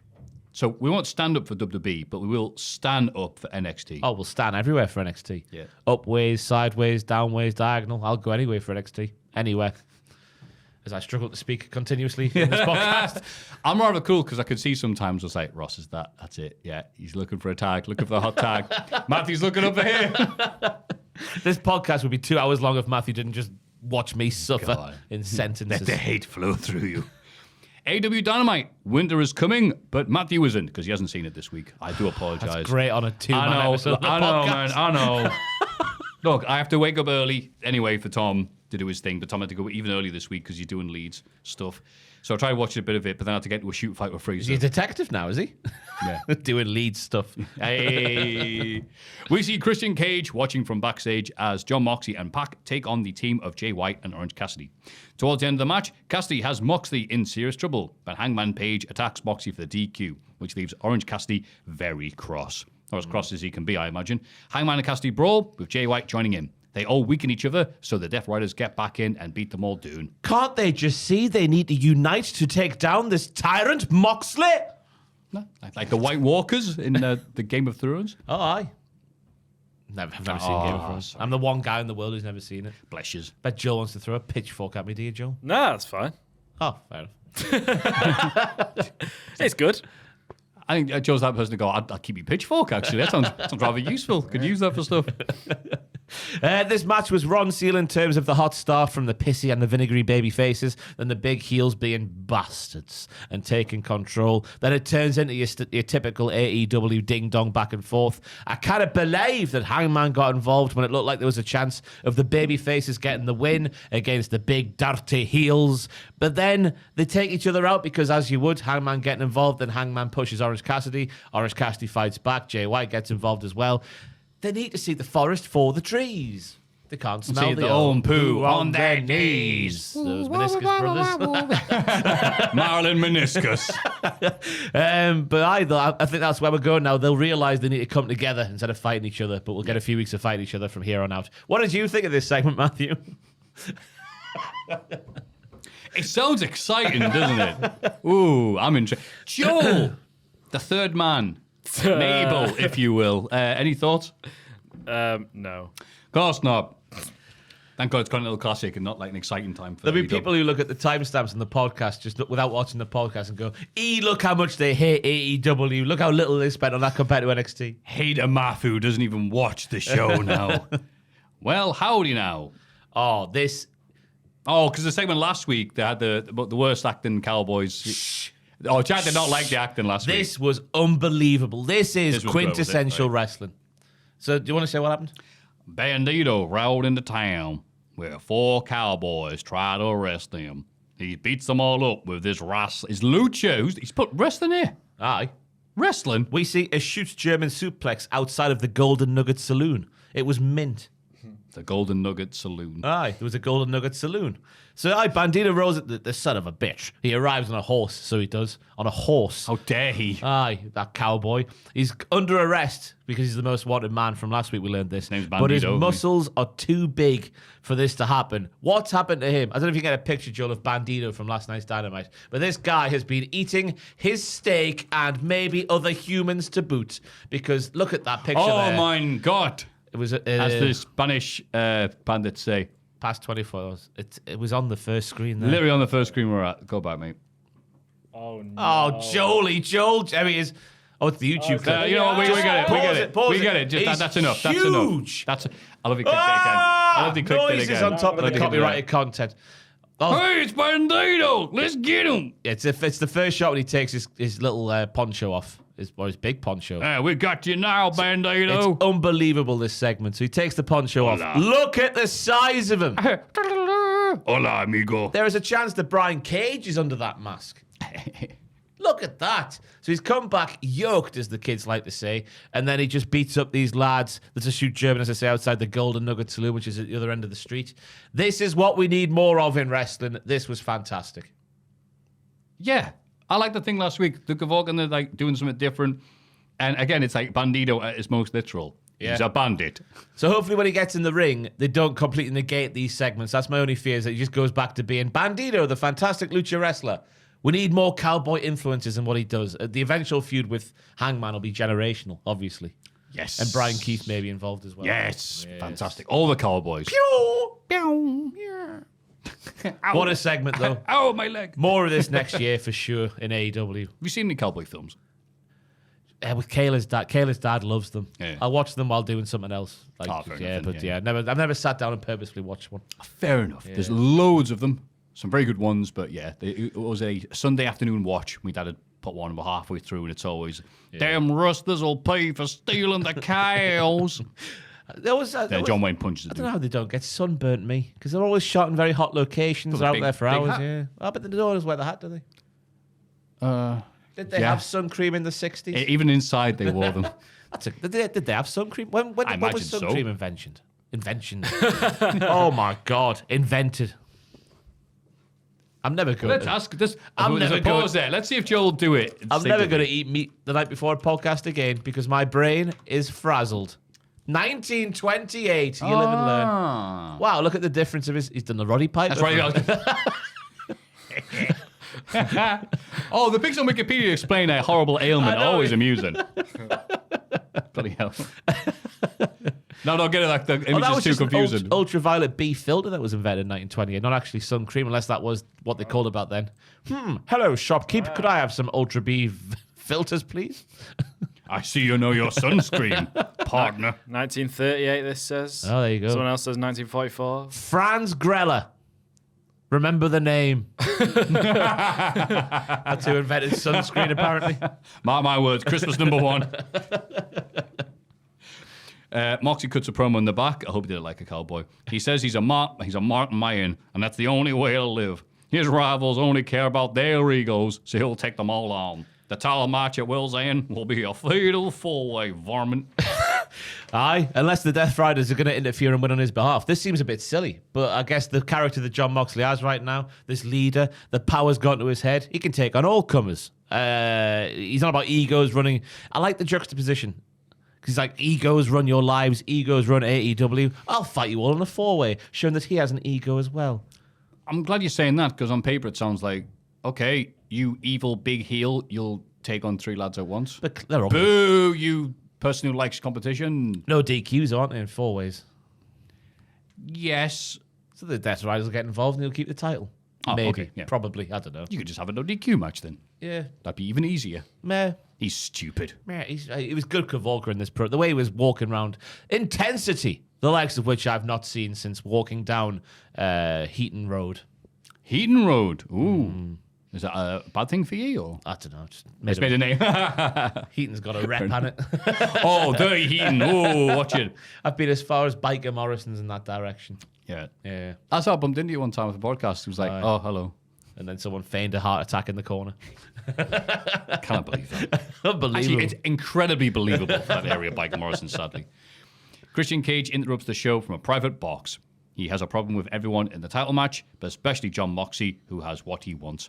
He teases cashing in, which will send Moxley back to rehab. Oh, that's not very nice. Oh, it was deep. A deep cut. Yeah. Well, Moxley likes those in his matches.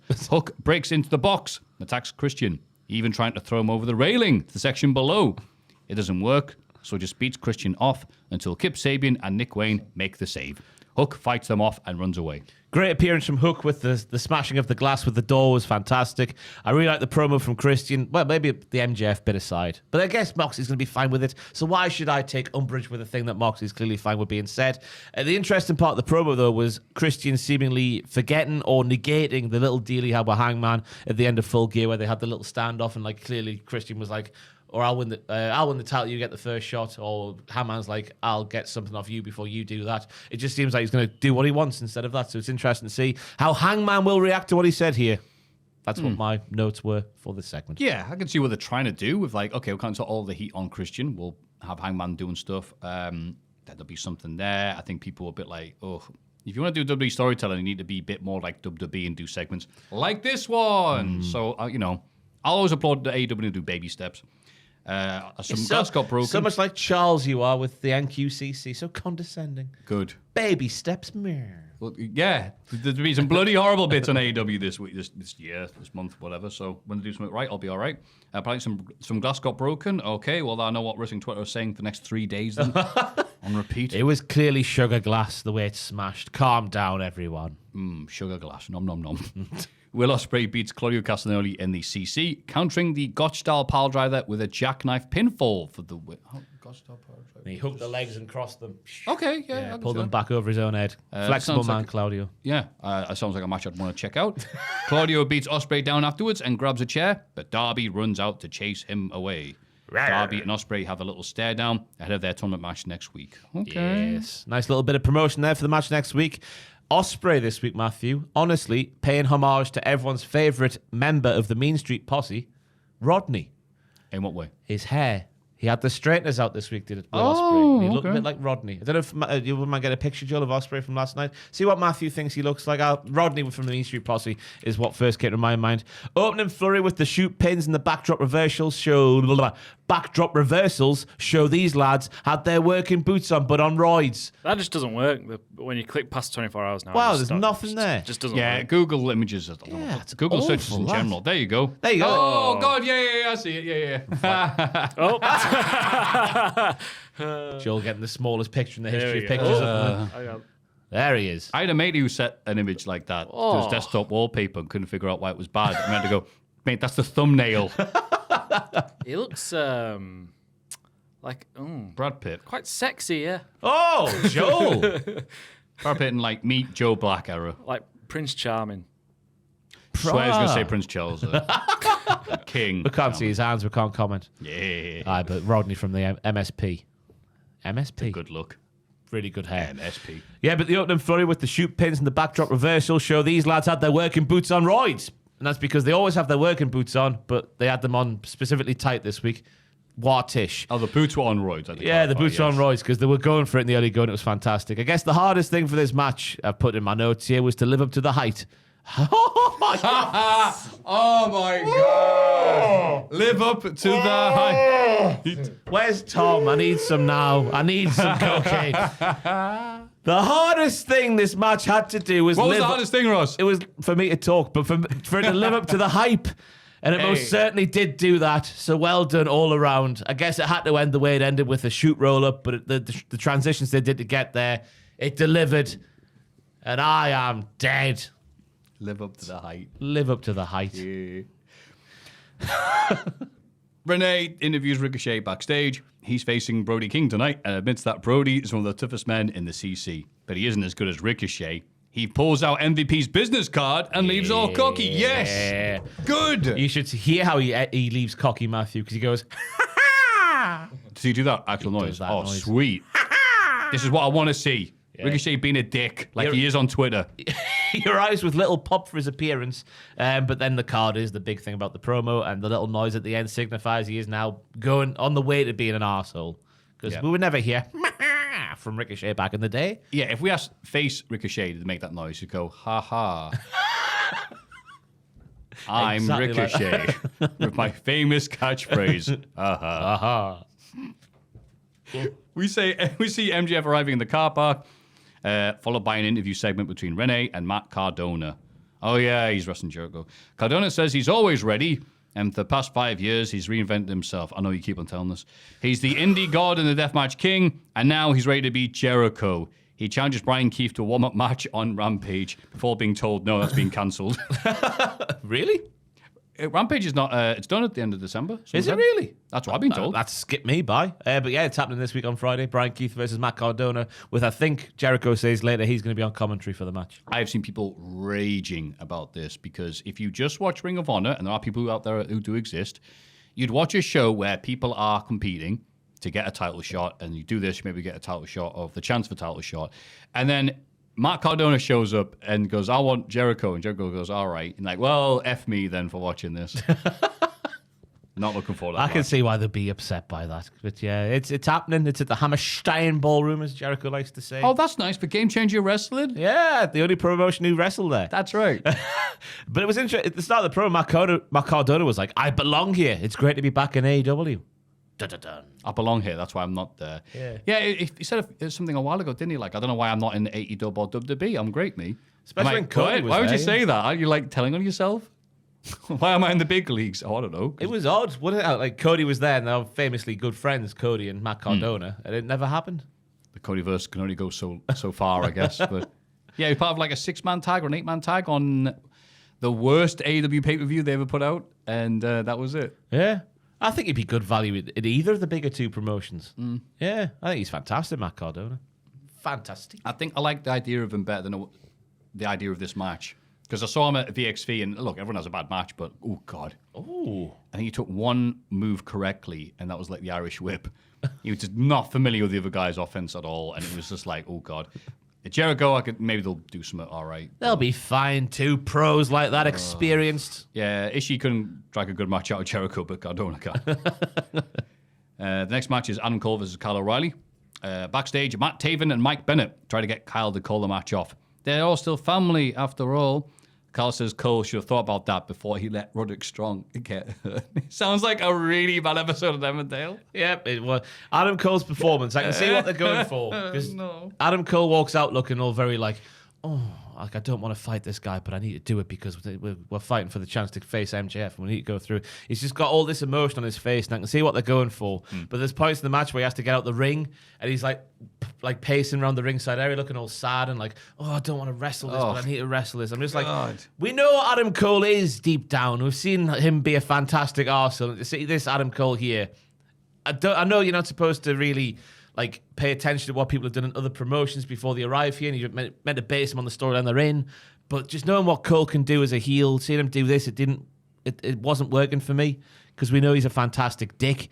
But the match itself, outside of the melodramatic stuff from Adam Cole, I thought was great. They're very technical, with both lads showing their prowess in the ring with the stuff they were doing, but also how well they knew each other, which I thought was a crucial detail for this match. MJF appeared to go for an attack on Adam Cole, as he would obviously rather face Kyle, but Cole evades the attack and then goes on to win. And then we end the segment with Kyle O'Reilly pissed off with everybody because Roddy's arm is broken, so it looks like it's maybe not finished completely yet. Maybe Kyle could get involved with MJF and Cole when that match happens at the world's end. I know people who like Adam Cole. I know people who like Roddy Strong, Kyle O'Reilly, MJF. I don't know anybody that likes the storyline. Yeah, it's not. And they're like, world's end, good. Maybe something will happen and they'll get over it. Like, I don't know, the Kingdom go, you know what stuff is with joining up with MJF? Well, that would make sense because it's like we signed up to be with the devil, and then you've come back not being the devil. So if we went with the real devil, that would make sense, I guess. That's right. I think that is the main issue, is the fact that they've retconned it and tried to explain it in so many different ways why it makes sense. Ultimately, it doesn't make sense at the very center of it all. And just what they've done to Cole to make him this melodramatic, I don't even know what the word is. Just it's not him. Bitch. Yeah, bitch. Yeah, he's miscast. There we go. That term I've used before. He's miscast in the role where he's like, come on, I've got to do this because this isn't ye. It's not very believable. MJF phoning it in every week. Again, I think we're in month 3 of us going, how have they messed up this with Cole? It's so bad in the places I go online. People are going, was Cole ever good? I'm sick of him. And you're like, you know something's going really bad when people are like, what? Did he ever have a good match? I never liked him. He's skinny. All this other stuff. I'm like, no. Wait, no, that's not retcon everything. Better Cole's been great many places, and I've enjoyed him, but this just isn't working, and they're carrying on with it. Yeah, and I think we've said this repeatedly, so we'll just move on. Yeah. Because nothing's changed. FTR are backstage. They promote Fight for the Fallen on January 1st, which aims to help those affected by the hurricane in North Carolina. I appreciate that, but they're doing a big show on 28th at World's End, and then January 1st. Okay, right. That's the weekend to Wednesday, isn't it? Oh, Fight for the Fallen's going to be a Dynamite then? I think so. Okay, right. Yeah. A big event deserves a big match, so they're challenging the Death Riders to meet them in the middle of the ring. In the middle of the ring. I was just trying to see what day of the week. Wednesday, the 1st of January, 2025, yeah. Oh, okay, that makes sense. That's all right then. Okay, any thoughts? Not really, no. It's a nice thing they're doing. That's all I've got to say. There you go. Good, lads. Yeah. Hi, guys. Hi! Chris Jericho's here. Oh, I can't believe I missed this He's the episode. king of New York now, Maffew. And we're here for another New York minute, which is good because that means everything Jericho on this show, apart from obviously Cardona's promo, but Jericho himself is confined to 1 minute. That's it. Oh, okay. I'll say that's positive. I'd like to see him for a minute. He announces that he'll be a guest commentator for Cardona's match with Keith and also hypes a contract signing on Ring of Honor TV for the title match. Thanks, guys. Oh, God. Which you can watch at Ring of Honor's website. I've forgotten the URL, but it's on there. That's it's good though because it hyped matches, it hyped the segment, it served a purpose, which Okay, Jericho, I'll give you that. Yeah, which Jericho's segments rarely have done this year, if ever. And if again, it was 1 minute long. He was all right. I'll take it. I'll take it and I'll run with it. Fair enough. You know what? I'll say that you are right, though. There must be people who will enjoy the idea of those things, and they promoted it in a minute. Good for them. Yeah, that's all it had to be. Yeah, begrudging positivity. We see footage of Tony Schiavone interviewing Darby Allin earlier today. Tony asks if you should don't like the Cole Owens thing. It's in a bin. Tony asks if the quest to beat the Death Riders has failed. Darby says nah, but the younger members of the AEW roster have to stand up. He punches himself in the face to demonstrate that somehow. Yeah, because he says the blood and the violence doesn't bother him.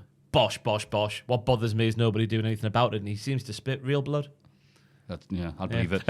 Darby thinks the CC is an example of everything right with AEW. Oh, it's another kiss-ass AEW promo, which is why he desperately wants to win it.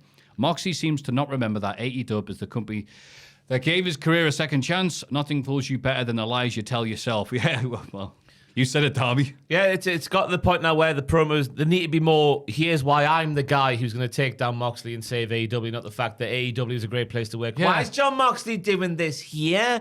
Can't you just see it's so good? I want to see Darby, I'm going to kill John Moxley with a weapon. Yeah. Just something like that. Orange Cassidy, I'm gonna squirt some juice right in his eye, make him blind, and then kick him in the bollocks. Yeah, I'm going to drive a Jeep up his arse. Yeah, because it is getting too far the other way. And I was saying this, it's the pitches for 2025 video that comes out on New Year's Day, by the way. That we're getting to the point where we're hearing too much that AEW is this great place to work that I'm starting to not believe it. I'm starting to believe that people are being stood up with a gun behind their back. You better say this, otherwise we'll shoot you. Right, on the Cultaholic Classic SmackDown review, we're at the point where Unforgiven's just happened, and it's the conclusion of the Billy and Chuck gay wedding. There's a few weeks afterwards, doesn't last for very long, where Billy and Chuck are doing segments of Tori Wilson and other people, and they're dressing cooler, lamer. And basically the gimmick is that they're not gay. And they keep on reminding people that they're not gay. But if I was watching a show and every week a guy came out and goes, how you doing, guys? I'm not gay. All you think of was, that guy's really, really gay. Like, more gay than gay people usually tend to be. And, yeah, this is Darby Allin going, AEW's so great, it's so wonderful. I'm like, said that last week and the week before. It's just and like, you've lost. It's just like people... The guys who aren't saying AEW is great are winning, but the guys who are saying it's great are getting their head kicked in. Yeah, but it's just like... Okay. We see this while we're supporting AEW by watching the show. Like, we over here, me and you, have paid our own money to travel down south, go to London for a couple of times to go to the shows. We're supporting AEW. We don't need to hear about how great of a place AEW is to work. No doubt it is. Yeah. But the more you hear it, the more you start to think, are these lads being told to say it for different reasons? I would say, because... I'm not going to do actually, because that'll spoil one of my big things for the video. One of my hopes for 2025. But these bad faith podcasters have too much say in how AEW do their stuff online. Yeah, I'm with you. I don't care about those bad faith podcasters. I don't listen to them. Yeah, I don't. But a lot of people seem to, which is interesting. So it's almost like, well done, AEW. You are combating the newer version of the fans who don't watch your product. Yeah. In which case, I'd go, okay, that's nice, but they don't watch your product. Why would you aim your TV stuff at that? Amen, sister. Holla. Ricochet beats Brody King and the CC with the help of an exposed turnbuckle. What was his dick out?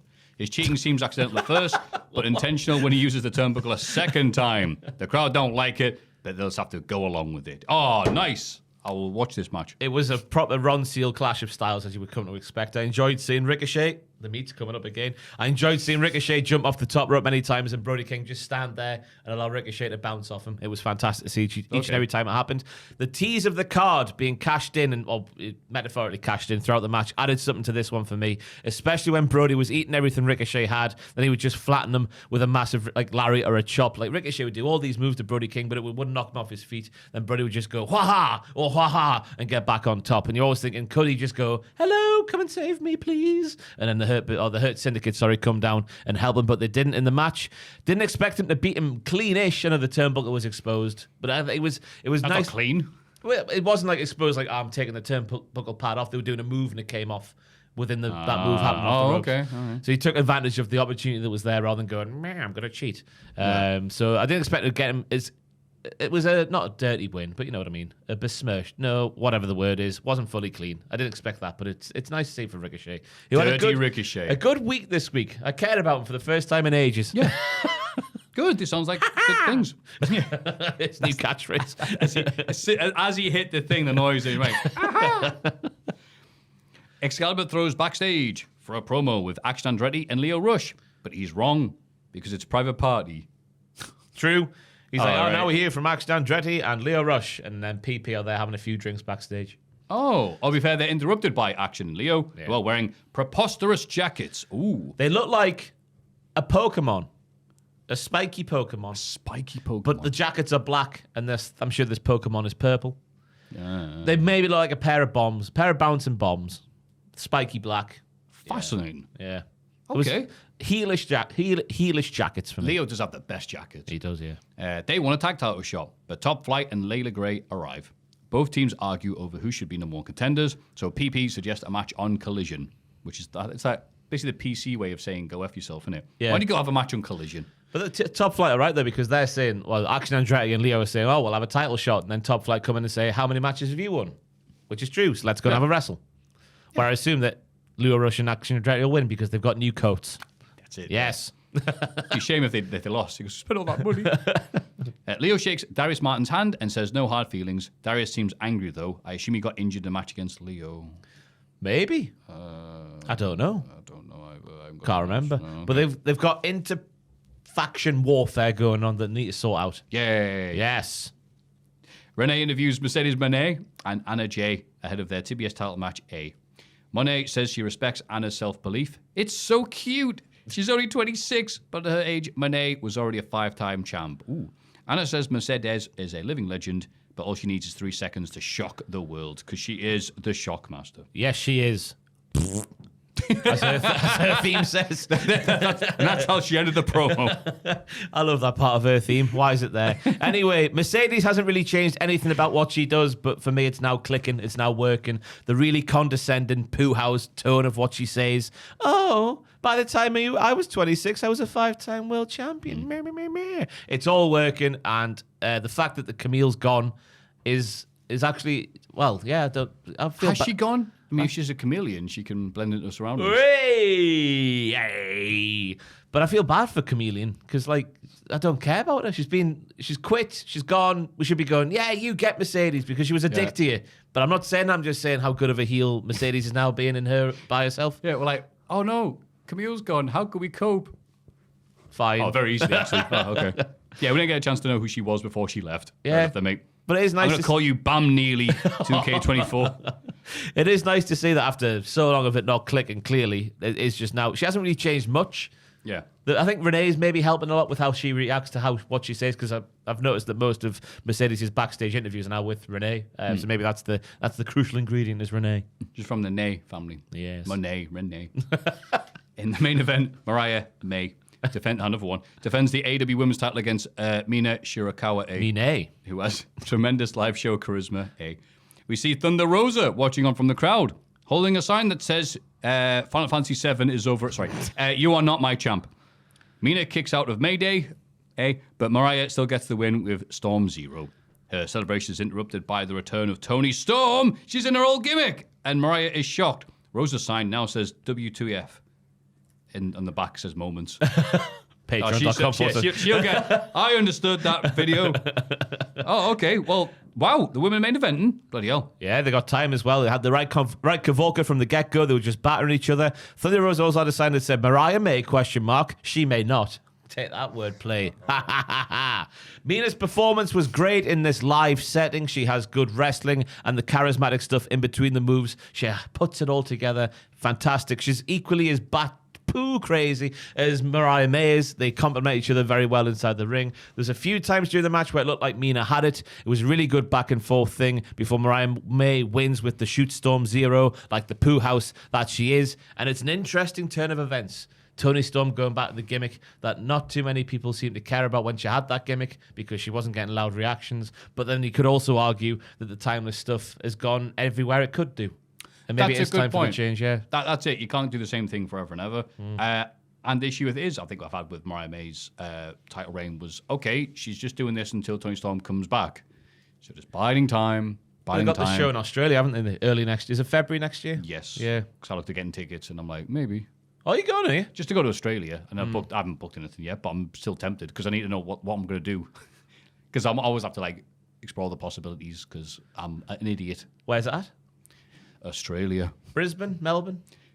Brisbane? No, Oceania. Oh, yeah.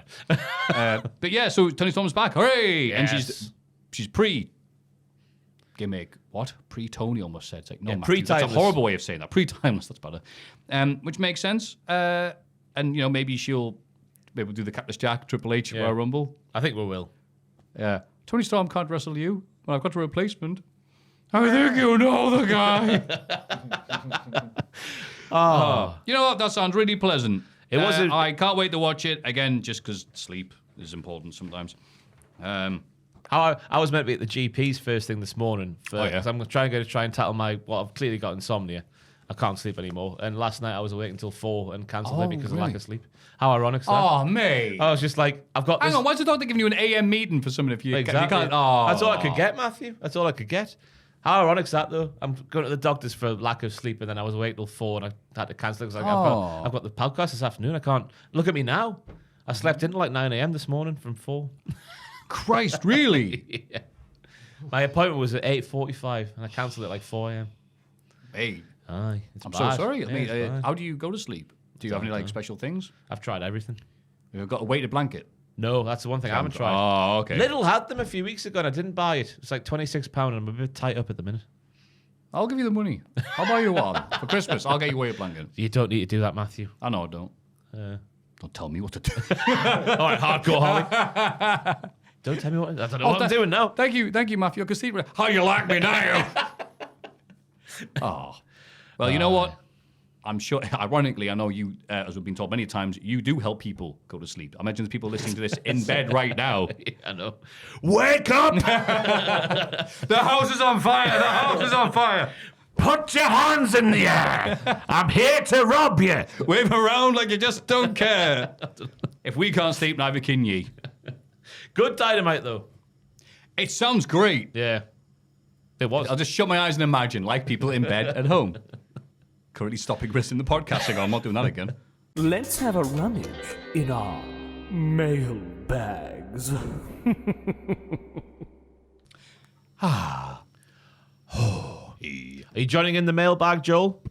Yeah, sure. Good. Sure thing. Sha.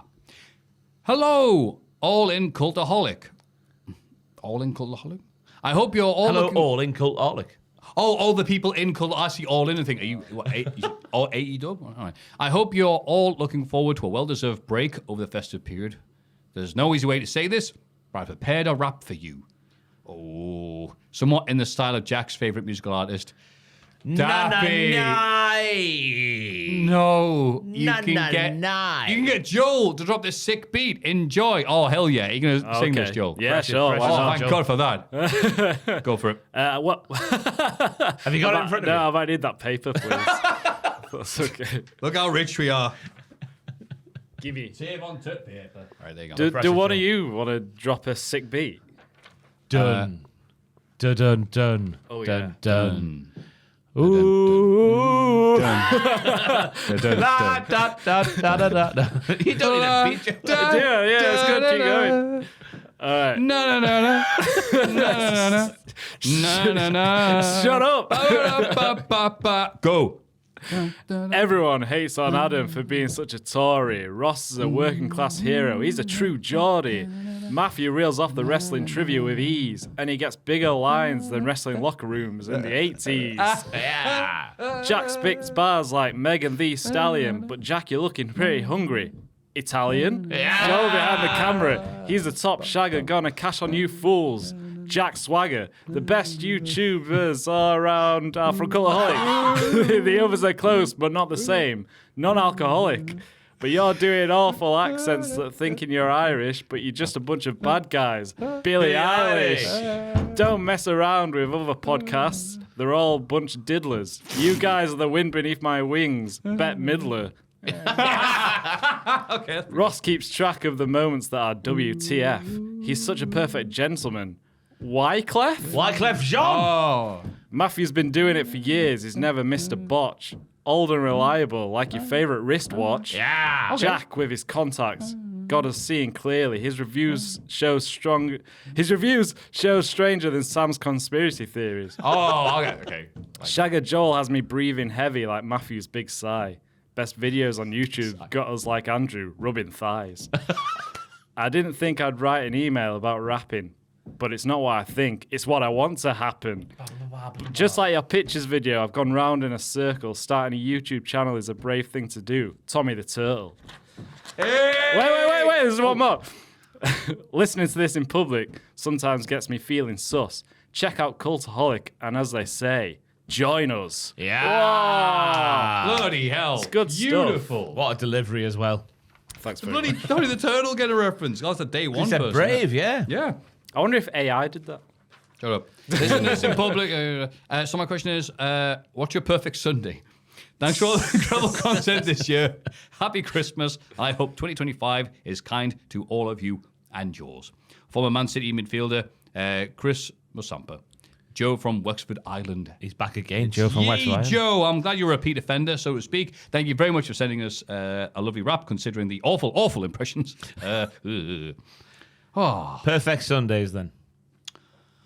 Easy for me. Bacon sandwich on a Sunday morning with a couple of cups of coffee. Yeah. Ideally watching goals on Sunday back in the day. I used to really enjoy goals on Sunday. Chris Kamara and Ben Shepherd back in the day. And then mid-afternoon, the roast is presented. End the Sunday with either obviously the Super Sunday football or a little bit of a film from time to time. Similar breakfast. I imagine I'm going to have lots of turkey ones this upcoming few Sundays until April next year. Roast is all I was thinking of straight away for that, but I realize you have to wake up and do stuff before then. I'm older now, so I'll be already getting up just in time to enjoy the roast as my breakfast. I'm not going to lie. And then, probably the same as you, watching some football stuff on my dad's ridiculously huge TV. It's assuming I'm at my parents, because if I'm by myself, I might go out to Sunday. Same as it is, ain't it? Yeah. That sounds sad, doesn't it? It is sad. This is the perfect Sunday, so I understand. And then probably my dad looking at ITV4, which means it's going to be a Bond film or The Hunt for Red October or Die Hard 2. You know what? Any of them will do me, Dad. So I'll watch that with him until he falls asleep and looks for his toe. And then you beat him up And then I beat him up. in his sleep. And I'm out like a thief in the night. What about you, Joe? I'd start with a sausage sarnie. Oh. And then some coffee. And then go for a walk. And then go to the pub. Have a pub lunch. And watch the football. Pretty much the same as you. Yeah. Sounds nice. We're doesn't so bloody English, aren't we? 3 white lads from the north. Hey, I eat me roast. There's no wrong with that. That was the best thing about back in the day, playing football on a Sunday morning and then coming home for like the Sunday roast, like hours after playing when you're starving. Oh, what a time to be alive. Now it doesn't slap the same. You got to make it yourself, though. Oh, absolutely. Yeah. We'll go around. It used to be the routine of going to my grandma's in Darlow. And I used to say, Grandma, if I'm ever on death row, I want my last meal to be one of your Sunday roasts. And my grandma was like, I don't want you to be on death row, son. I'm like, oh, okay. In my head, that was a compliment, but she's very understanding. Yeah, honestly, I've never had like mashed potatoes. No one's ever done them the same as her. So I assume whatever she was putting in, you can't buy anymore. It is weird how everyone's family's got like that one thing that they think is done best ever. Like my grand's Yorkshire puddings were the one. Oh, Jesus Christ. She used to make them from squash. Squash. I heard it. I was going to ignore it, honestly. Given I know you've had near sleep, bless you. What's yours, Joe? Your family lambs. What's their trademark? Not my mum. My grandma makes some nice stuffing. Oh, yes. It's cold though, which is interesting, but it's nice. She makes it before and leaves it alone. Yeah. But it works. Gonna It works prep. cold. It's nice. Yeah, I guess the good. gravy can heat it up and stuff. Yeah. Mix it all in. It's drowning this stuff in with gravy. I'm hungry. Yeah, I know, this is the wrong thing to be saying in this part of the podcast, but oh, God. What a nice question, and thank you very much for the wrap. Good evening, you bunch of grim diddlers. Hello, you awful nonce.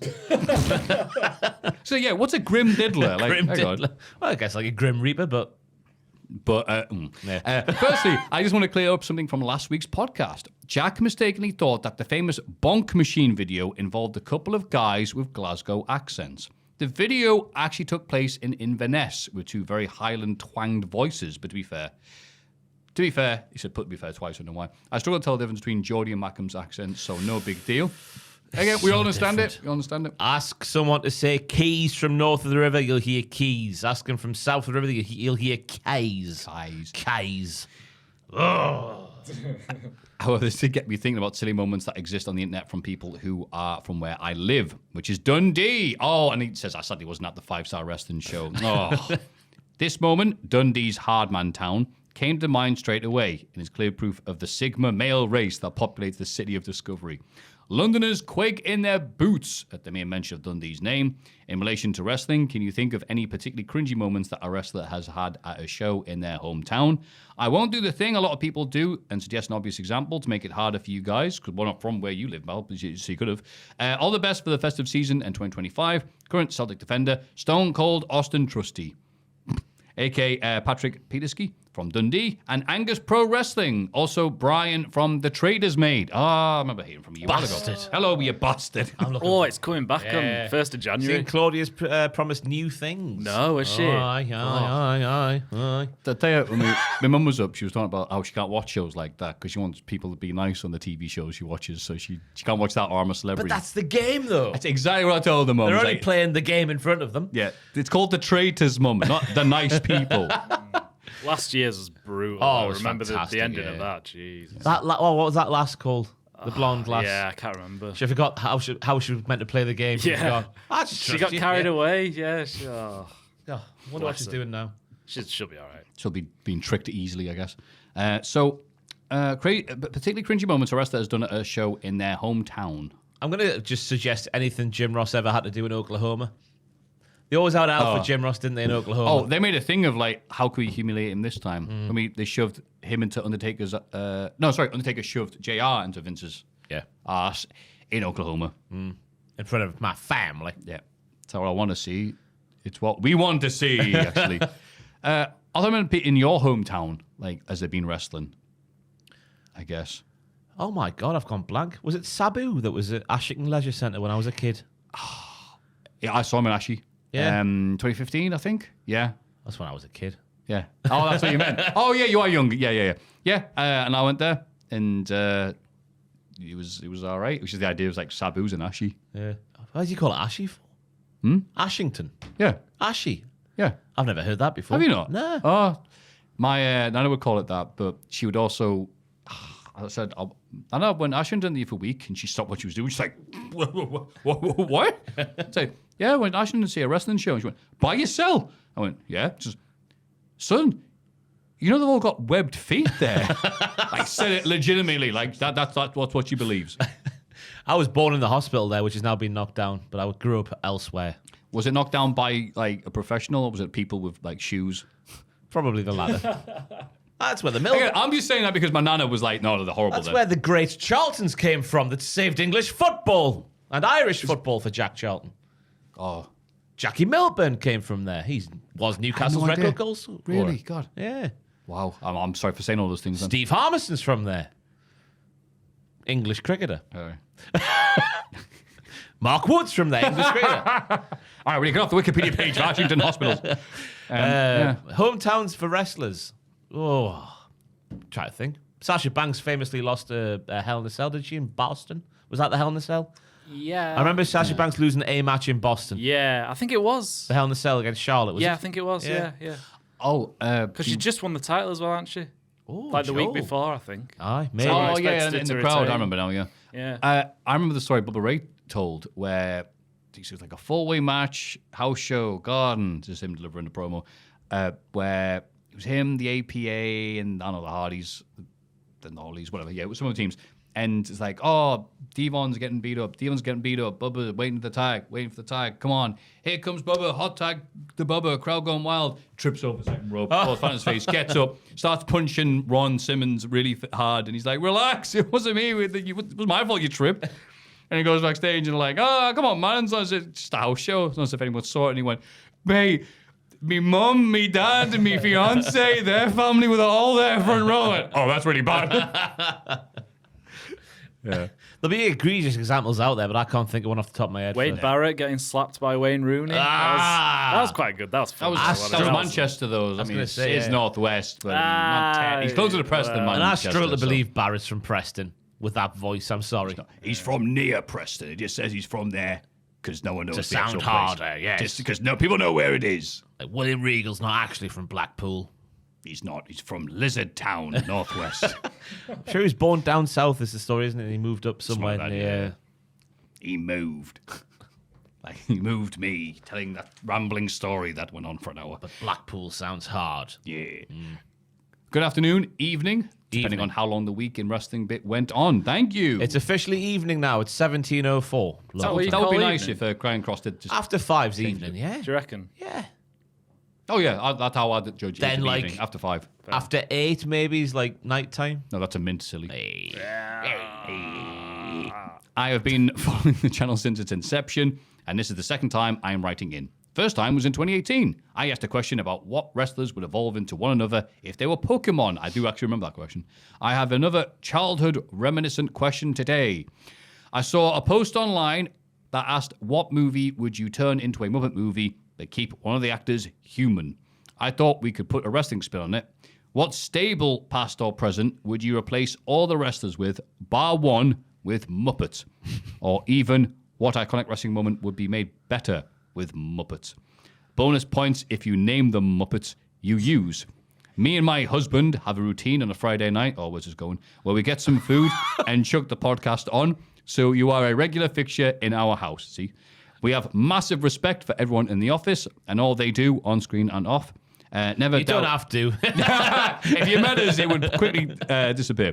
Never doubt how much all us Cultaholic fans enjoy the podcast every week. Keep being you. Lots of love. Fishing hobbyist and fried chicken aficionado, Paul Gascoigne. Oh, well done. A.K. Oh, We Mad Rach. I know Mad who you are. Rach. A.K. Rachel from Livingston. P.S. I hope that guy whose girlfriend lost the title belt broke up with her. We haven't heard back from him. Not heard back, no. Hell, I cut off one of my friends when I was younger because they wrecked my Sims 2 disc. Quite right. Quite right. I was a nice hearing from We Mad Rach. She's got mad because her name would come up on Twitch. You go, oh, it's We Mad Rack. You go, oh, Rich short for Rachel. Right. Lyra Okay. Valrakia. Also calling the podcast like everyone else, Drew. So thank you very much. Oh, okay. Stable-wise, All yeah. right. Andre Chase, obviously, being surrounded by Muppets. Come on. No, you're supposed to change something about this. Fantastic. I would argue that only Thea Hale could qualify to be a Muppet. That's an awful thing to say. Yeah, I would agree with that, yeah. But Andre with your animals and all the classics. Fozzie Bear. Yeah. Fozzie Bear can be the MVP. I don't know many Muppets, to be honest. I don't know many Yeah. Muppets either. American Eagle. I mean, this guy here says everything's better with puppets, so he's bound to know Oh, okay. Yes, all I the do. Muppets. Yeah. You missed your opportunity this week. You should replace Jack. What do you mean this bit's old and tired and no one likes anymore? Oh, all right, fair enough. Go back to bed. God, I should know that. I should know the names of them, but the one we watch, my dad has to watch Muppets Christmas Carol every year. Yeah. So I'm looking forward to that. And I'm saying it, I've got the songs right. There goes Mr. and set the rest. But then I go, I've watched that film a billion times, and I only vaguely know a few of the names because they're all playing Christmas Carol people. So We could cheat and go, yeah, Bob Cratchit could do a run-in. Michael Caine. Yeah, there you go. Iconic wrestling moments paced by Muppets. Yeah, that's got to be Michael Caine. He hates Christmas. And also, The Undertaker. What stable are you doing, though? I'm trying to think. What stables do I like? But you got to keep one of them human. I like the idea of Main Street Posse all hang around Shane McMahon, who was a Muppet. The head of the stable being a Muppet, the rest being human is what I like. Which Muppet? Oh, Gonzo. Oh, the big-nosed freak. Yeah. Come on, guys. We're going to rumble. okay, Gonzo. Joel? It's okay, my dad's rich. Rollins already sounds like a Muppet. So you can do the Shield Yeah. and keep Rollins. See that? I was Oh, no, a Muppet hit me with a Textbook Muppet Rollins. chair. With his arms flailing like that. And he did it. Which Yeah, Muppet is the that's it. closest to Roman Reigns? That's the question. Well, Kermit, I guess. Yeah. And which Muppet is closest to Dean Dean Ambrose. Ambrose is his name, yes, Yeah. not John Moxley. Animal, maybe. He's like, rocking wild. and- Punk, it's me. I'm writing to see if you train me for free. Yeah, that's good. You're doing that thing off Looney Tunes, that little spaceman thing. I forgot his name. Oh, The Martian. Who also was rejected cruelly by CM Punk. They all hate him, all the fictional characters. I'd like to see, in terms of a wrestling moment, the streak ending, but Taker being pinned by a Muppet would be I fantastic. just thought, iconic wrestling moment replaced by Muppets. Linda McMahon standing up at WrestleMania because it's just the puppet not being used and then suddenly a hand goes up. Oh, that's good. Yay! Hey, the Muppets. I'm going to watch that tonight, The Christmas Carol. It's been a year since I've seen that film. Oh, it's not yeah. an annual. Again, I'm just judging by my family, so I assume that everyone watches it every year, but no. Yeah. Oh, not every year, no. It used to be a staple when I was a kid, though, but not since growing up a bit. Yeah. I was so happy when I watched Treasure Island. Well, it's a great film. Because it's great, and it wasn't that. It wasn't Christmas Carol. I was so happy. I went, this is better than Christmas Carol. And my dad's like, don't say that again. He's a Christmas Carol stan. You'll have to tell him that. I'd explain what it is, and he'd go, yeah. What's your point, Maffew? Well, those are some lovely questions from yes. some lovely people. If you are lovely, please send us a question to mailbag@cultaholic.com.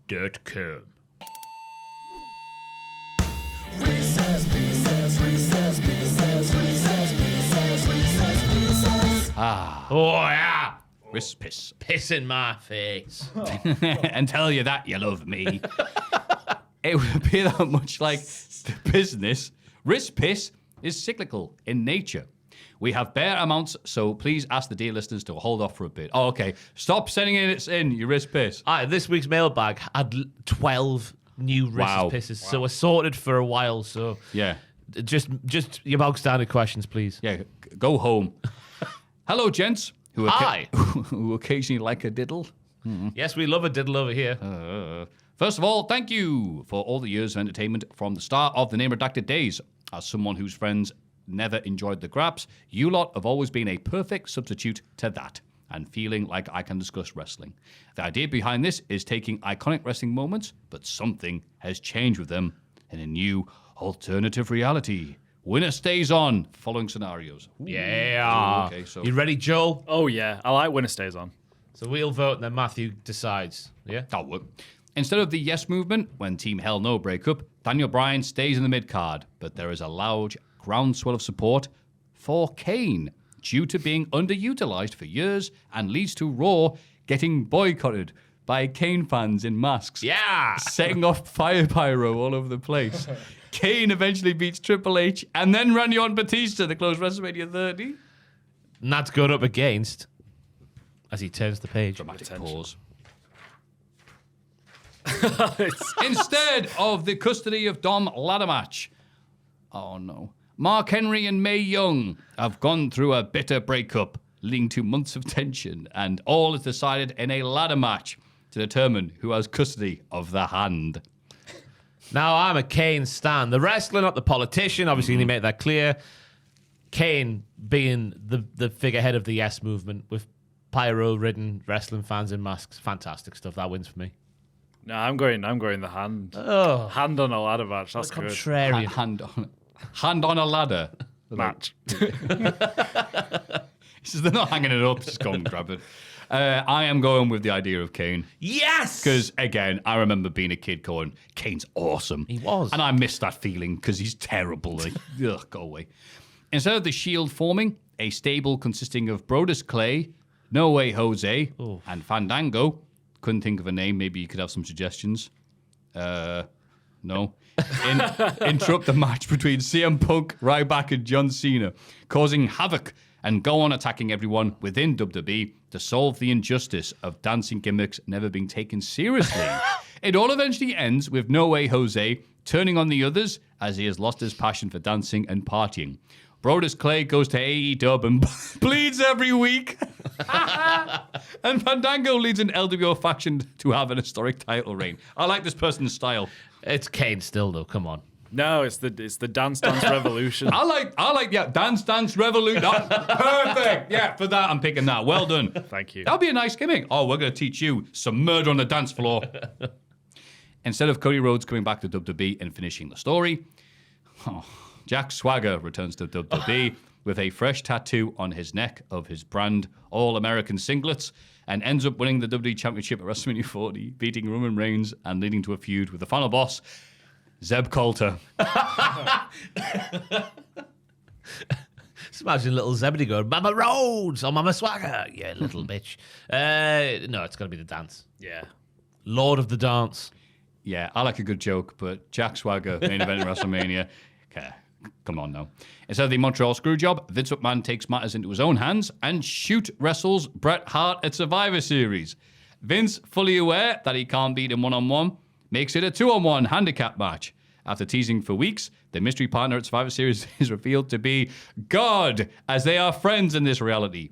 They win, and Bret debuts in WCW in a tag team match with the Devil, who then, after Monday Night Wars, goes to WWE to try and exact revenge on Vince and God. Tomfoolery exists. The dance is still out on top of that, you know? Sounds pretty horrible, that. I don't like this because you're being silly now. Bret Hart is God. Instead of John Cena becoming the Doctor of Thugonomics due to not engaging with the crowd, he gets fired.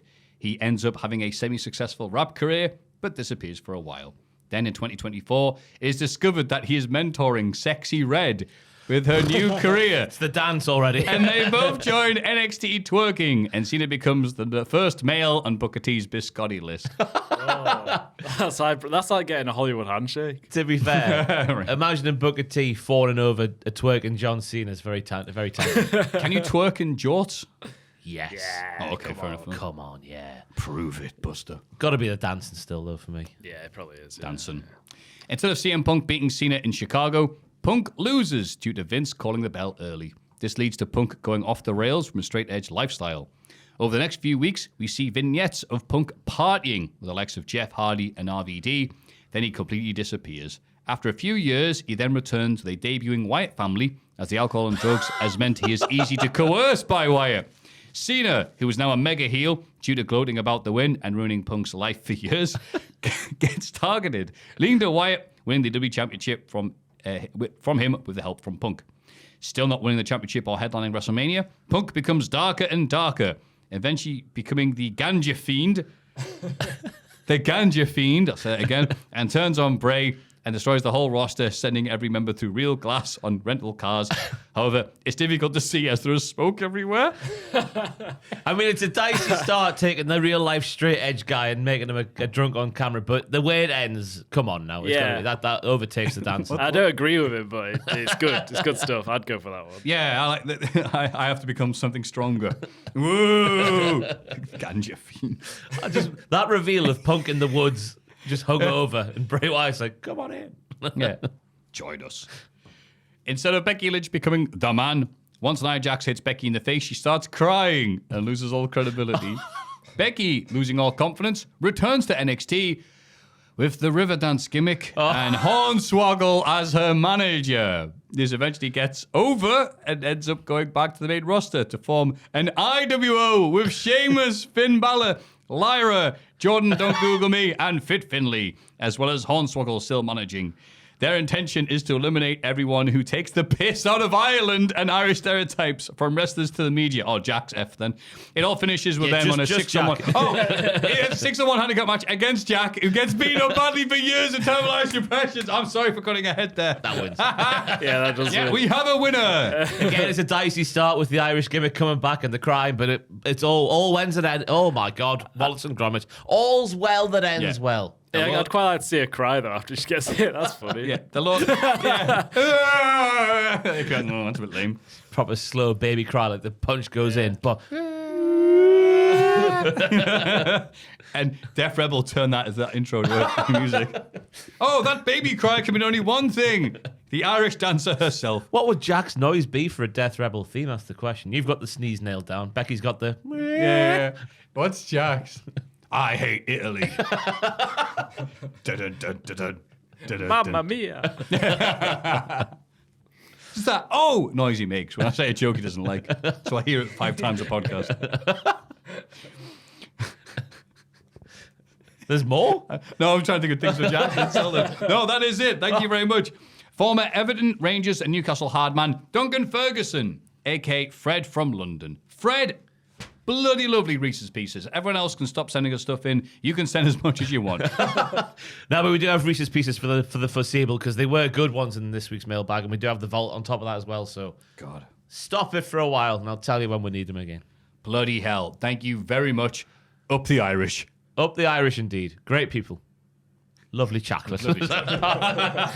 We're back. It's Cultaholics.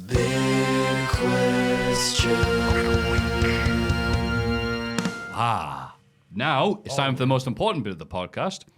The big question. No, singing about the producers. Oh yeah. We're going to do this before deciding what the big question is. Yeah, this is we're Silent off the main rails. event is coming Oh, up. well, So we're the best match. Yeah, Yeah. fair enough. it's easy. This is the hard You've bit. done this podcast before. I have, Ross. No pressure, I've also Joel. slept. Yeah. I need to find myself. Oh, he's choking already. You went I've done straight this away. somewhat badly. Jack did his somewhat betterly. Ross is obviously still On the benchmark. Monarch Ross, as some people like to say. So Joel has gone, All right. I want to do the songs. So I will say the name of the producer and you will do your little ditty. We'll try and Sure. join in if we know the song, but if not, well, Okay, tough. we might have done some of these songs before, but It's all right. Oh, he's flapping. People are just happy to be. Reno 2200. his name is Reno and he's from a future place. Do. His digits are 2200 and they're 8. Yeah! Good start. Come Good start. on. Raise your fists. Noah Anderson. Do you know the song Allison by Elvis Costello? Might recognize it if you start. Yeah. Okay. Anderson, I know this ark is built for two. Oh, Anderson. Oh, because he's Noah. Yeah. Yeah. His I aim just got is that. true. There you I thought it go. was the actual song Elvis was singing about an ark. you know, Alice's ark and the Elvis whole Costello. thing. Okay, good. Yep. Levi Nice. LaRue. The jeans are blue, you won't believe it. Take the food out of the oven, you don't need a mitt. Everybody wants Levi LaRue. Oh, this is going swimmingly. It's not bad, eh? That's good. Jimmy Gillen. People try to put him down, talking about my Jimmy Gillen. Yes. Just because he get around, talking about my Jimmy Gillen. Things they do look awful cold. Talking about my Jimmy Gillen. I hope he don't die before he get old. Talking about my Jimmy Gillen. Jimmy Gillen. No, never heard of it. Larry Robb. Okay, this is the obscure Kinks song. Yes. So it goes, Larry Rabb, do anything just to get to Larry Rabb, and he curses himself for the life he's led. Calls himself a Larry Rabb and gets a song instead. So you just replaced the Harry Rag with Larry Rabb. But it just fits so easily. It does, yeah. It's seamless. It is. But there's no other rewrites there, just to clarify. Well, We haven't heard the song, so you can say what you like. the last line I said he gets a song instead. Ah, okay. Means a cigarette. A Harry Rag It's a Oh, is cigarette. that a real thing then? From the King's days back in day? Back in today. Oh, yeah, apparently. Fighting it's woolly mammoths. Aye. Yeah. I remember them well. It rhymes with something. Yeah, Oh, tear of grace. tough That one. tear of grace rolls down my cheek every time they serve up a treat. Another member of the Patreon. Oh yeah. Wish he was mine, but here's his song. I wanna hold him, wanna hold you tight. That tear of grace is really nice. Oh, yeah. Fantastic. Lord Bushi. L-O-R-D Bushi, what a lord he is to me. L-O-R-D Bushi, I would serve him some tea. Suck it to me, suck it to me, suck it to me, suck it to me, suck it to me. Kendrick Alltop. Don't stop, never give up. Hold your head high, Kendrick, all top. Let the world see your great big mop you'll need after your poo. Great big what? Poo? Let the world see your great big mop you'll need after your poo. Oh, he's overflowing the toilet. Yeah. Wait, hang on. You had me until that bit. I just couldn't think of the Kendrick does some It's poos. classic Dappy. It's classic Dappy. Oh, back to him again. Yeah, and S Club. Okay. Bubba H. Let's tag it, Matthew. Bubba 1520. Oh, Bubba, you 15 and 20. But you say he's just a shrimp. Oh. But at least he's not a simp. Oh, Bubba, baby, you. Oh, right, okay. Talk about me. Okay, is that it? Is that all of Say them? he's God, the just a friend. historical songs used Say here. he's just a friend. Oh, Bubba. That was good, that. Yeah. That was all of them. Well, bloody. Okay, easily second place behind Ross then. Take that.